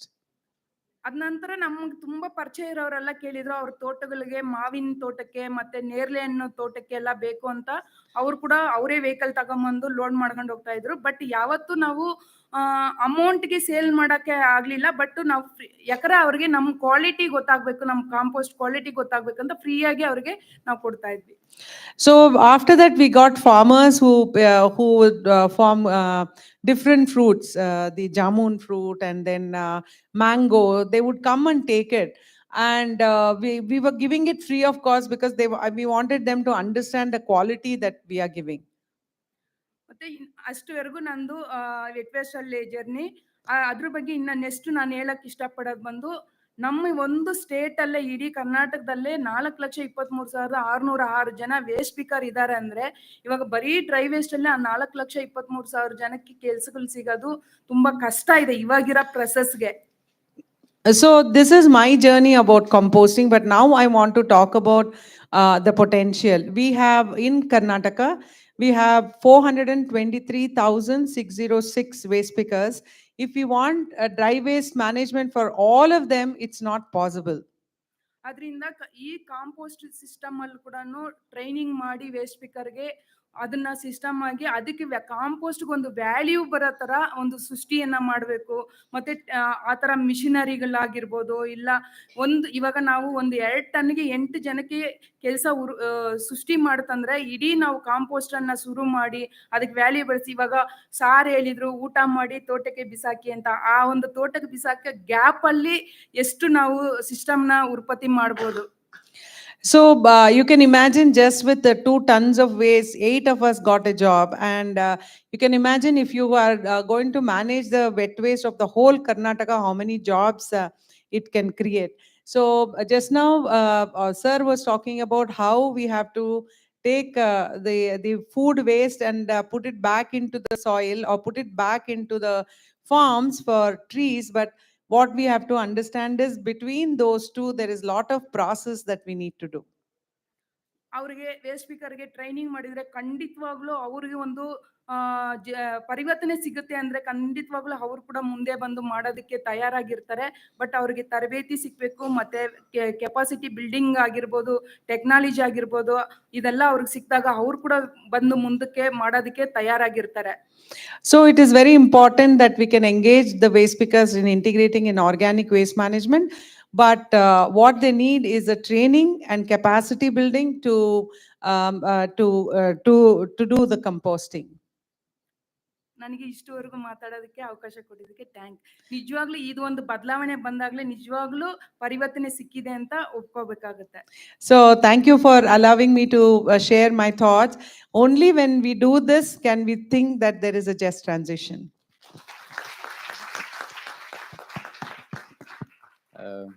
Thank you, Indumati Didi. I don't think I have to say anything about what she said. Her experiences are extremely powerful. And she will now be followed by Rani Shivsharan. Rani is a waste picker from Pune. I'm going to ask her the question I'll tell you in English, but I'll ask her in Marathi after that. She's basically going to speak about her experience in doorstep collection before and after she started doing decentralized organic waste management. And after that, hopefully, she'll also talk a little bit about what she sees are enabling factors for this kind of a transition. Ranitai, I have to be slow. Okay. तर राणीताई, तुमच्यासाठी तुम्ही येऊन बोलावं. तुमच्यासाठी प्रश्न आहे की अगोदर आणि आत्ता, ओला कचरा जिरवायच्या अगोदर आणि त्यानंतर कामात काय फरक आला आहे, आणि तुम्हाला कचरा वेचकांचा ओल्या कचऱ्यामध्ये समावेश करण्याबद्दल काय वाटतं? फक्त तुम्ही 2 बोला त्यांच्यासारखं, आणि मग मी भाषांतर. नमस्कार सगळ्यांना. मी पुण्याहून कागद कचपत्रा कष्टकरी पंचायत युनियन आमची कचरा वेचकांची संघटना आहे आणि स्वच्छ म्हणून कोऑपरेटिव्ह संघटना आहे. त्याच्यामध्ये आम्ही डोर टू डोर कलेक्शन प्रत्येक दारादारातून जाऊन ओला कचरा घेण्याचं काम करतो. 3,700 महिला आता काम करतायत तिथं. पण हे काम करताना ओला सुका कचरा घेताना जे ओल्या कचऱ्याच्या ज्या अडचणी आम्हाला येत होत्या, त्याच्यामधून ज्या आम्ही खताची कामं कशी करायचं हे विचार करत होतो. So she says, good afternoon to everyone. I work with the KKPKP Trade Union and the Swachh Pune Cooperative. There are 3,700 waste pickers engaged in doorstep collection, and we had been facing a lot of difficulties in handling the organic waste that we collected at source. बोला ताई. आणि हे काम करत असताना असं वाटतं की आपण हे काम पैसा मिळवणं हे पर्याय नाहीये. कारण हा ओला कचरा पण जिरला पाहिजे. जसं सुका कचरा आपण म्हणतो की 0 कचरा झाला पाहिजे, पण तसं होत नाहीये. कारण इतर कंपन्या जे आहेत, जशा हगीच्या कंपन्या आहेत, पॅडच्या कंपन्या आहेत, इतर ज्या न जिरणारं प्लास्टिक पण जे आहे, त्याच्यावर पण आपण काम करायचं म्हणतोय, पण ते कितपत प्लास्टिकचं आणि ओल्या कचऱ्यावरती पण काम करायचं आहे. पण ते कशा पद्धतीनं करायचं, ते कसं केलं पाहिजे? कारण इतके जर रॅक पिकर पुण्यामध्ये आहेत किंवा महाराष्ट्रात आहेत, त्या लोकांना कामं पण कशी मिळाली पाहिजे आणि ते काम म्हणून आम्हाला त्यांच्याकडे बघायचं नाही. पर्यावरणाच्या दृष्टिकोनातून तो कचरा कसा जिरला पाहिजे? जर सुका जिरवतोय, तर ओला पण जिरला पाहिजे. म्हणून आम्ही प्रत्येक सोसायटीमध्ये जाऊन ओल्याचे कसे प्रकल्प चालवता येतील त्याचं माहिती घेऊन आम्ही ते सोसायटीला पटवून देतोय की तुम्ही हे सोसायटीमध्येच ओला कचरा जिरवा, की जेणेकरून ते काम पण आम्हाला मिळेल. आणि त्याच्यामध्ये असं आहे की सुका कचरा जर गेट कनेक्शन असेल तर बाईच्या कामाची शाश्वती नसते तिथं. So that's a lot. She said that she's like, so we keep thinking about why are we doing this work? Is it for the money? Of course, we do it for our livelihoods. But we have over the years looked at can napkins and pads, diapers get recycled? We're looking at low value plastic waste getting managed, so on and so forth. But we've learned that that is perhaps not that possible. Even though there's a lot of money in the system and in funding for doing that kind of work, it's not possible and it's not something that we are going to do. So if you look at the livelihood potential, the livelihood requirement for waste pickers across Maharashtra, we've realized that organic waste is something that we have to start getting into. But how do we do it? So we started going door to door. We started going from society to society, premise to premise, and trying to figure out whether we can convince them to start managing their organic waste at source. आणि त्याच्यासोबत असं आहे की हे काम करत असताना आम्हाला असं वाटतं की त्याच्या प्रशिक्षणाची पण गरज आहे. कारण काही मिशनरी अशा आहेत की त्या चालवल्या कशा आल्या पाहिजे किंवा त्याची टेक्नॉलॉजी कशी आहे किंवा मिशन तर बकवासच आहे. कारण जो कचरा आपण जिरवायचा प्रयत्न करतो, पण तो जिरवण्यासाठी त्याच्यामध्ये डबल कचरा टाकावा लागतो आपल्याला, जेणेकरून तो भुसा आहे. पण तो भुसा मग कितपत आपण झाडाला म्हणा, जसं तुम्ही आता प्रत्येकाने सांगितलं की शेताला पण वापरू शकतो. मग तो कितीपत तो व्यवस्थित शेतीमध्ये जाऊ शकतो, जिरला जाऊ शकतो. त्याच्या पण म्हणजे विचारच पडतो आम्हाला कदाचित की नाही का, नक्की हा कचरा आहे का आपण खत तयार करतोय? म्हणजे तो माझा मिशनीबद्दलचा हा मोठा प्रश्न आहे आणि तसाच त्याला जोडून So she said that of course there's a lot of training required and there's technology involved. And then she said the organic waste management machines are garbage. When we use them, we don't know if we are creating garbage or making it into compost. And we've heard today about all the potential for using it in gardens, using it in fields. But we don't want to use those because what they're making is just more garbage and we don't know what is going to happen with that. So why would we do it? मग आम्हाला असं वाटतं की हे काम तर पुढं गेलं पाहिजे. जशा सगळ्या संघटना मिळून जे तुम्ही आता सगळ्यांनी ह्याच्या अगोदर सगळ्या जे आम्ही मीटिंगला जात होतो तर सुक्या कचऱ्याचं जास्ती करून होतं. पण माझ्या पहिल्यांदा असं मला कळतंय की ओल्यावरती पण मीटिंग आहे आणि ओल्यावरती पण इतकी लोक कामं करणारी आहेत की वेगवेगळ्या, कुणी सोसायटीत केलंय, कुणी शेतात केलंय, तर कुणी आपापल्या परिसरात ज्या ज्या पद्धतीनं ओल्याचं प्रकल्प राबवतात ते खरंच चांगलं वाटते. कारण का की कुठंतरी कामाची संधी, आणि जसं सरांनी म्हटलं की कामाची संधी म्हणून नाही, कमवण्याचा सोर्स नको आपल्याला, कारण तो सोर्स पण दिसतोय कुठंतरी आणि कुठंतरी ते नको पण वाटतंय. कारण का, की काळाची गरज आहे की कचरा जिरवला पाहिजे आणि काळाची गरज पण आहे की काम पण भेटलं पाहिजे. जर इतके कचरा वेचकांना, आमचं असं म्हणणं आहे की ह्या प्रत्येक शहरातल्या किंवा प्रत्येक देशातल्या ज्या महानगरपालिका आहेत, त्या महानगरपालिकेमधूनच असे प्रोजेक्ट निघाले पाहिजे आणि तो निधी त्यांनीच तो तयार केला पाहिजे. मग प्रत्येक सोसायटीमध्ये पिट्स बांधण्याच्या असू द्या किंवा तिथं वर्कर काम करण्याचं असू, जसं आपण म्हणतो की बेनिफिट टॅक्स त्यांना फ्लॅटवरती देतात, ते पण त्यांना तसे उपलब्ध महानगरपालिकेने उपलब्ध करायला पाहिजे. तर कुठं तर या कामाची संधी मिळेल लोकांना आणि त्याच्यामध्ये जास्तीत जास्त ओला कचरा आपल्याला जिरवता येईल. So she echoed Indumati's sentiment of being extreme management and doorstep collection. She made a couple of very critical points. She said, who is going to be doing this composting? There is policy. Who is going to be able to do it? She thinks first it should be the wasters who get primary access to this work. She thinks that the municipal corporations or local self-governments should be funding this kind of work and not leave it only to the citizens. They should be building the pits and the different kind of infrastructure for decentralized management. They should be providing maybe subsidies to citizens to be able to do it, or they should be building it themselves, and they should be training and bringing the waste pickers into actually doing this work. Otherwise, she feels it's really not going to be possible to be able to do it at this stage. She also refers to giving tax subsidies to citizens for actually managing their organic waste at source, a policy that is there, I don't know if it's here, but it's there in Bombay and Pune. So she was referring that these are some of the enabling factors to really make that just transition happen. कारण मी का म्हणते की सगळ्या महानगरपालिकेने तो decision घ्यायला पाहिजे तसं पुढाकार. कारण ज्यावेळेस आम्ही काही खताची कामं सुरू करा म्हणून ज्यावेळेस सोसायटीमध्ये अवेअरनेस करतो, की हा सोसायटीतला कचरा तुम्हीच जिरवला पाहिजे. जर तुम्हीच कचरा करताय तर हा तुमचा तुम्हीच जिरवला पाहिजे. पण लोकांचं कसं आहे, कचरा तर करायचा, मॉलमध्ये जायचा, बायकोला घरी स्वयंपाक नको करू, पण येताना 10-12 पिशव्या सोबतच घेऊन यायचा. मग त्यात ओला पण आणायचा आणि सुका पण आणायचा. खायला किती आणतात माहित नाही. पण तो दुसऱ्या दिवशी आमच्यासारख्या लोकांनी हाताळायचा आणि हे आणायला त्यांच्याकडे पैसे आहेत. पण ज्यावेळेस आम्ही त्यांना सांगतोय की तुम्ही सोसायटीमध्ये तुमचा ओला कचरा जिरवा, त्यावेळेस त्यांच्याकडे मेंटेनन्सच नसतं. मग हा पैसा तयार करायचा कुठून? तो लय मोठा प्रश्न असतो. मग कमिटीवरच्या लोकांचंच भांडण लागतं. म्हणजे स्वतःचा कचरा करायला पैसे आहेत पण जिरवायला पैसे नाहीयेत. ह्या परिस्थितीमध्ये कुठंतरी बदल झाला पाहिजे असं वाटतंय आणि जास्तीत जास्त कामाला वेग आला पाहिजे. कुठंतरी हे जर महानगरपालिका जर कुठलाही ठराव स्वतः निर्माण करू शकते, जिथं 100 घराचा नियम काढू शकते, जिथं 200 घराचा नियम काढू शकते, तिथं 10-20 घराचा पण नियम काढू शकते, मला तर असं वाटतंय. तरच त्या कामाला वेग मिळेल आणि मुळात कचरा वेचकांना शिक्षण आणि प्रशिक्षणाची फार गरज आहे, मला असं वाटतंय. Thank you.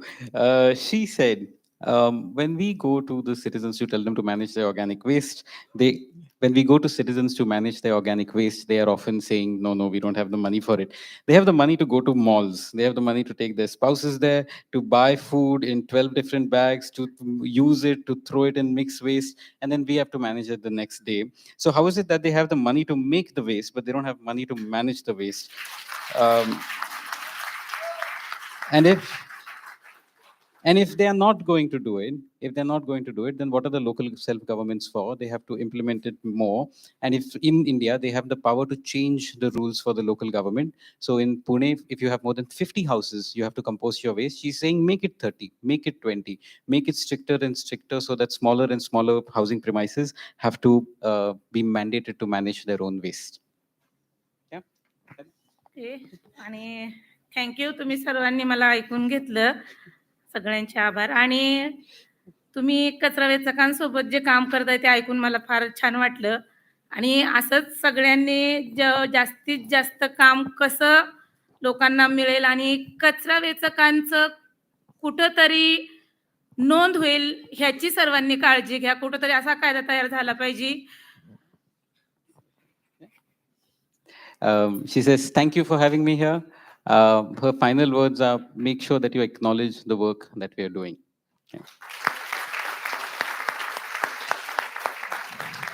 Okay, so all panelists are done. We've had some very, very powerful. Are we in time or do we have time?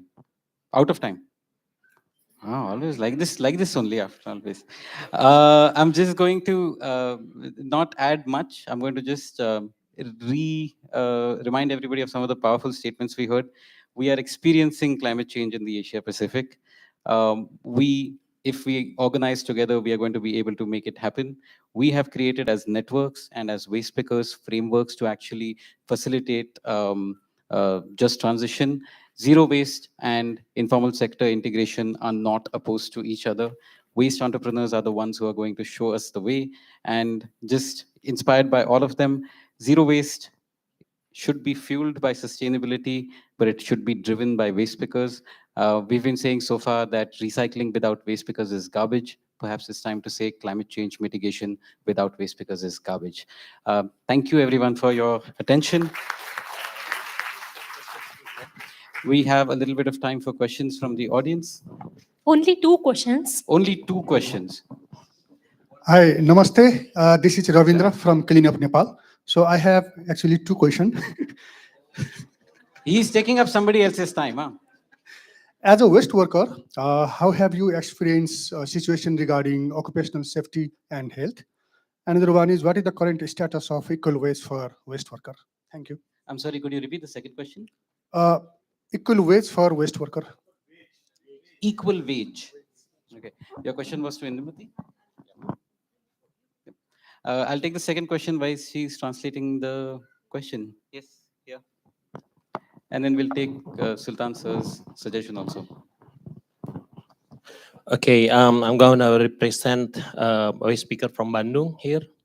So she was asking to the waste speaker over there, how the people or the community obedient? I mean, like they segregate? I mean, like, do they? Obedience, basically obedient to segregate or commit to the segregate. And then what is your tips and trick to doing that? She really want to know, because in our place, it's really hard. Okay, understood. Indumati will answer. We can answer Rani to us. Rani and Alu have to ನೀವು answer. ಕೇಳಿದ ಕ್ವಶನ್ಗೆ answer ಬಂದ್ಬಿಟ್ಟು, health ನಮಗೆ ತುಂಬಾನೇ problem ಬರುತ್ತೆ. ಯಾಕಂದ್ರೆ ಬೆನ್ನು ನೋವು ಬರುತ್ತೆ, ಕಾಲು ನೋವು ಬರುತ್ತೆ, ಹೊಟ್ಟೆ ನೋವು ಬರುತ್ತೆ, ಇನ್ಫೆಕ್ಷನ್ಗಳಾಗುತ್ತೆ, ಯೂರಿನ್ ಇನ್ಫೆಕ್ಷನ್ ಆಗುತ್ತೆ.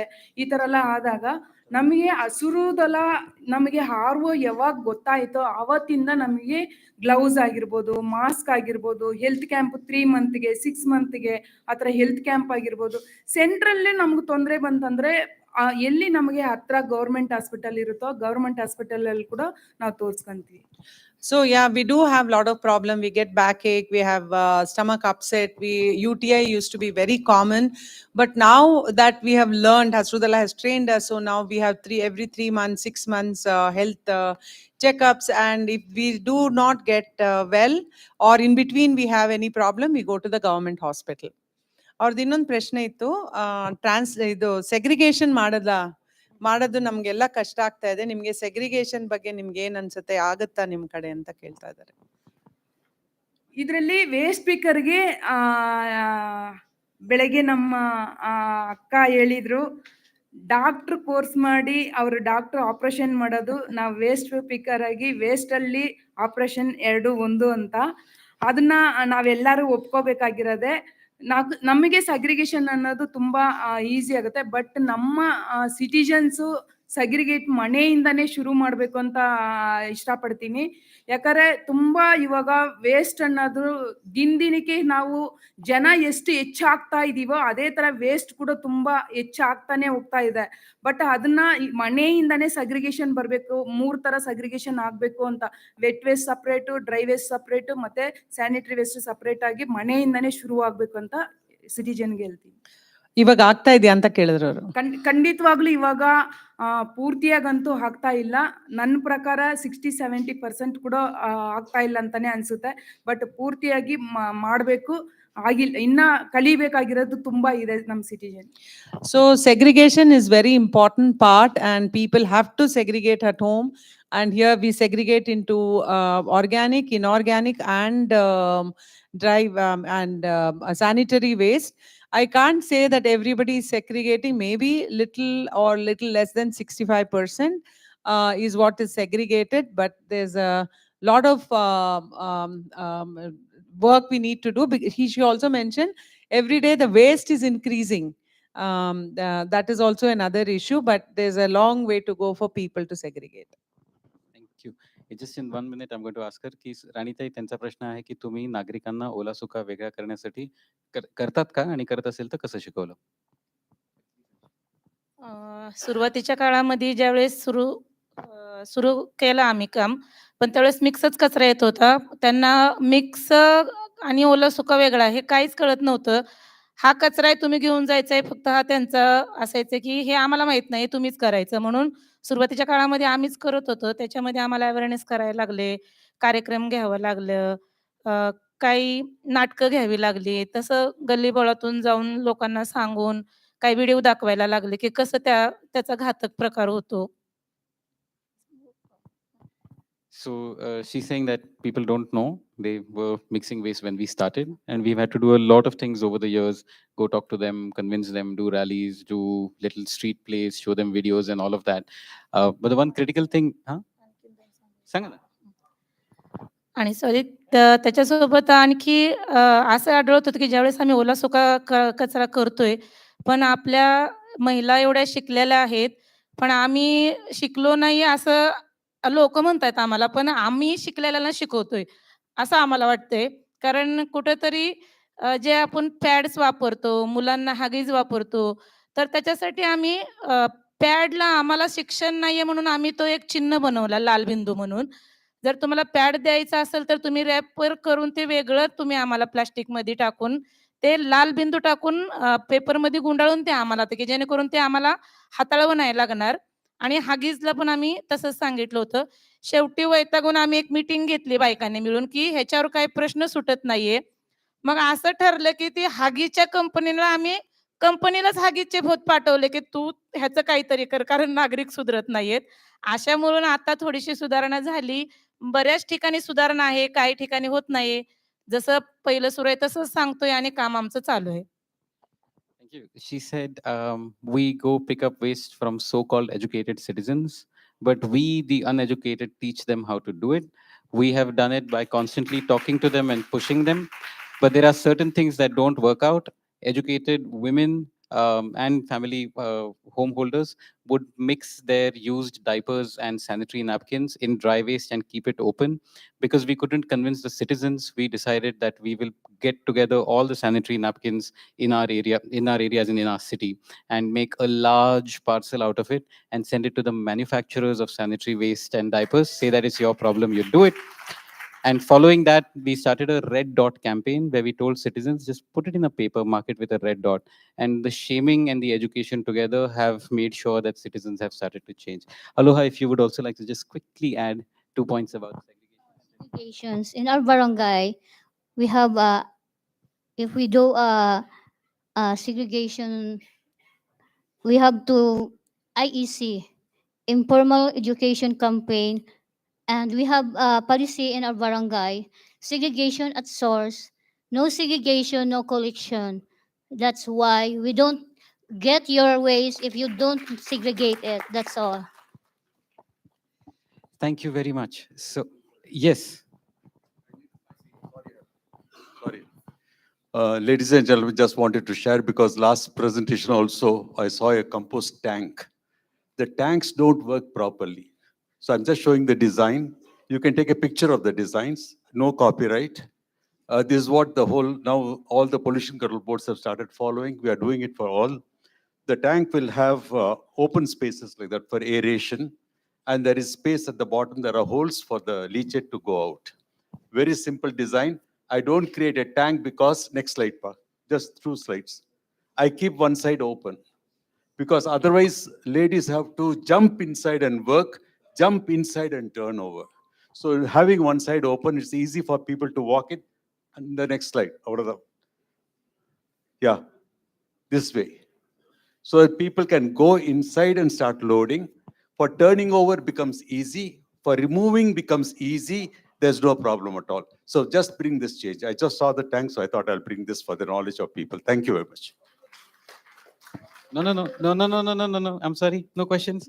Tomorrow there is a session specifically on this, on which yeah, during tea, and there's a session specifically for this, and we'll get into that. I'm terribly sorry, because I also want to say something, then I have the mic, but I still won't. We're going to end the session now with a launch of a book. I'm going to ask Sharma to come on stage to take over from this.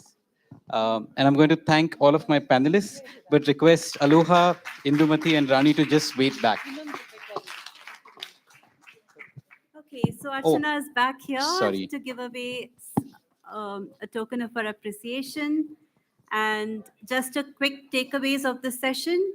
What we heard was there is a need for recognition, acknowledgement, inclusion, not as tokenism, not as lip service, but real integration as partners and collaborators in diverse roles such as champions, ambassadors, experts, campaigners, practitioners, trainers, and in new avenues. Only then, and for that we need capacity building, training, and technical capacity building. Only then just transition is possible. So thank you very much. Thank you. Sharma?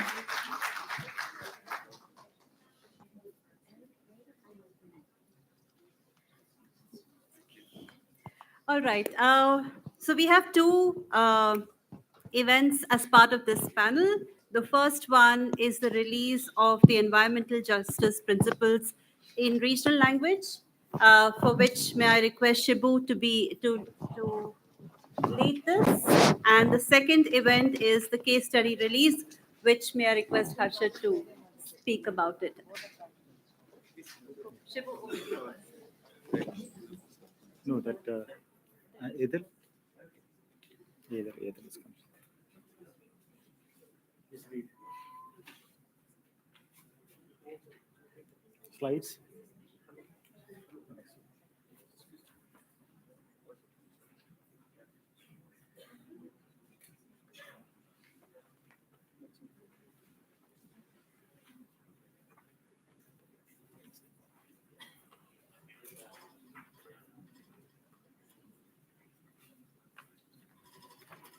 Can you get that poster?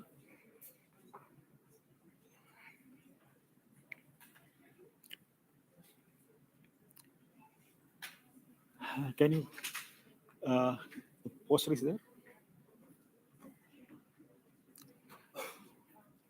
So I think this panel was giving a kind of a different perspective on waste. So it is not just about waste management; it is all about people, and it is all about connecting everything, and it is about inclusion, and it is about like participation. And you have seen or you have just experienced the power of community, their experience, how important are their perspectives in this, which is what we always miss in our policy premises. So we just want to engage, especially Gaia is facilitating with our members on capacity building and building leadership skills in especially people from the informal sector and the waste workers and waste pickers. And we have this climate leadership training program is happening around in our with our members as well as the waste pickers, and we are connecting them together. So this the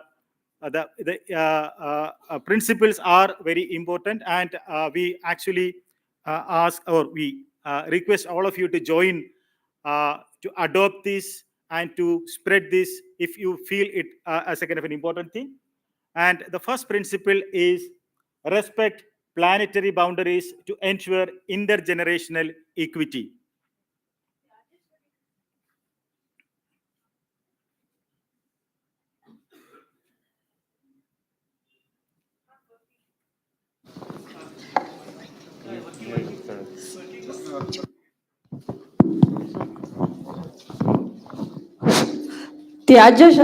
ತ್ಯಾಜ್ಯ ಶ್ರಮಿಕರು ಮತ್ತು ಹಿಂದಿನ ಪೀಳಿಗೆ ಮತ್ತು ಮುಂದಿನ ಪೀಳಿಗೆಗೆ ಸಮಾನತೆ ಮತ್ತು ಗೌರವವನ್ನು ನೀಡುವುದು. Menghormati daya dukung bumi untuk keadilan antar generasi. අනාගත පරපුරට සාධාරණයක් ඉෂ්ට කිරීම උදෙසා ගෝලීය සීමාවන්ට ගරු කරන්න.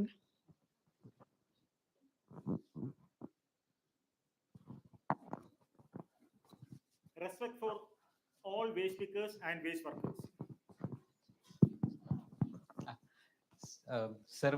सर्व कचरा वेचक आणि कचरा कामगारांसाठी सन्मान. Igalang ang namumulot ng basura, Igalang ang manggagawa ng basura. Mabuhay tayong lahat. So in Nepali, we call सम्पूर्ण फोहोर सङ्कलनकर्ता र सरसफाइ कर्मीका लागि सम्मान. Thank you. Enhance inclusion and build from local knowledge. In Tamil we say அனைத்து மக்களை அரவணைத்து பிராந்திய அறிவு களஞ்சியத்தை மேம்படுத்துதல். Tăng cường sự tham gia và phát huy tri thức bản địa.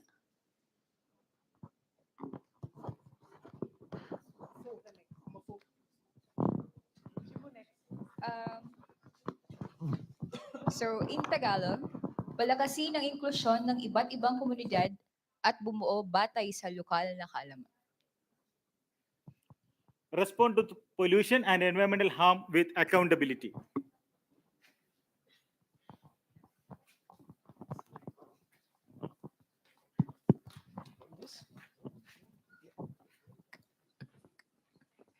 కాలుష్యం అండ్ పర్యావరణ హానిపై జవాబుదారితనంతో ప్రతిస్పందించండి. In Cantonese, 負責任地應對污染及環境危害。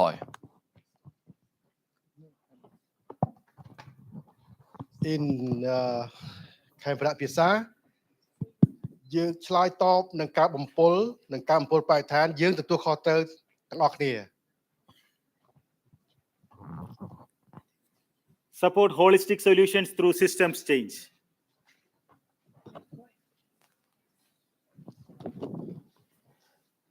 Yes. Yeah, in Swahili we call kuunga mkono masuluhisho kupitia mabadiliko ya kimfumo. In Malayalam we say സംവിധാനങ്ങളിൽ സമ്പൂർണ്ണ മാറ്റം സാധ്യമാക്കുന്ന സമഗ്ര പരിഹാരങ്ങളെ പിന്തുണയ്ക്കുക. Thank you. In Hindi we'll say व्यवस्था परिवर्तन करके संपूर्ण समाधान के लिए सहयोग देंगे. Thank you. You just heard in 15 different languages.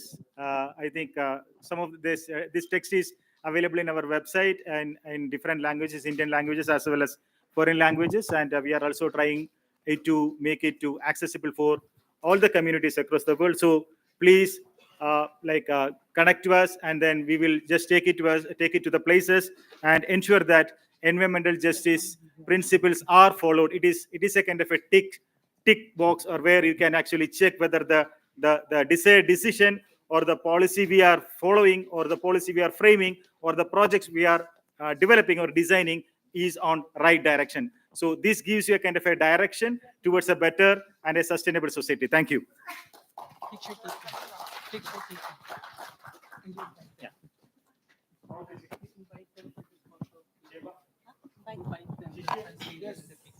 Okay. May I request all the translators to quickly come up on stage for a picture?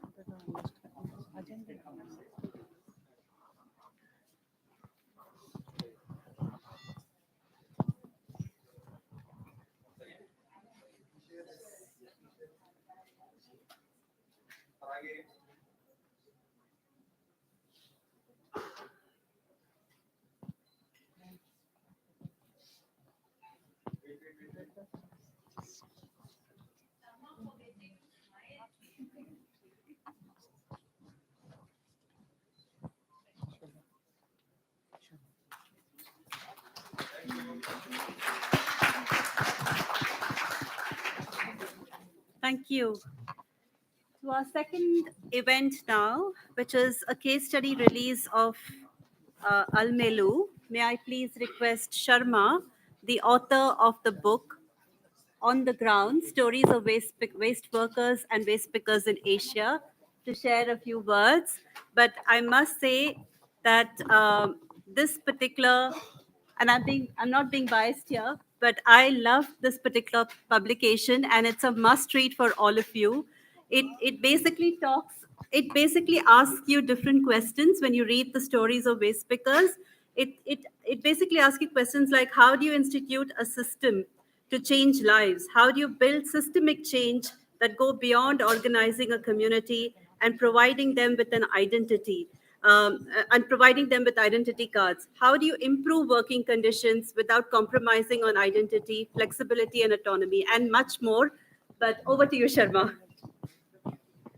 Thank you so much, Pinky.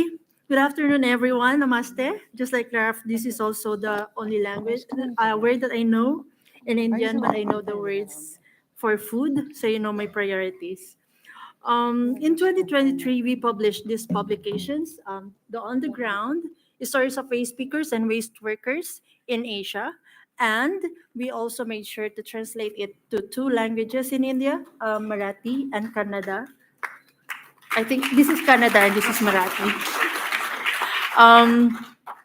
So we thought that it is very important that we translate it in the languages that the waste speakers that we interviewed understand, because it is part of just transition that when we do publish anything about them, the product should be in the language that is accessible to them. And so this afternoon, we are very much honored and very happy to be here to actually hear from a speaker to read to us an excerpt of the publication, because we wanted to hear the language, the words that we've written in the language that they speak. And for that, may I request Minashi to please read to us an excerpt of the Kannada version.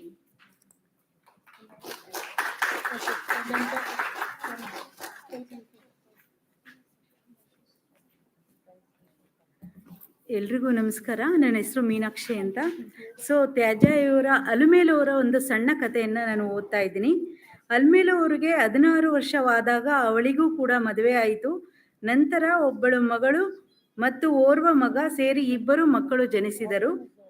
ಆದರೆ ಆಕೆಯ ಪತಿ ಆಕೆಯ ತಂದೆಯಂತೆ ವ್ಯಸನಿಯಾಗಿದ್ದರು, ಅಂದರೆ ಮದ್ಯಪಾನ ಮಾಡುತ್ತಿದ್ದರು. ಹೀಗಾಗಿ ಮದುವೆಯಾದ ಕೇವಲ 8 ವರ್ಷಗಳ ನಂತರ ಆತನು ನಿಧನನಾದನು. ಆಗ ಮತ್ತೊಮ್ಮೆ ತನ್ನ ಕುಟುಂಬವನ್ನು ನೋಡಿಕೊಳ್ಳುವ ಸಂಪೂರ್ಣ ಜವಾಬ್ದಾರಿ ಅವರ ಹೆಗಲ ಮೇಲೆ ಬಿದ್ದಿತು. ಆಗ ಅವರಿಗೆ ಮಾಡಲು ಬರುತ್ತಿದ್ದ ಒಂದೇ ಉತ್ತಮ ಕೆಲಸವೆಂದರೆ ಅದು ತ್ಯಾಜ್ಯ ಆಯುವುದು. ಅದು ನಿಜಕ್ಕೂ ಕಷ್ಟಕರವಾಗಿತ್ತು ಎನ್ನುತ್ತಾ ತಮ್ಮ ಅನುಭವವನ್ನು ಹಂಚಿಕೊಂಡ ಅಲಮೇಲು ಅವರು, ಆಗೆಲ್ಲ ನಾನು ಬೆಳಗ್ಗೆ 4 ಗಂಟೆಗೆ ತ್ಯಾಜ್ಯ ಆಯುವುದನ್ನು ಪ್ರಾರಂಭಿಸುತ್ತಿದ್ದೆ. ನಂತರ ಸುಮಾರು 10 ರಿಂದ 11 ಗಂಟೆಯ ತನಕ ಕೆಲಸ ಮಾಡುತ್ತಿದ್ದೆ. ಬಿಸಿಲು ಹೆಚ್ಚಾದಾಗ ಸ್ವಲ್ಪ ಬಿಡುವು ತೆಗೆದುಕೊಳ್ಳುತ್ತಿದ್ದೆ. ನಂತರ ಮಧ್ಯಾಹ್ನ 3 ಗಂಟೆಗೆ ಪುನಃ ಕೆಲಸ ಪ್ರಾರಂಭ ಮಾಡುತ್ತಿದ್ದೆ. ಸಂಜೆಯ 5 ಗಂಟೆ ಅಥವಾ 6 ಗಂಟೆಯ ಹೊತ್ತಿಗೆ ಕೆಲಸವನ್ನು ಕೊನೆಗೊಳಿಸುತ್ತಿದ್ದೆ ಎಂದು ಹೇಳಿಕೊಂಡರು. ಹೆಚ್ಚು ಗಂಟೆಗಳ ಕಾಲ ಕೆಲಸ ಮಾಡುವುದು ಸವಾಲಾಗಿದ್ದರೂ ಇದು ಅಲಮೇಲು ಅವರ ಮೇಲೆ ಯಾವುದೇ ಪ್ರಭಾವ ಬೀರಲಿಲ್ಲ. ಆದರೆ ರಸ್ತೆ ಬದಿಯ ಕಸದ ರಾಶಿಗಳಿಂದ ತ್ಯಾಜ್ಯವನ್ನು ಸಂಗ್ರಹಿಸಲು ಬೀದಿಗಳಲ್ಲಿ ಸುತ್ತಾಡುತ್ತಿದ್ದಾಗ ಜನರು ಅವರನ್ನು ಹೇಗೆ ನಡೆಸಿಕೊಂಡರು ಎಂಬುದು ಅವರ ಮೇಲೆ ಪ್ರಭಾವ ಬೀರಿದೆ. ನಾಗರಿಕರು ನನ್ನ ಮೇಲೆ ಅನುಮಾನ ವ್ಯಕ್ತಪಡಿಸುತ್ತಿದ್ದರು. ಅವರು ನನ್ನನ್ನು, ನೀನು ಯಾಕೆ ಇಲ್ಲಿದ್ದೀಯಾ, ಇಲ್ಲಿ ಏನು ಮಾಡುತ್ತಿದ್ದೀಯಾ ಎಂದು ಪ್ರಶ್ನಿಸುತ್ತಿದ್ದರು. ಅವರ ಪ್ರಶ್ನಿಸುವಿಕೆಯ ಹೆಚ್ಚಾಗಿ ಕಳ್ಳತನದ ಆರೋಪಗಳಾಗಿ ಬದಲಾಗುತ್ತಿತ್ತು. ಕೆಲವೊಮ್ಮೆ ನಾಗರಿಕರಿಂದ ಅಲ್ಲದಿದ್ದರೂ ಅಧಿಕಾರಿಗಳಿಂದ ಈ ಆರೋಪ ಕೇಳಿ ಬರುತ್ತಿತ್ತು. ದುಃಖಕರ ಸಂಗತಿ ಎಂದರೆ ಕೆಲಸ ಮಾಡುವುದಕ್ಕಾಗಿ ಬಂದಿದ್ದರೂ ಕಿರುಕುಳದಂತಹ ಈ ರೀತಿಯ ಘಟನೆಗಳು ಪ್ರತ್ಯೇಕ ಪ್ರಕರಣಗಳಲ್ಲ. ಇದು ಎಷ್ಟೋ ವ್ಯಾಪಕವಾಗಿ ಹರಡಿದೆ ಎಂದರೆ ತ್ಯಾಜ್ಯವನ್ನು ಆಯುವವರು ಸಹ ಇದು ಬದಲಾಗುತ್ತದೆ ಎಂದಿಗೂ ನನಗೆ ಅನಿಸಿರಲಿಲ್ಲ. ಅದೃಷ್ಟವಶಾತ್ ಅದು ಅಂತಿಮವಾಗಿ ಬದಲಾಗಿದೆ. Thank you.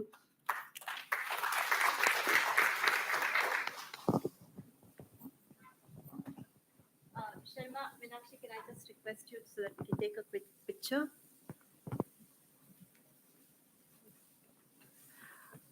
Photograph.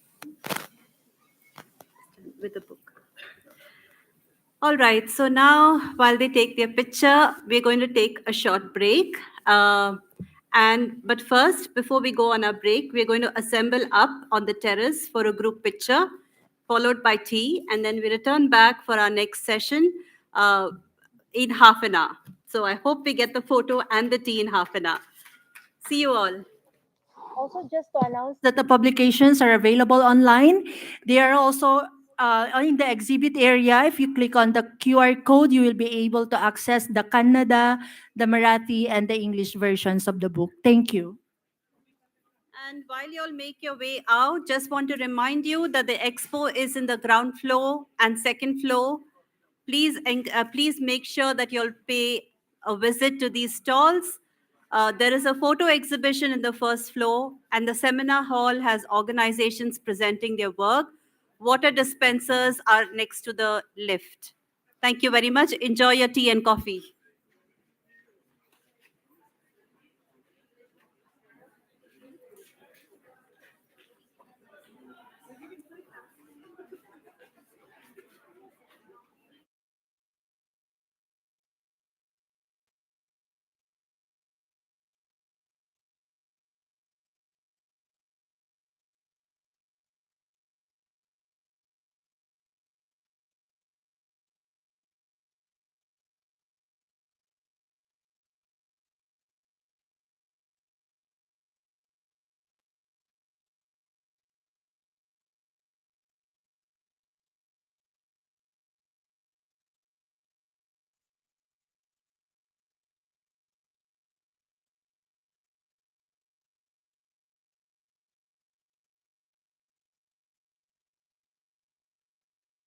There's some good news. We are extending the break so that you have time to visit the stall. So please feel free to visit the stall.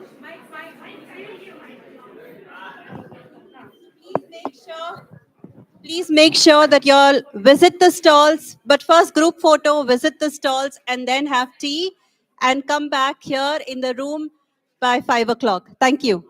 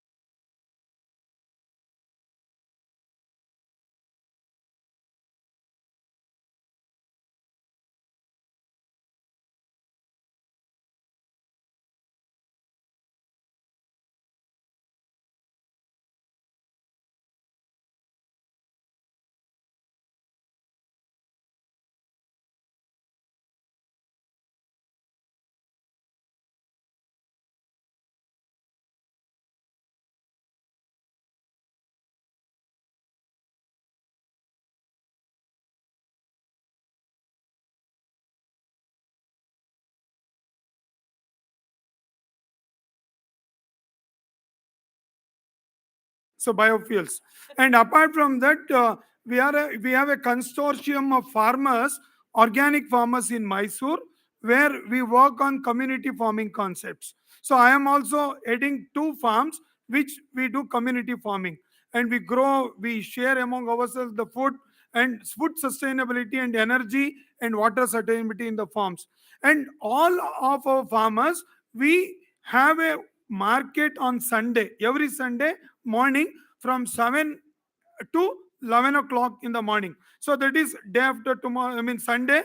And we around 35 farmers, whatever we grow, we sell in that open market. It's called Sunday market, and it is a place in Mysore. So I know that some of you are coming to Mysore as part of the delegation. You are welcome. You'll be visiting the zero waste plant at Nagawala, where Sirudala is involved. And after that, I know some of you will stay on Saturday night. So Sunday morning, you are welcome to our market. We will give you the context where to come. You can buy organic vegetables, organic foods. Even my wife is here. She has an organic store there at the outlet. And you also have organic breakfast. So he'll serve you nice Indian traditional Mysore breakfast. So I requested Nalini that I announce this. So I take this opportunity to invite all of you. It's a wonderful opportunity to meet and network our farmers local in and around the villages of Mysore, and also technology providers in green and clean technology. So please contact me later for meeting for breakfast, organic breakfast and organic products in Mysore on Sunday. Thank you, Nalini. Thank you. Is it ready, the song? Okay. Before the next session, we wanted to get some energy into the group. We want to play a song. It is done by one of the famous singer here and also an influencer. What it talks about is the work of waste pickers. So how do we bring work of waste pickers? When we were thinking what should be the concept, BBC Media, they're here somewhere. So you can talk to them how they help us build a lot of campaigns that bring in a lot of, change in the behavior of people. So this particular one, it talks about the amount of waste that is diverted by waste pickers. So that also had become viral last year. So we wanted to play that and get some energy and then start our session. Okay, thank you. Can you please play?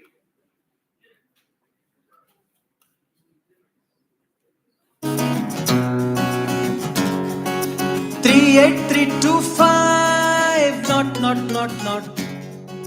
3, 8, 3, 2, 5. Not. Namma Bengaluru happy number. Namma Bengaluru happy number. ಈ happy number ಯಾಕೆ? ಏನು? ಎಲ್ಲಿ? ಹೆಂಗೆ? 38350000 kilograms of waste in a kate. Listen. 38 crores, 32 lakhs, 50,000 kilograms of waste. Ayyappa, ಅಂದ್ರೆ ಮತ್ಲಬ್ 95,000 ಆನೆಗಳ weight landfill ನಲ್ಲಿ ಸೇರೋದು stop ಆಯ್ತು. Yeah. 38325. Not. Happy number. 38325. Not.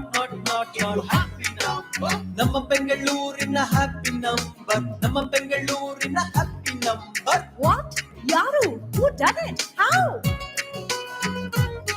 Mansoor, ವೇಲುಕುಮಾರ್ ಮತ್ತು ಮೇಘಮಲೈ ತರ ಸಾವಿರಾರು ವೇಸ್ಟ್ ಪಿಕ್ಕರ್ಸ್ ನಮ್ಮೋರು.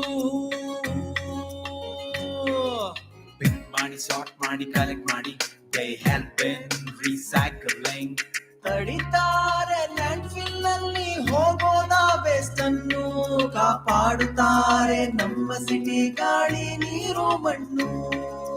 ಪರಿಸರವ ಕಾಪಾಡೋ ನಮ್ಮ invaluable recyclers. 383225. Not. Happy number. 383225. Not. Happy number. ನಮ್ಮ ಬೆಂಗಳೂರಿನ ಹ್ಯಾಪಿ ನಂಬರ್. ನಮ್ಮ ಬೆಂಗಳೂರಿನ happy number.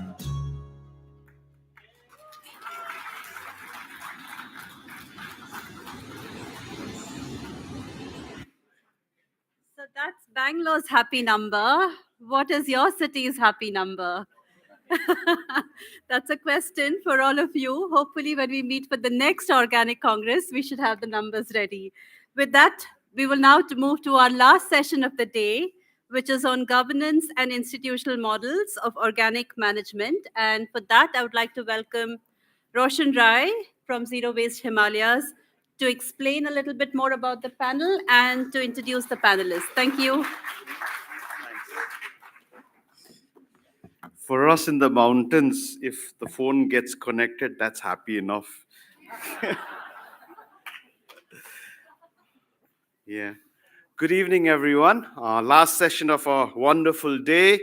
Welcome, everyone. It's great to see everyone still around and smiley faces also. We have an important, I think, session to close the day, which is governance and institutional models as such. I would like to invite the panelists on stage, and then I'd try and set a few pointers that I think are very important to consider.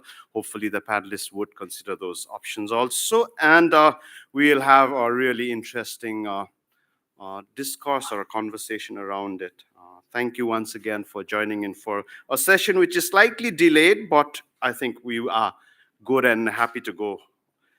Mr. Atin Biswas from Center for Science and Environment is the panelist. I'd welcome you, sir. He's the Director of Solid Waste Management.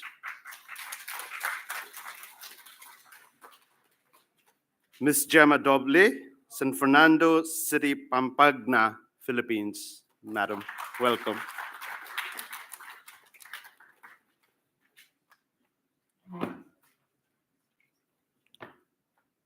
Ms. Gayatri Babu, Standing Committee Chairperson, Trivandrum Municipal Corporation. Ma'am, welcome to the stage.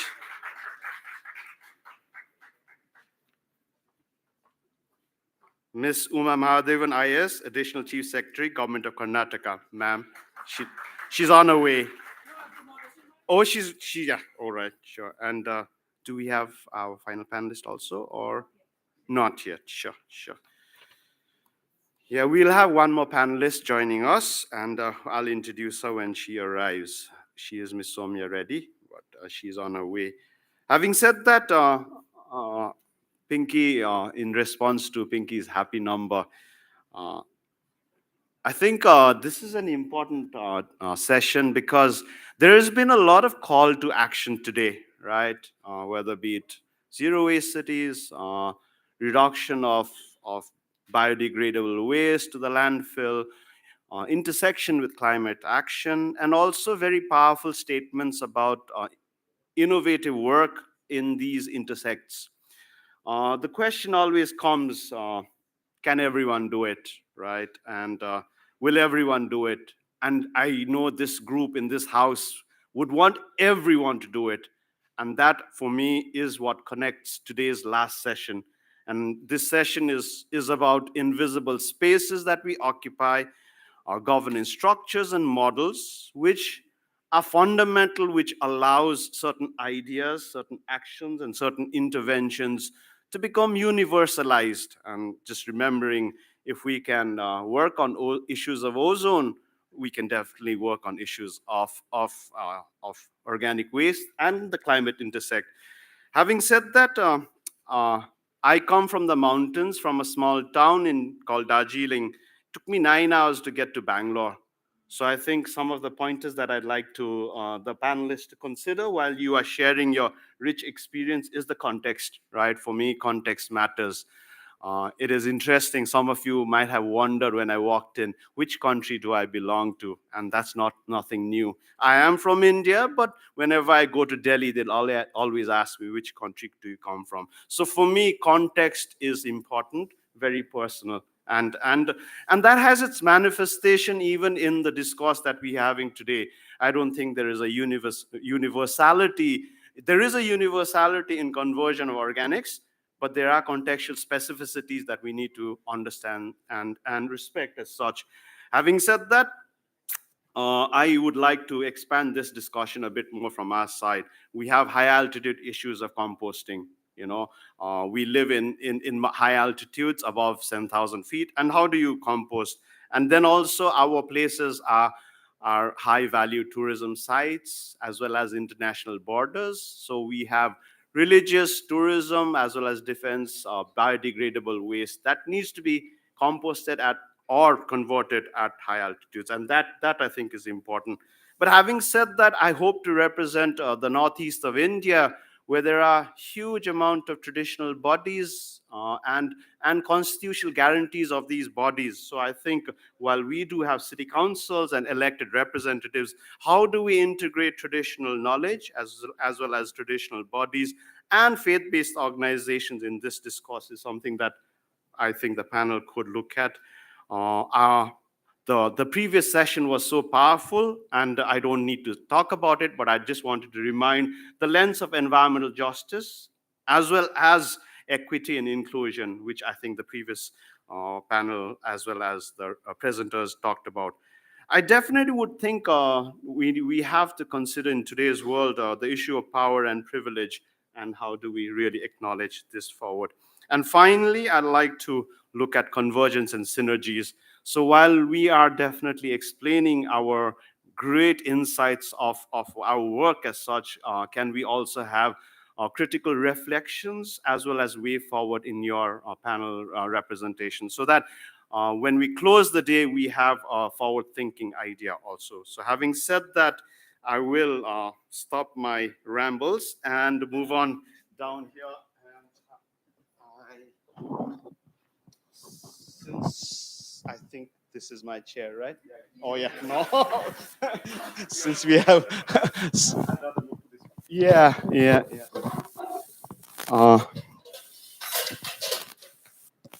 So what I thought was, since we have, can you hear me? Yeah. I just was reading Mr. Biswa's CV, and it's like fascinating and wide, it's global, worked over 19 countries. So maybe we'd start off with you to kind of lay what your insights on governance and institutional models, but also presented from a forward thinking, considering all that has been discussed over today. And then maybe we'll go to you, ma'am, and then come back to India as such. So over to you, 8 minutes. Yes, please.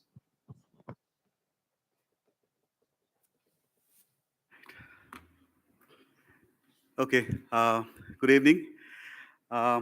Fascinating day to say the least. I mean, I honestly, when I was told by Shivu to attend this event, I was not sure like whether I'm a good fit. But having heard the conversation that we had since the morning, I'm sure I couldn't have been in a better place than this today. So thank you all. I'm a practitioner in the domain of environmental sanitation. So I basically sell dreams. I collect good stories from one place and sell it to the other place. That's basically what I do. And the vehicles are mostly capacity building, research and advocacy, or to say research, capacity building and advocacy, because what we learn from the research is what we feed into capacity building and advocacy. And as I speak to you, we have a campus where we do trainings throughout the year with various stakeholders, including municipal governments, including civil societies, academia, startups, industries, and all the rest of it.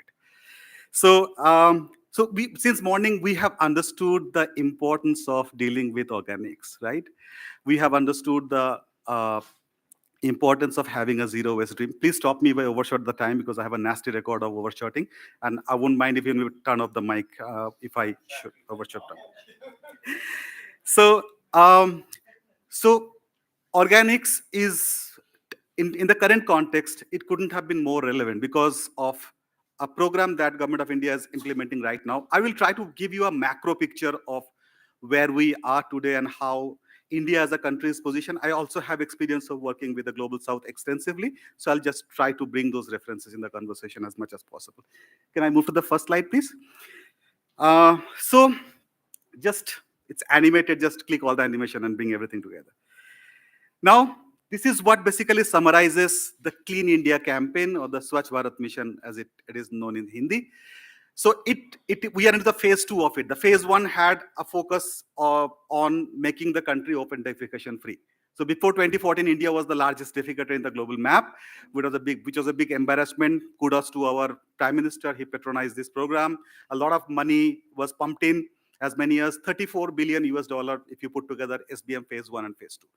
So the first pillar is to clean up the garbage mountains. We have more than 3,000 of them housing 600 million plus of legacy waste, right? And that's a major source of methane emission, because we are also talking about climate change, climate resilience, mitigation, and all the rest. But the second pillar is even more important in the context of this event. It's just about, okay, we clean up the old waste. What do we do about the fresh waste that we are producing every day? I'm from Delhi. We produce more than 11,000 tons a day, right? So basically, there was financial devolution to share the cost.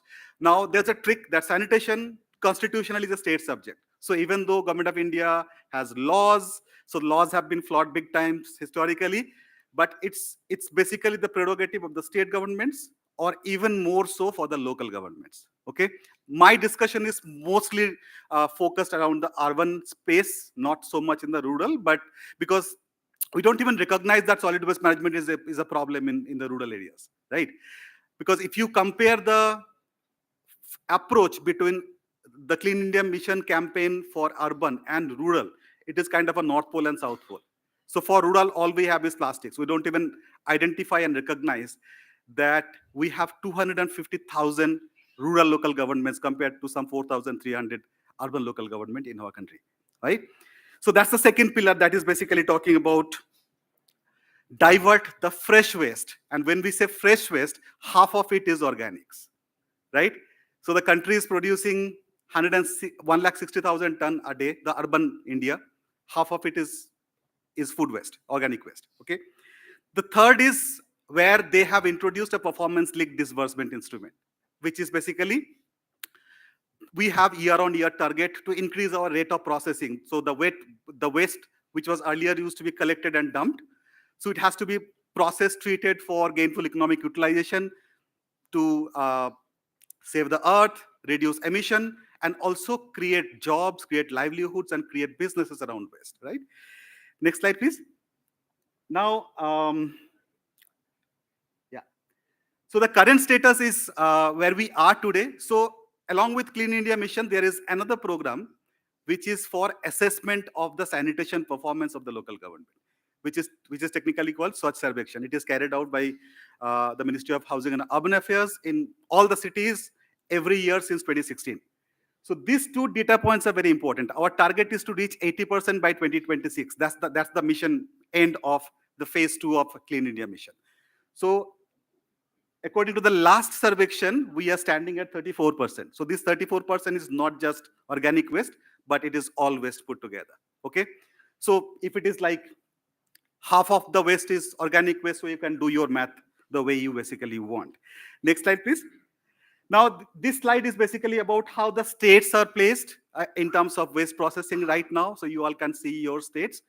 Definitely, Roshan made a very relevant observation in his opening remarks. If you see the most challenged areas, whether it's a states or a union territory, it is mostly the northeastern part of India, eastern part of India, not so much the western or the central part of India. You can just run through all the animations and show everything in one side, right? So now the question is that if there is money, if there is resource, if there is infrastructure or not infrastructure, and the target is 80%, then why we are not even halfway there, okay? So can we move to the next slide, please? So this is a summary of the infrastructure that deals with organic waste today.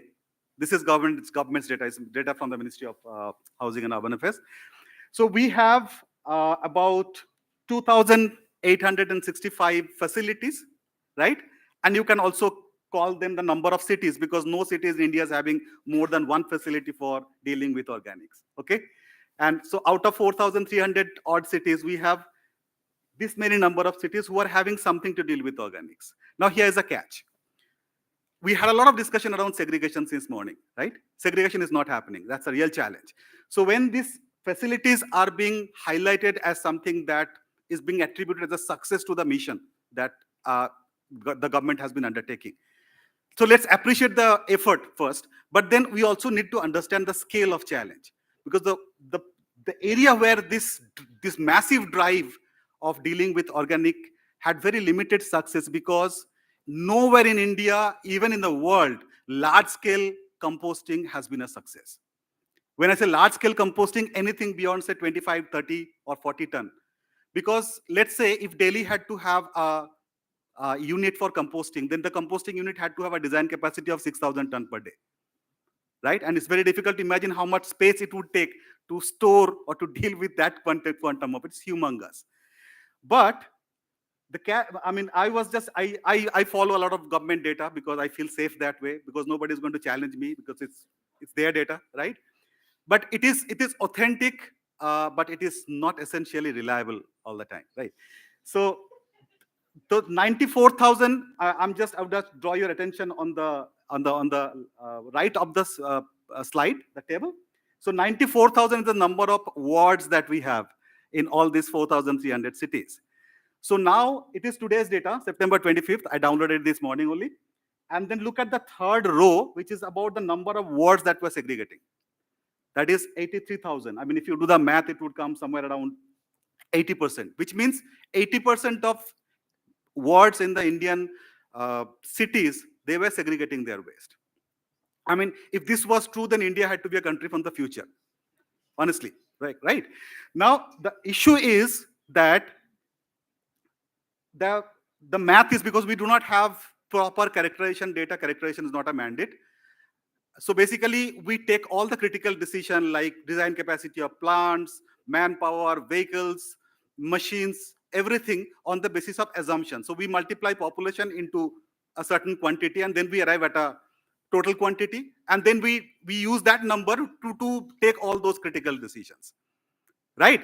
Now, if you look at the number, like 2,865 facilities have a cumulative design capacity of 1 lakh or 132,000 tons of waste. Yeah, thank you. And our total generation of wet waste or organics is 77,000, right? Then look at the last pointers, that 42.81% of our cities is yet to have any facility for dealing with the organics. Okay, so in terms of governance or government, that is not where basically we want to be. Okay, that's the challenge. Last slide. I hope it is the last. Even if it is not the last, I'll make it the last.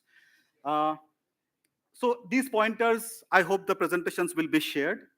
So now the challenge is to incentivize source segregation. There are many, many instruments. There are wonderful practices. We are known for knowledge management. We have loads of reports on every facets of waste management. We are happy to share all of them. In fact, all of them are available in our portal. So investing on behavior change, investing on home composting, there are cities, but we also have to have an institutional arrangement. We're talking about institutional modeling, okay? There are cities where, apart from giving it a mandate to the citizens or the waste generator, they have also created a mechanism to build capacity of whosoever is interested to do home composting, right? If I ask anybody to do home composting, they probably wouldn't know how to do the composting. So that is a measure. I mean, these are kind of, I can call them enablers, right? So, and the second part, in the second part or the midstream, where basically we are talking about collection, transportation, treatment, the most important part is to have a proper procurement policy. I'll just explain it in 30 seconds. Currently, we are hiring contractors for processing, for collection, transportation, treatment, but we are paying them for the quantity of waste or mixed waste that they're collecting and dumping. So there is no incentive for segregation there. But who is deciding the bid documents or the tender documents or the terms of procurement? The local government, mostly. Okay?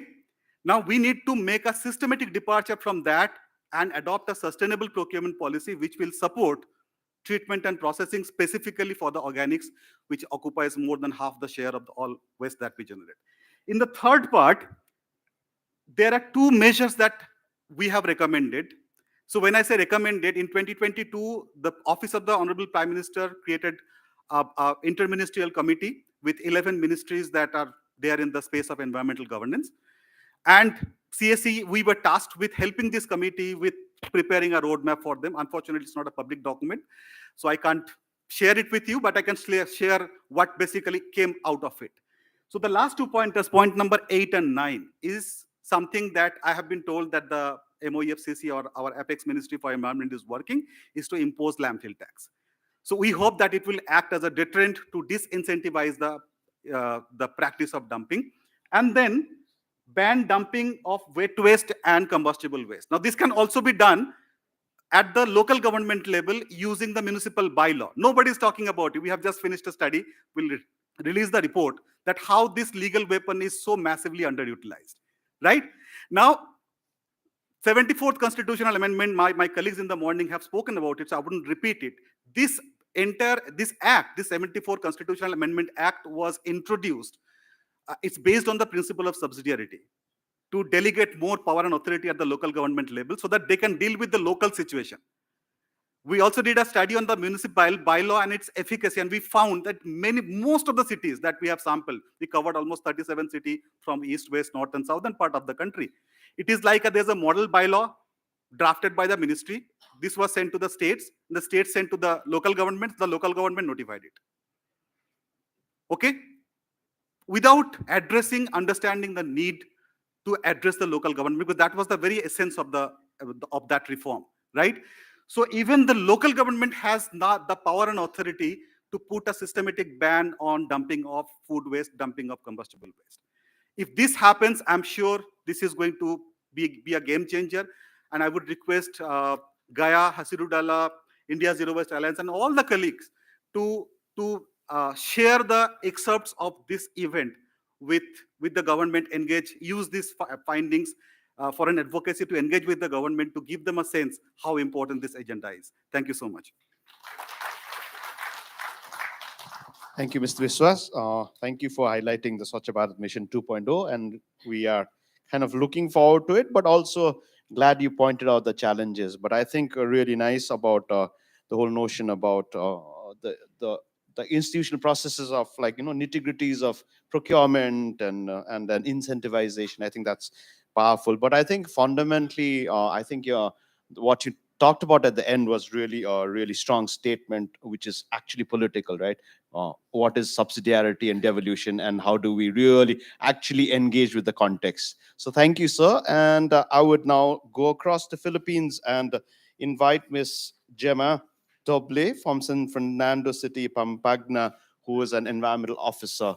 Ma'am, would be great to hear you as well as have a forward-thinking presentation as such, please. Oh, yes. Before... Yeah.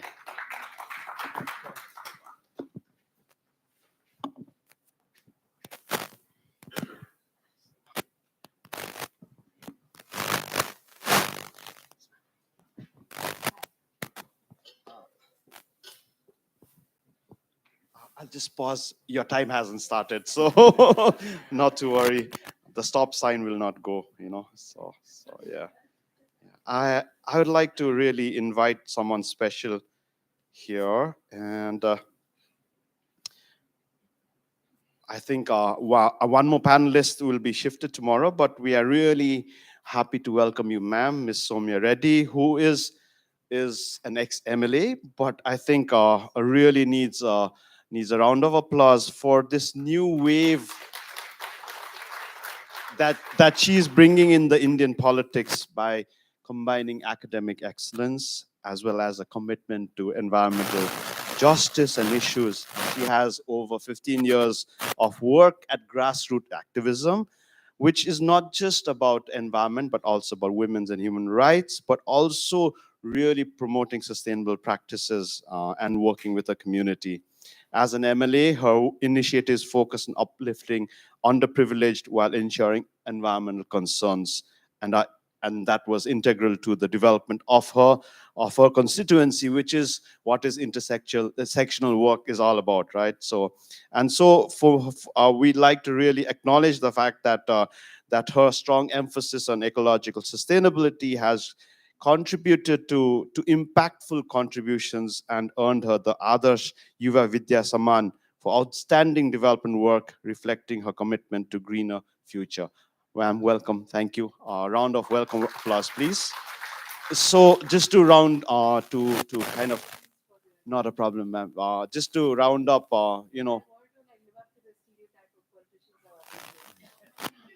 and I lived up to the stereotype of NGO who forgot to really connect with you. So real apologies. But like just to round up, what's happened till now is that we have had an overview from Mr. Biswas on the Swachh Bharat mission from Center for Science and Environment. And today we talked about organics and how do we really work on the issue of organics and then zero waste cities as such. And we have I think we are trying to be forward thinking in this institutional and governance model. So over to you, ma'am. Your time will start. And you have indications from down there.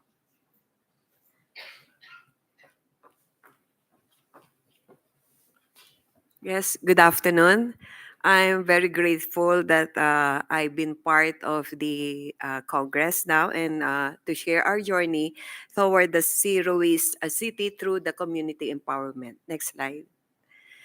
We were thankful to Mother Earth Foundation that paved the way for us to start the Zero Waste program since 2011. Having a program in a local government unit consisting of both legislative and executive is very hard or very difficult to start. Having different perspective from the legislative and the executive branches.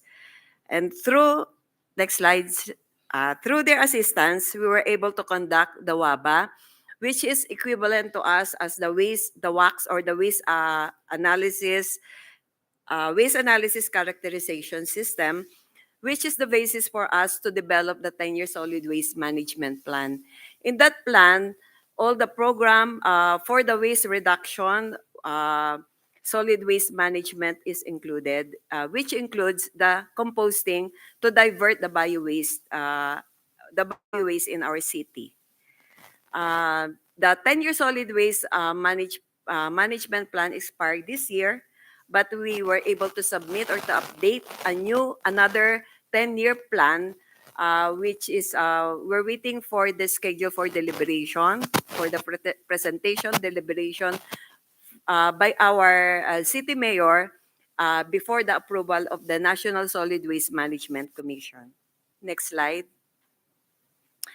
This is in line with the Ecological Solid Waste Management Act of 2000, or the commonly known in our country as Republic Act 9003.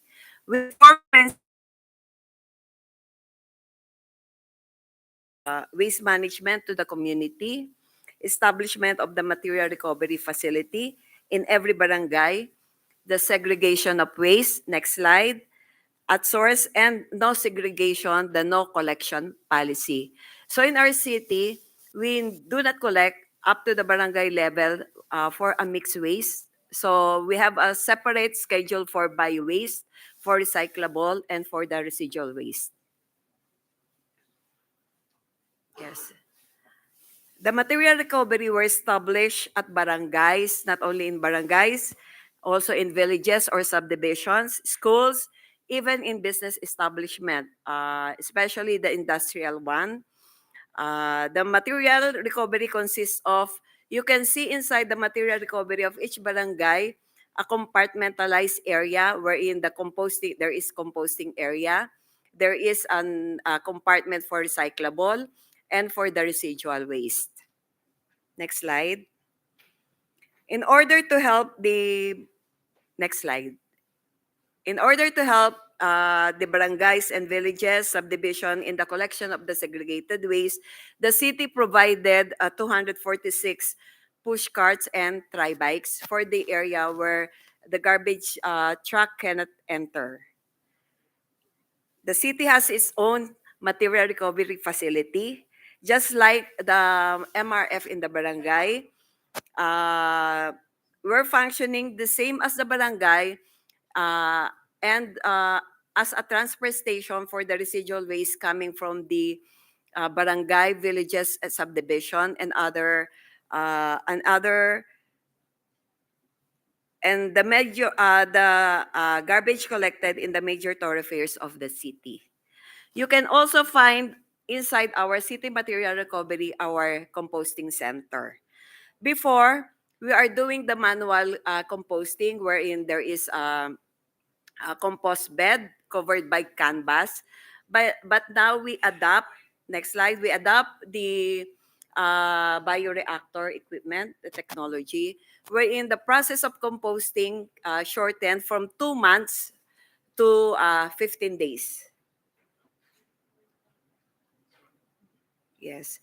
The usual process of the composting is a combination of manpower, the technology, and the other resources. We do collect and segregate. We just do not depend on the collection. We segregate. No, we can see in the collection plastics, so we segregate it and we shred it also before mixing it.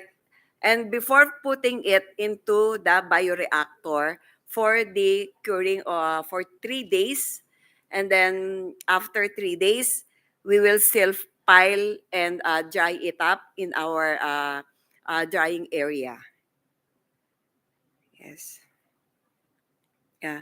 And because of this strategy, this is only one of the strategy used to increase our waste diversion rate from 2011 of 12%, meaning large portion of the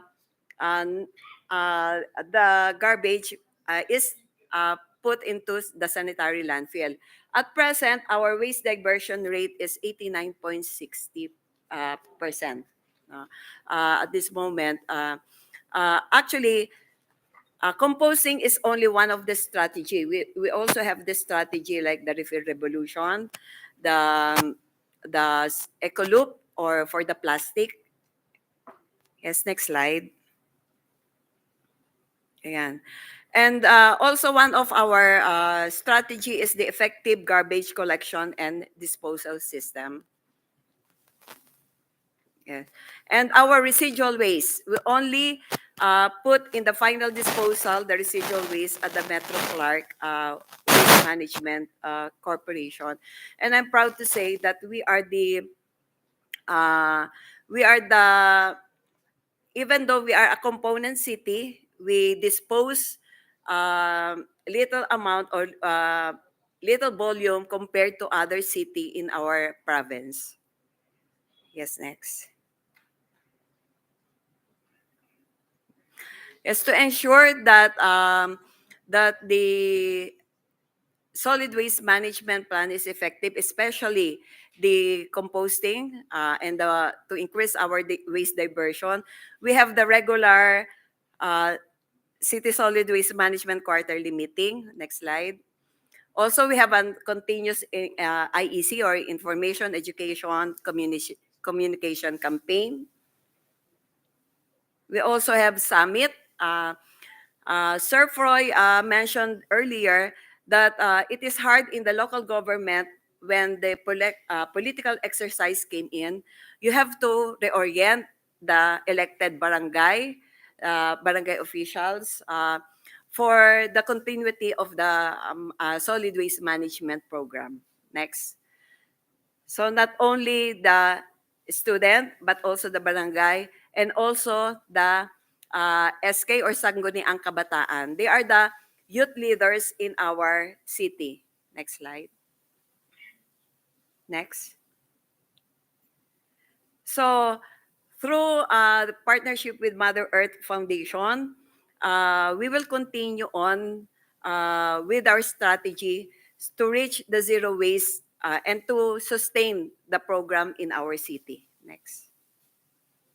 Next. And because of this strategy, we are reaping actually recognition not only in national, provincial, regional, and national level. Next. Next. So still, we work towards zero waste city of San Fernando, Pampanga. Thank you. Thank you, ma'am. Really interesting insights from across different countries, but also I think just highlighting the simple basics, like, no segregation, no collection, but also such great diversion rates, so I think that's really amazing. But I was also just to kind of highlight to everyone in this session, when we're talking about institutions governance, just the investment in the meetings and the education campaigns. I think that's really great, and that's something that I think we have good takeaways.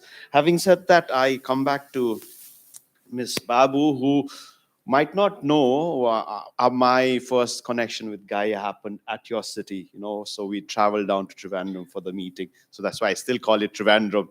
Also, it doesn't fit into my mouth, but I think it'll be really interesting to listen to you, because we've had a national presentation. We're going down south to a city that I really looked up to, but also looked to your presentation from a critical angle as to what we have discussed today. Thank you.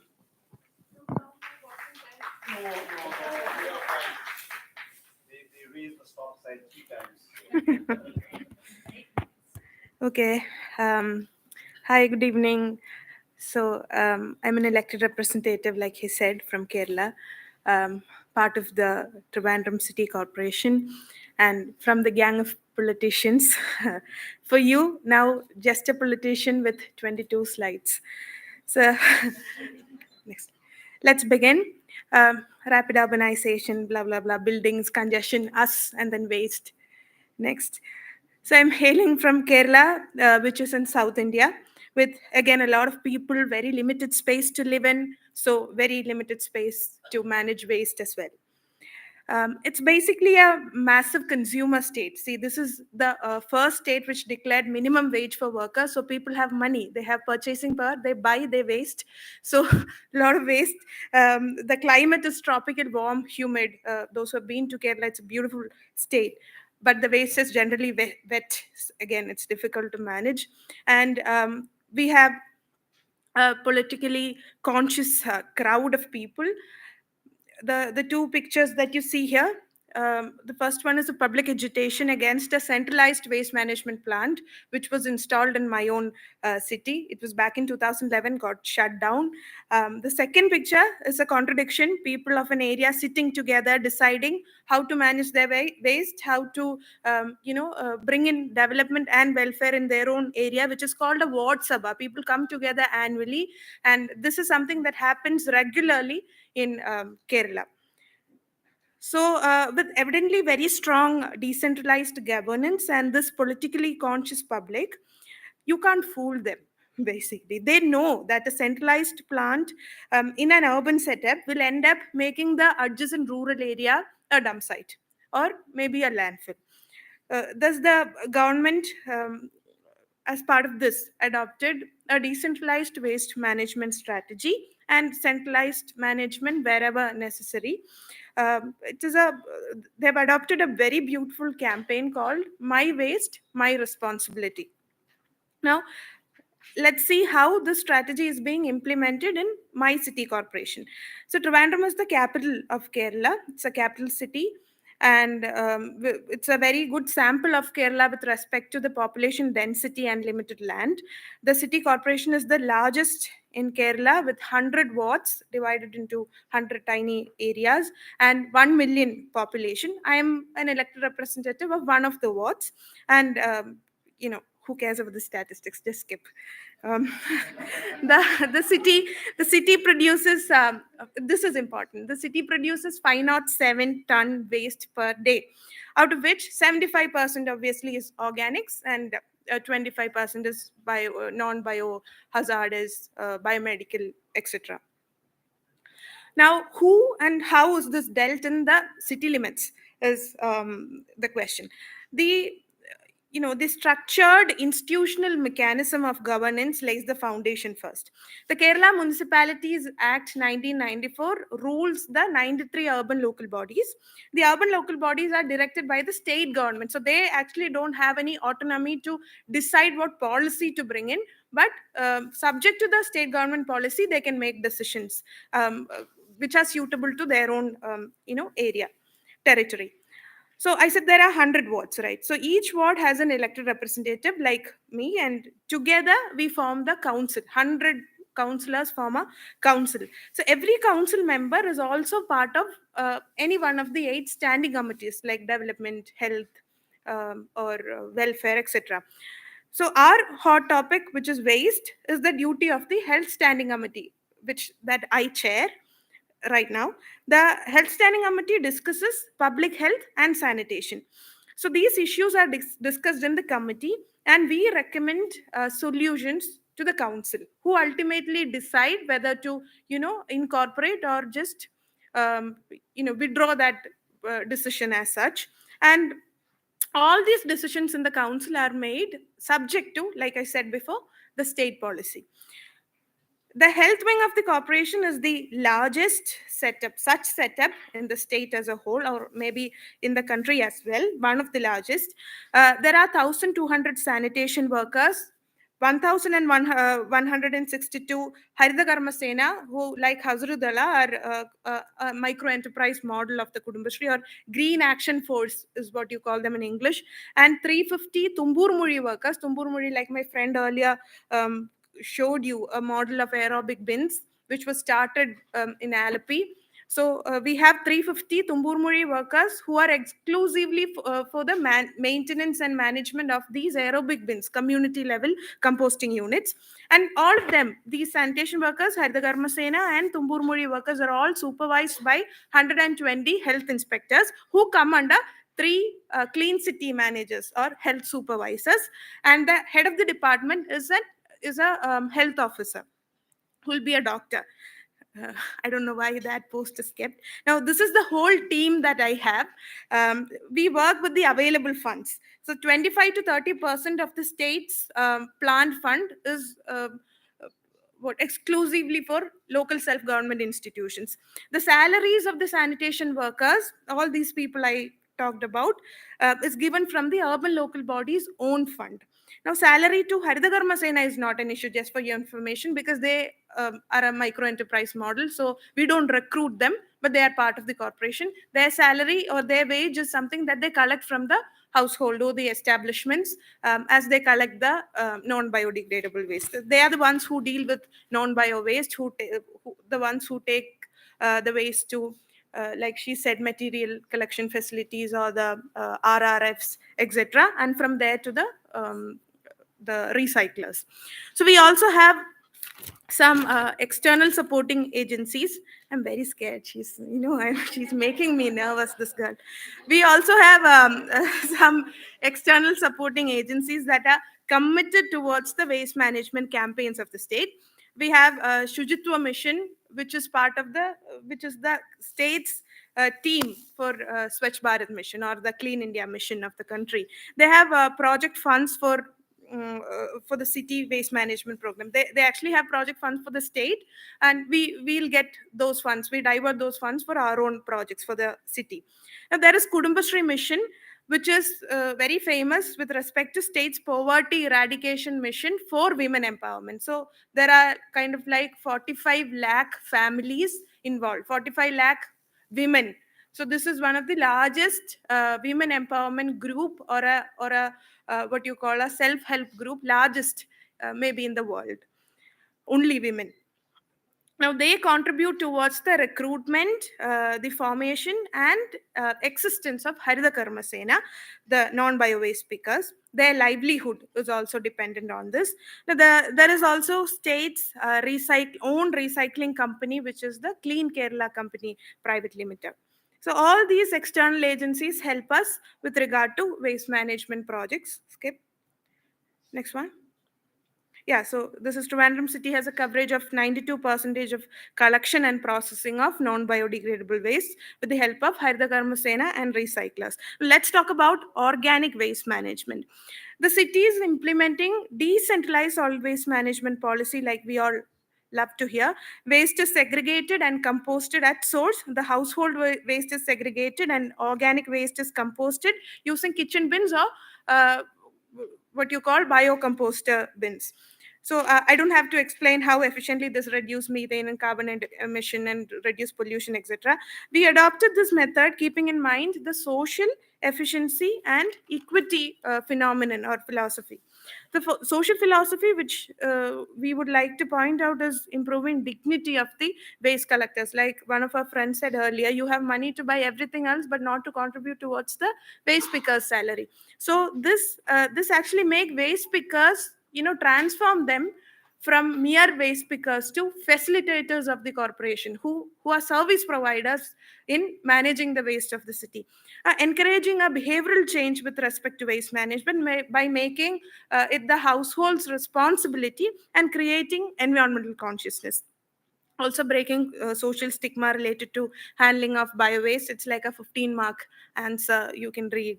There's urban rural equity balanced, all that. Now what is more important is the efficiency philosophy, because this reduce the burden of the city corporation. When it like he said, it comes in the state list.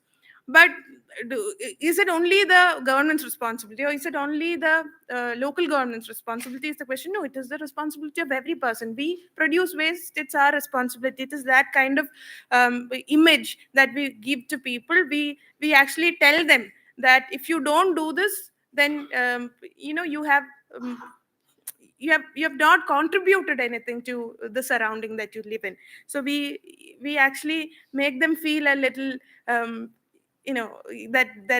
they themselves are irresponsible towards the environment and all that. So they automatically try to come in and help the waste workers and help with the waste management process as a whole. And this also, by reducing our burden, this help us to allocate resources to other projects like making better infrastructure facilities for the city, for city's transportation and everything else, welfare schemes, etc. And also lower our operational cost, transportation costs, the transportation of food waste from here to there, all that is reduced. Now you slept. Yeah.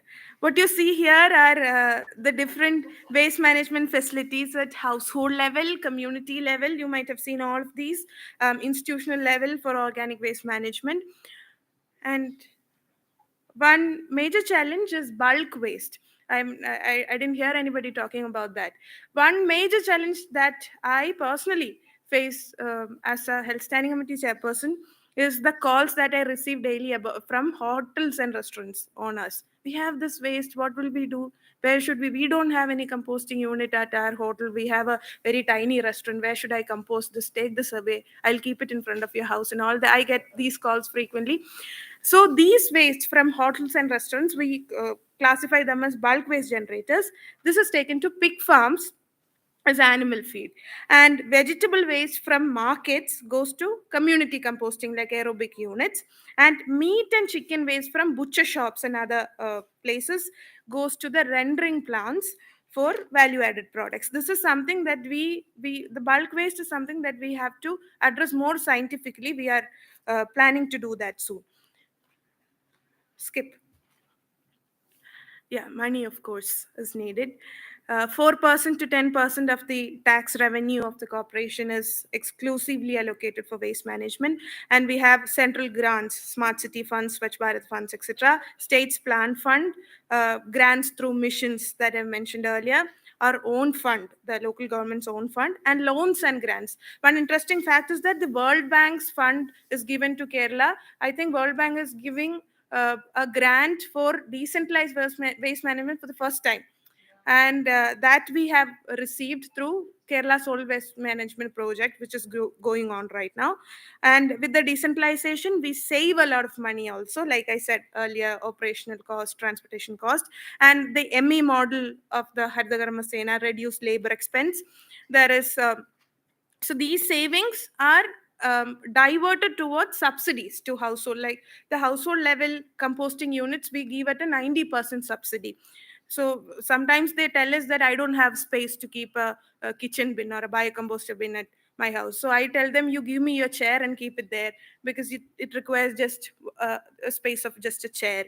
But these people have, money to buy washing machine, keep PlayStation and everything at home, but no space for a unit to compose their own waste. I don't understand that. So these savings are diverted towards these subsidies, and we also give free organic waste infrastructure to fishing communities, people below poverty line, people, etc. This is basically what I've got to tell you about the institutional and financial. This is something that a local self-government institution would have. We have all these facilities, something that you should know. When you people work at ground, when you do research, when you study, you should also know that the local self-government of that particular area have all these institutional mechanism inbuilt in them. So that's the whole point that I would like to make, is that the ideal organic waste management that we would like to have, the just transition of workers, like Shibu was presenting earlier, the environmental justice principles to be implemented here, the transition of workers from waste pickers to facilitators, a massive and continuous campaign towards behavioral change, towards environmental consciousness. All of this will happen only with political will. See, otherwise we can tap here and there, we can do composting in certain points, certain pockets of the country, but to have a wholesome realization of this question, a wholesome realization of this goal that we have, you need political will. You need the support and assistance of local self-government. So push them into this. I would say you make them responsible, that you have to come in. You have the fund, you have the mechanism, you have the infrastructure, you have the fund, the institutional mechanism and everything. So come in and help us, support us. We are here to do this. So that LSG support is very important. We in the city is working towards this, and hope that we can declare our city as, I don't know if I can say zero waste city, I'm scared to say that, but a city that manages its waste completely scientifically by March 2025 is what the campaign aims at. That is what, do visit us, and thank you for not turning off the mic. It would have been very humiliating for being a politician. So thank you.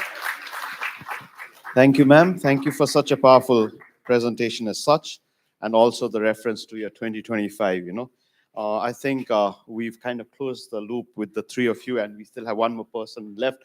But having said that, as an elected person, I think that you made a really powerful statement about, I think, the need for both decentralized and centralized action. I think that was really nice. Personally, I just found another line. I've been picking lines for communication. Space for just a chair is needed for a compost, and I think that's a powerful one. But I think for me, just to my takeaway is it is political action, right? And that's needed, and so grateful that you actually laid it out there, because ultimately, we are just tweaking things here and there, and we do need it as a political action, and there is political will needed. Having said that, we also have another panelist who is also a politician. So ma'am, over to you for 8 minutes.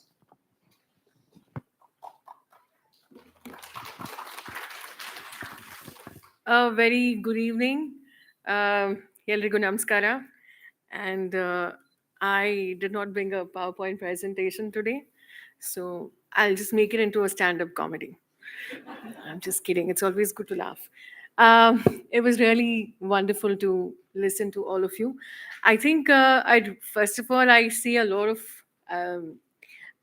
my city, the city of Bengaluru, I think everyone knows about our city. And I think I really have to thank, in the past, I would say about 10 years, all the waste warriors, be it our sanitation workers, be it various non-profit organizations, and there is also SWMRT, Solid Waste Management Roundtable, and I see so many civic activists, and of course so many organizations, including Hasrudala, and I see so many people who have been a part of making this. I see Odette, and apologies in case I'm not mentioning your name. I'm going to blame it on the lights. I will not extend the time, and I will promise that we'll finish much shorter, because I really want to kind of I've come here to basically learn, and also kind of discuss as to how we can really go further. I'm a environmental engineer as well by profession. And in the past, I would say about 10 to 15 years, we've progressed a lot as a city. I don't want to talk about the statistics because I'm sure a lot of you are aware of it. And a city like Bangalore in the past, I would say about 15, 20, 30 years, we've been massively, rapidly growing. And a lot of people, have been coming from other parts of the country to the city of Bengaluru. Can you take a wild guess as to like how much of garbage we actually generating every single day from Bengaluru? Oh, you saw the magic number already. It's okay. I guess clues were provided already in advance. So you can actually shout it out so in case you know the answer.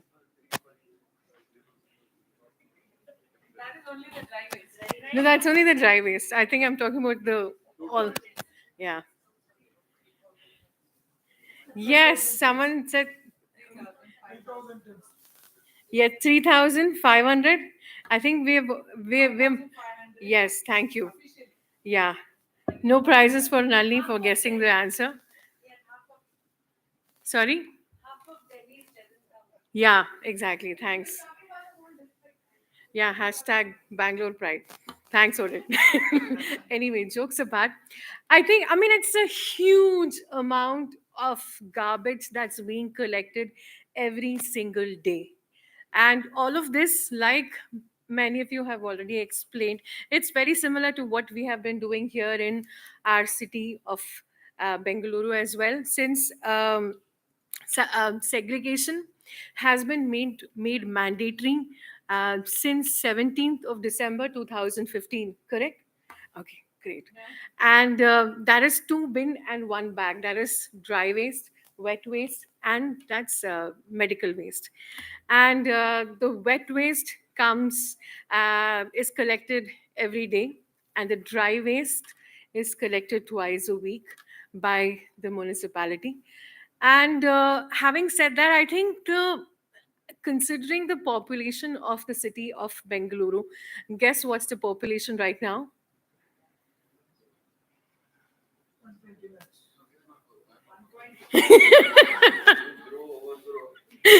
Yes, go ahead. Sorry. Yes. 1 point. Yes, 1.2 crores. That's how many million? Yeah, and that's huge considering how much we've actually grown just in the past like 2 to 3 decades. And fortunately or unfortunately, the past 2 decades, we've also been kind of going towards disposable culture. That is using a lot of plastics and single waste disposable with plastic spoons and everything, and that is also contributing a lot of towards our dry waste. And in fact, in 2017, the then government also banned one-time use plastics, including plastic bags, spoons, everything. And then that went on happening at every state. And in fact, that was also being done at a national level as well a couple of years later. But then the biggest issue that we constantly face is also that we have very good laws, but the problem goes back to implementation. In fact, we're also segregating our waste. The wet waste goes to the landfills and also being composted. Many people are also composting it in their own houses. We have 193 wards in our city as of now, and almost every single ward has a DWCC, that's a dry waste collection center, where the dry waste is collected and it is sent to these centers every twice a week, and that is being recycled. And so this is just a little bit about what is happening. I don't want to go into the statistics. I just want to talk about a little bit about what we did in our own constituency in BTM, Mr. Ramlinga Reddy's constituency, and also in Jayanagar as well.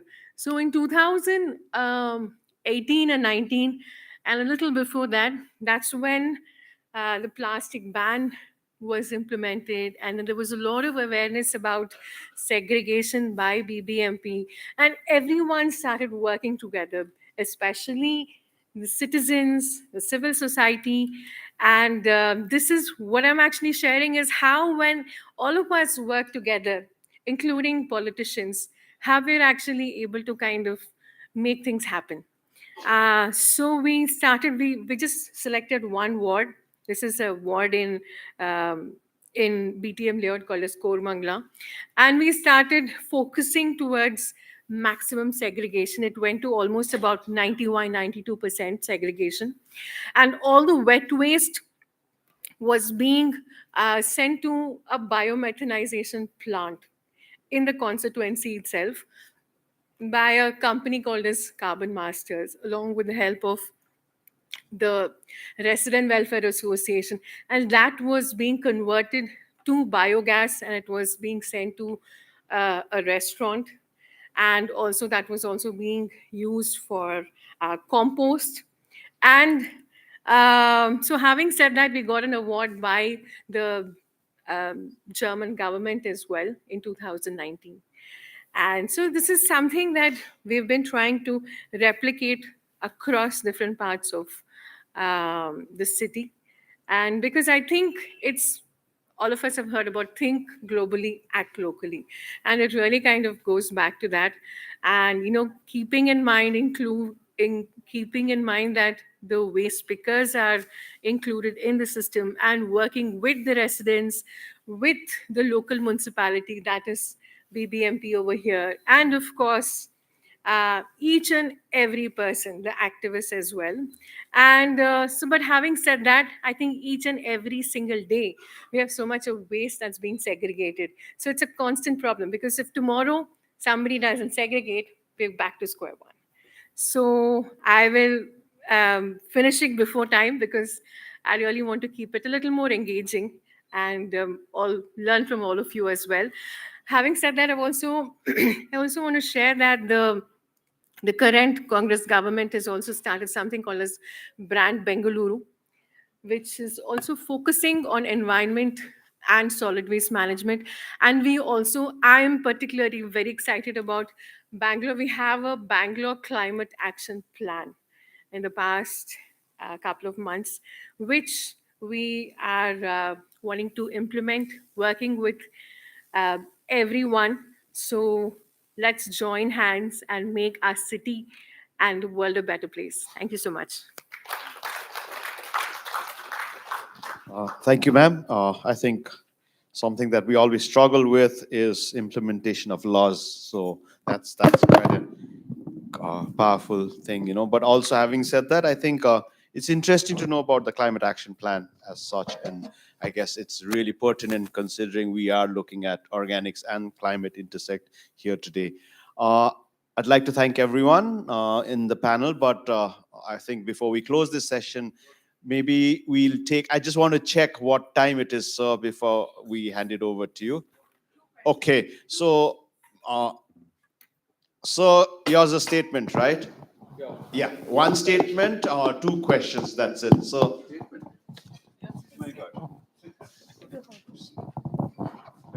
no, nothing. I have a question to Ms. Gemma. Statement is, you have reduced the composting period to 15 days. Have you analyzed the carbon and nitrogen values? If you have it, I would happy to see the values. Please check the carbon and nitrogen value. If the ratio is above 20, it is not compost. Please don't sell it as compost. Thank you. right, I see Harshad's hand. Can I just see another hand? All right, so yeah, we have two people here. Harshad, you can go first.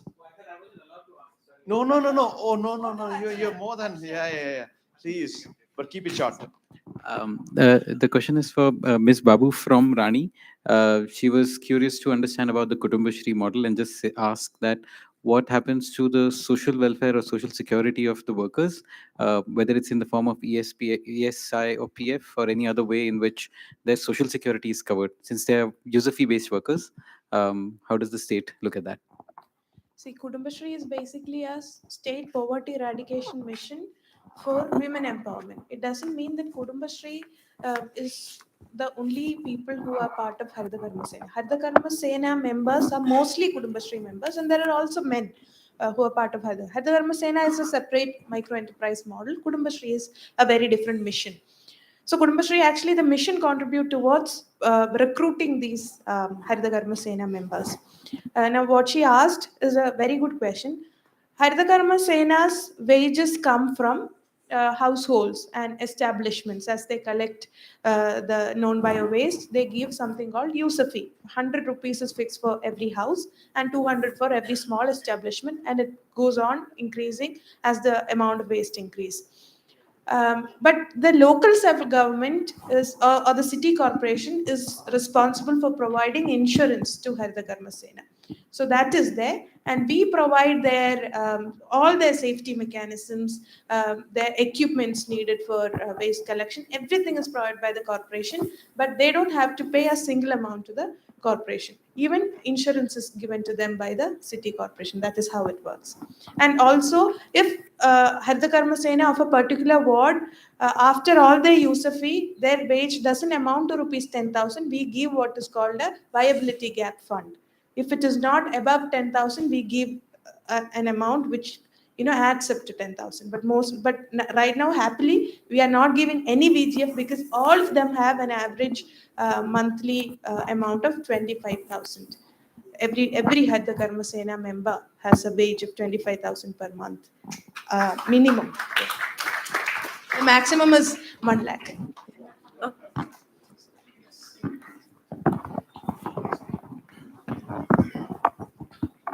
Thank you.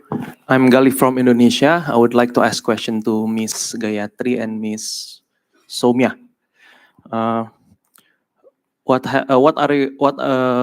is the solution if the central government have different policies than the state government? Because the state government have different vision, and the central government also have a different vision. How do you advocate so the central government can support your policies in the state?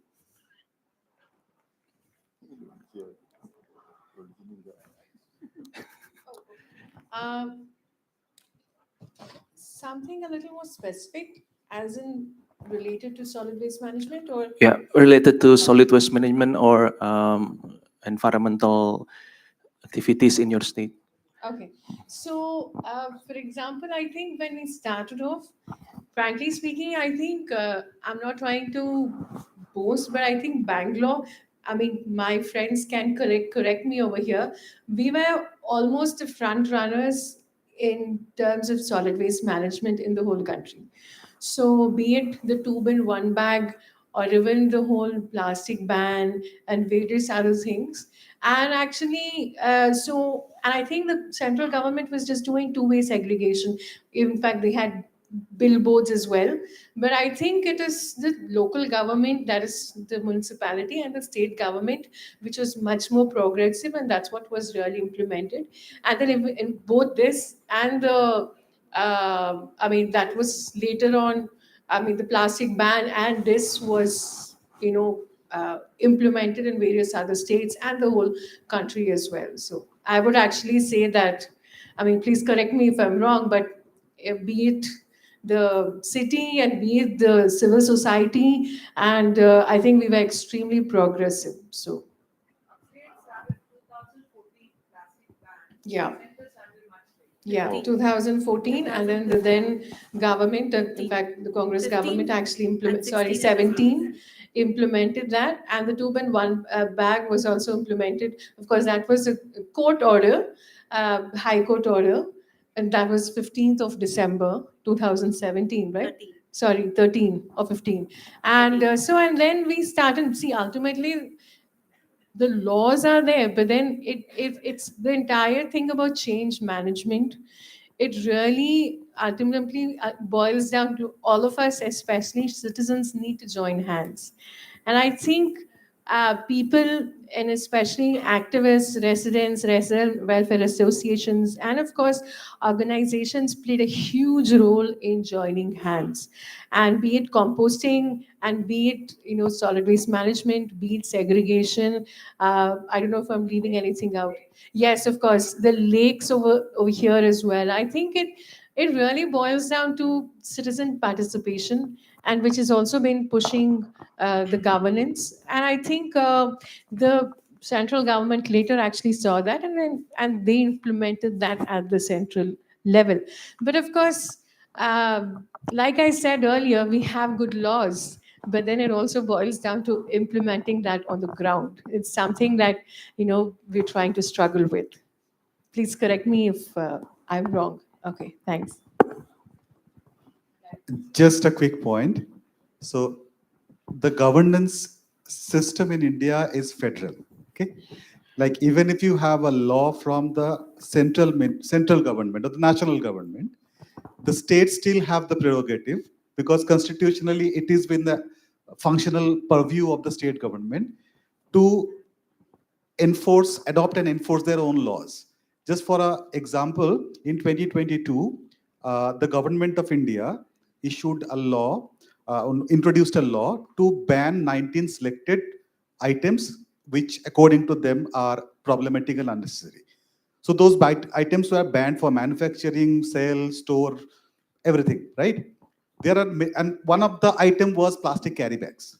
So according to that notification, plastic carry bag was banned to a certain thickness, right? So above that thickness, it is allowed. There are many states, probably as many as 7 to 8 different states, including the northeastern state of Sikkim. They were the first. They introduced a blanket ban for the state, their own jurisdiction, a blanket ban on manufacture, sale, and purchase of use of plastic carry bags across the state, even if the national law didn't talk about such blanket ban. So state governments have that power and authority in a federal structure. Sorry, sir?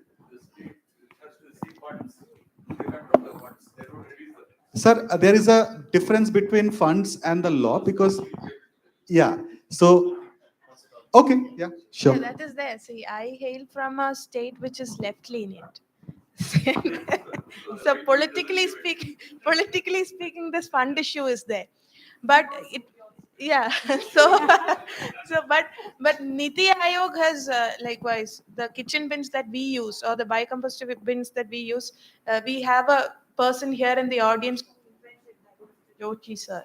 So it was his bins that we started using in Trivandrum. So the Niti Aayog actually approved and called our biocomposter bins the best example in the world. So what had actually happened is that if you show that your model is successful, then they'll be forced to give you funds, subject to their political will. So for that, it's not only something that the waste management activists or environmental activists can address to. It's something only political organizations can address to. There has to be more public participation, more involvement with regards to environmental activism from all sectors. Then you will get funds. It is hard, but you will get it. Thank you. I think that was the longest second question ever. So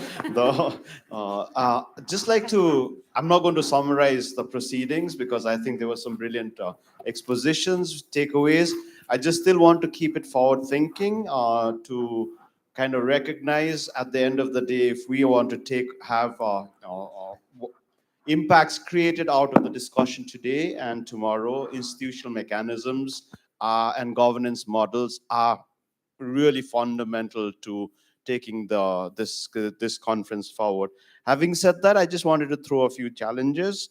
Is also that we have growing cities. When I was listening to Trivandrum and Bangalore, I come from a city which is 32 wards. So I think, but these are many, many dotted wards, cities right across India and the world. Also the transboundary nature of cities, that the boundaries of administration sometimes overflow, and to recognize that. But I think fundamentally the whole notion that we need to synergize and converge our actions, which we are doing right now. And just to close, I think there is a huge need for bridging the knowledge, policy, and practice gap. Having said that, I'd like to really close this panel discussion. That has been wonderful to close today's session. Thank you all the panelists. Thank you for all your presentations. Thank you. Thank you for listening. And thank you, the timekeepers. I hand over to Pinky. Thank you very much. Before your leave, before Archana gives away a token of her appreciation, a gift, we would also like to invite on stage Indumati and Sharma and Ms. Shobha Rani.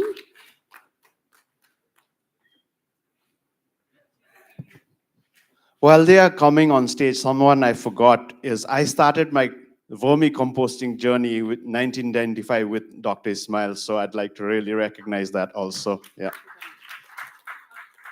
Okay. We missed doing this in the last session, but we wanted to acknowledge Shobha Rani's efforts in Mysore as well. And so we would like to present the book that Sharma authored, and it has stories of waste pickers to Ms. Shobha Rani. Indumati, Sharma.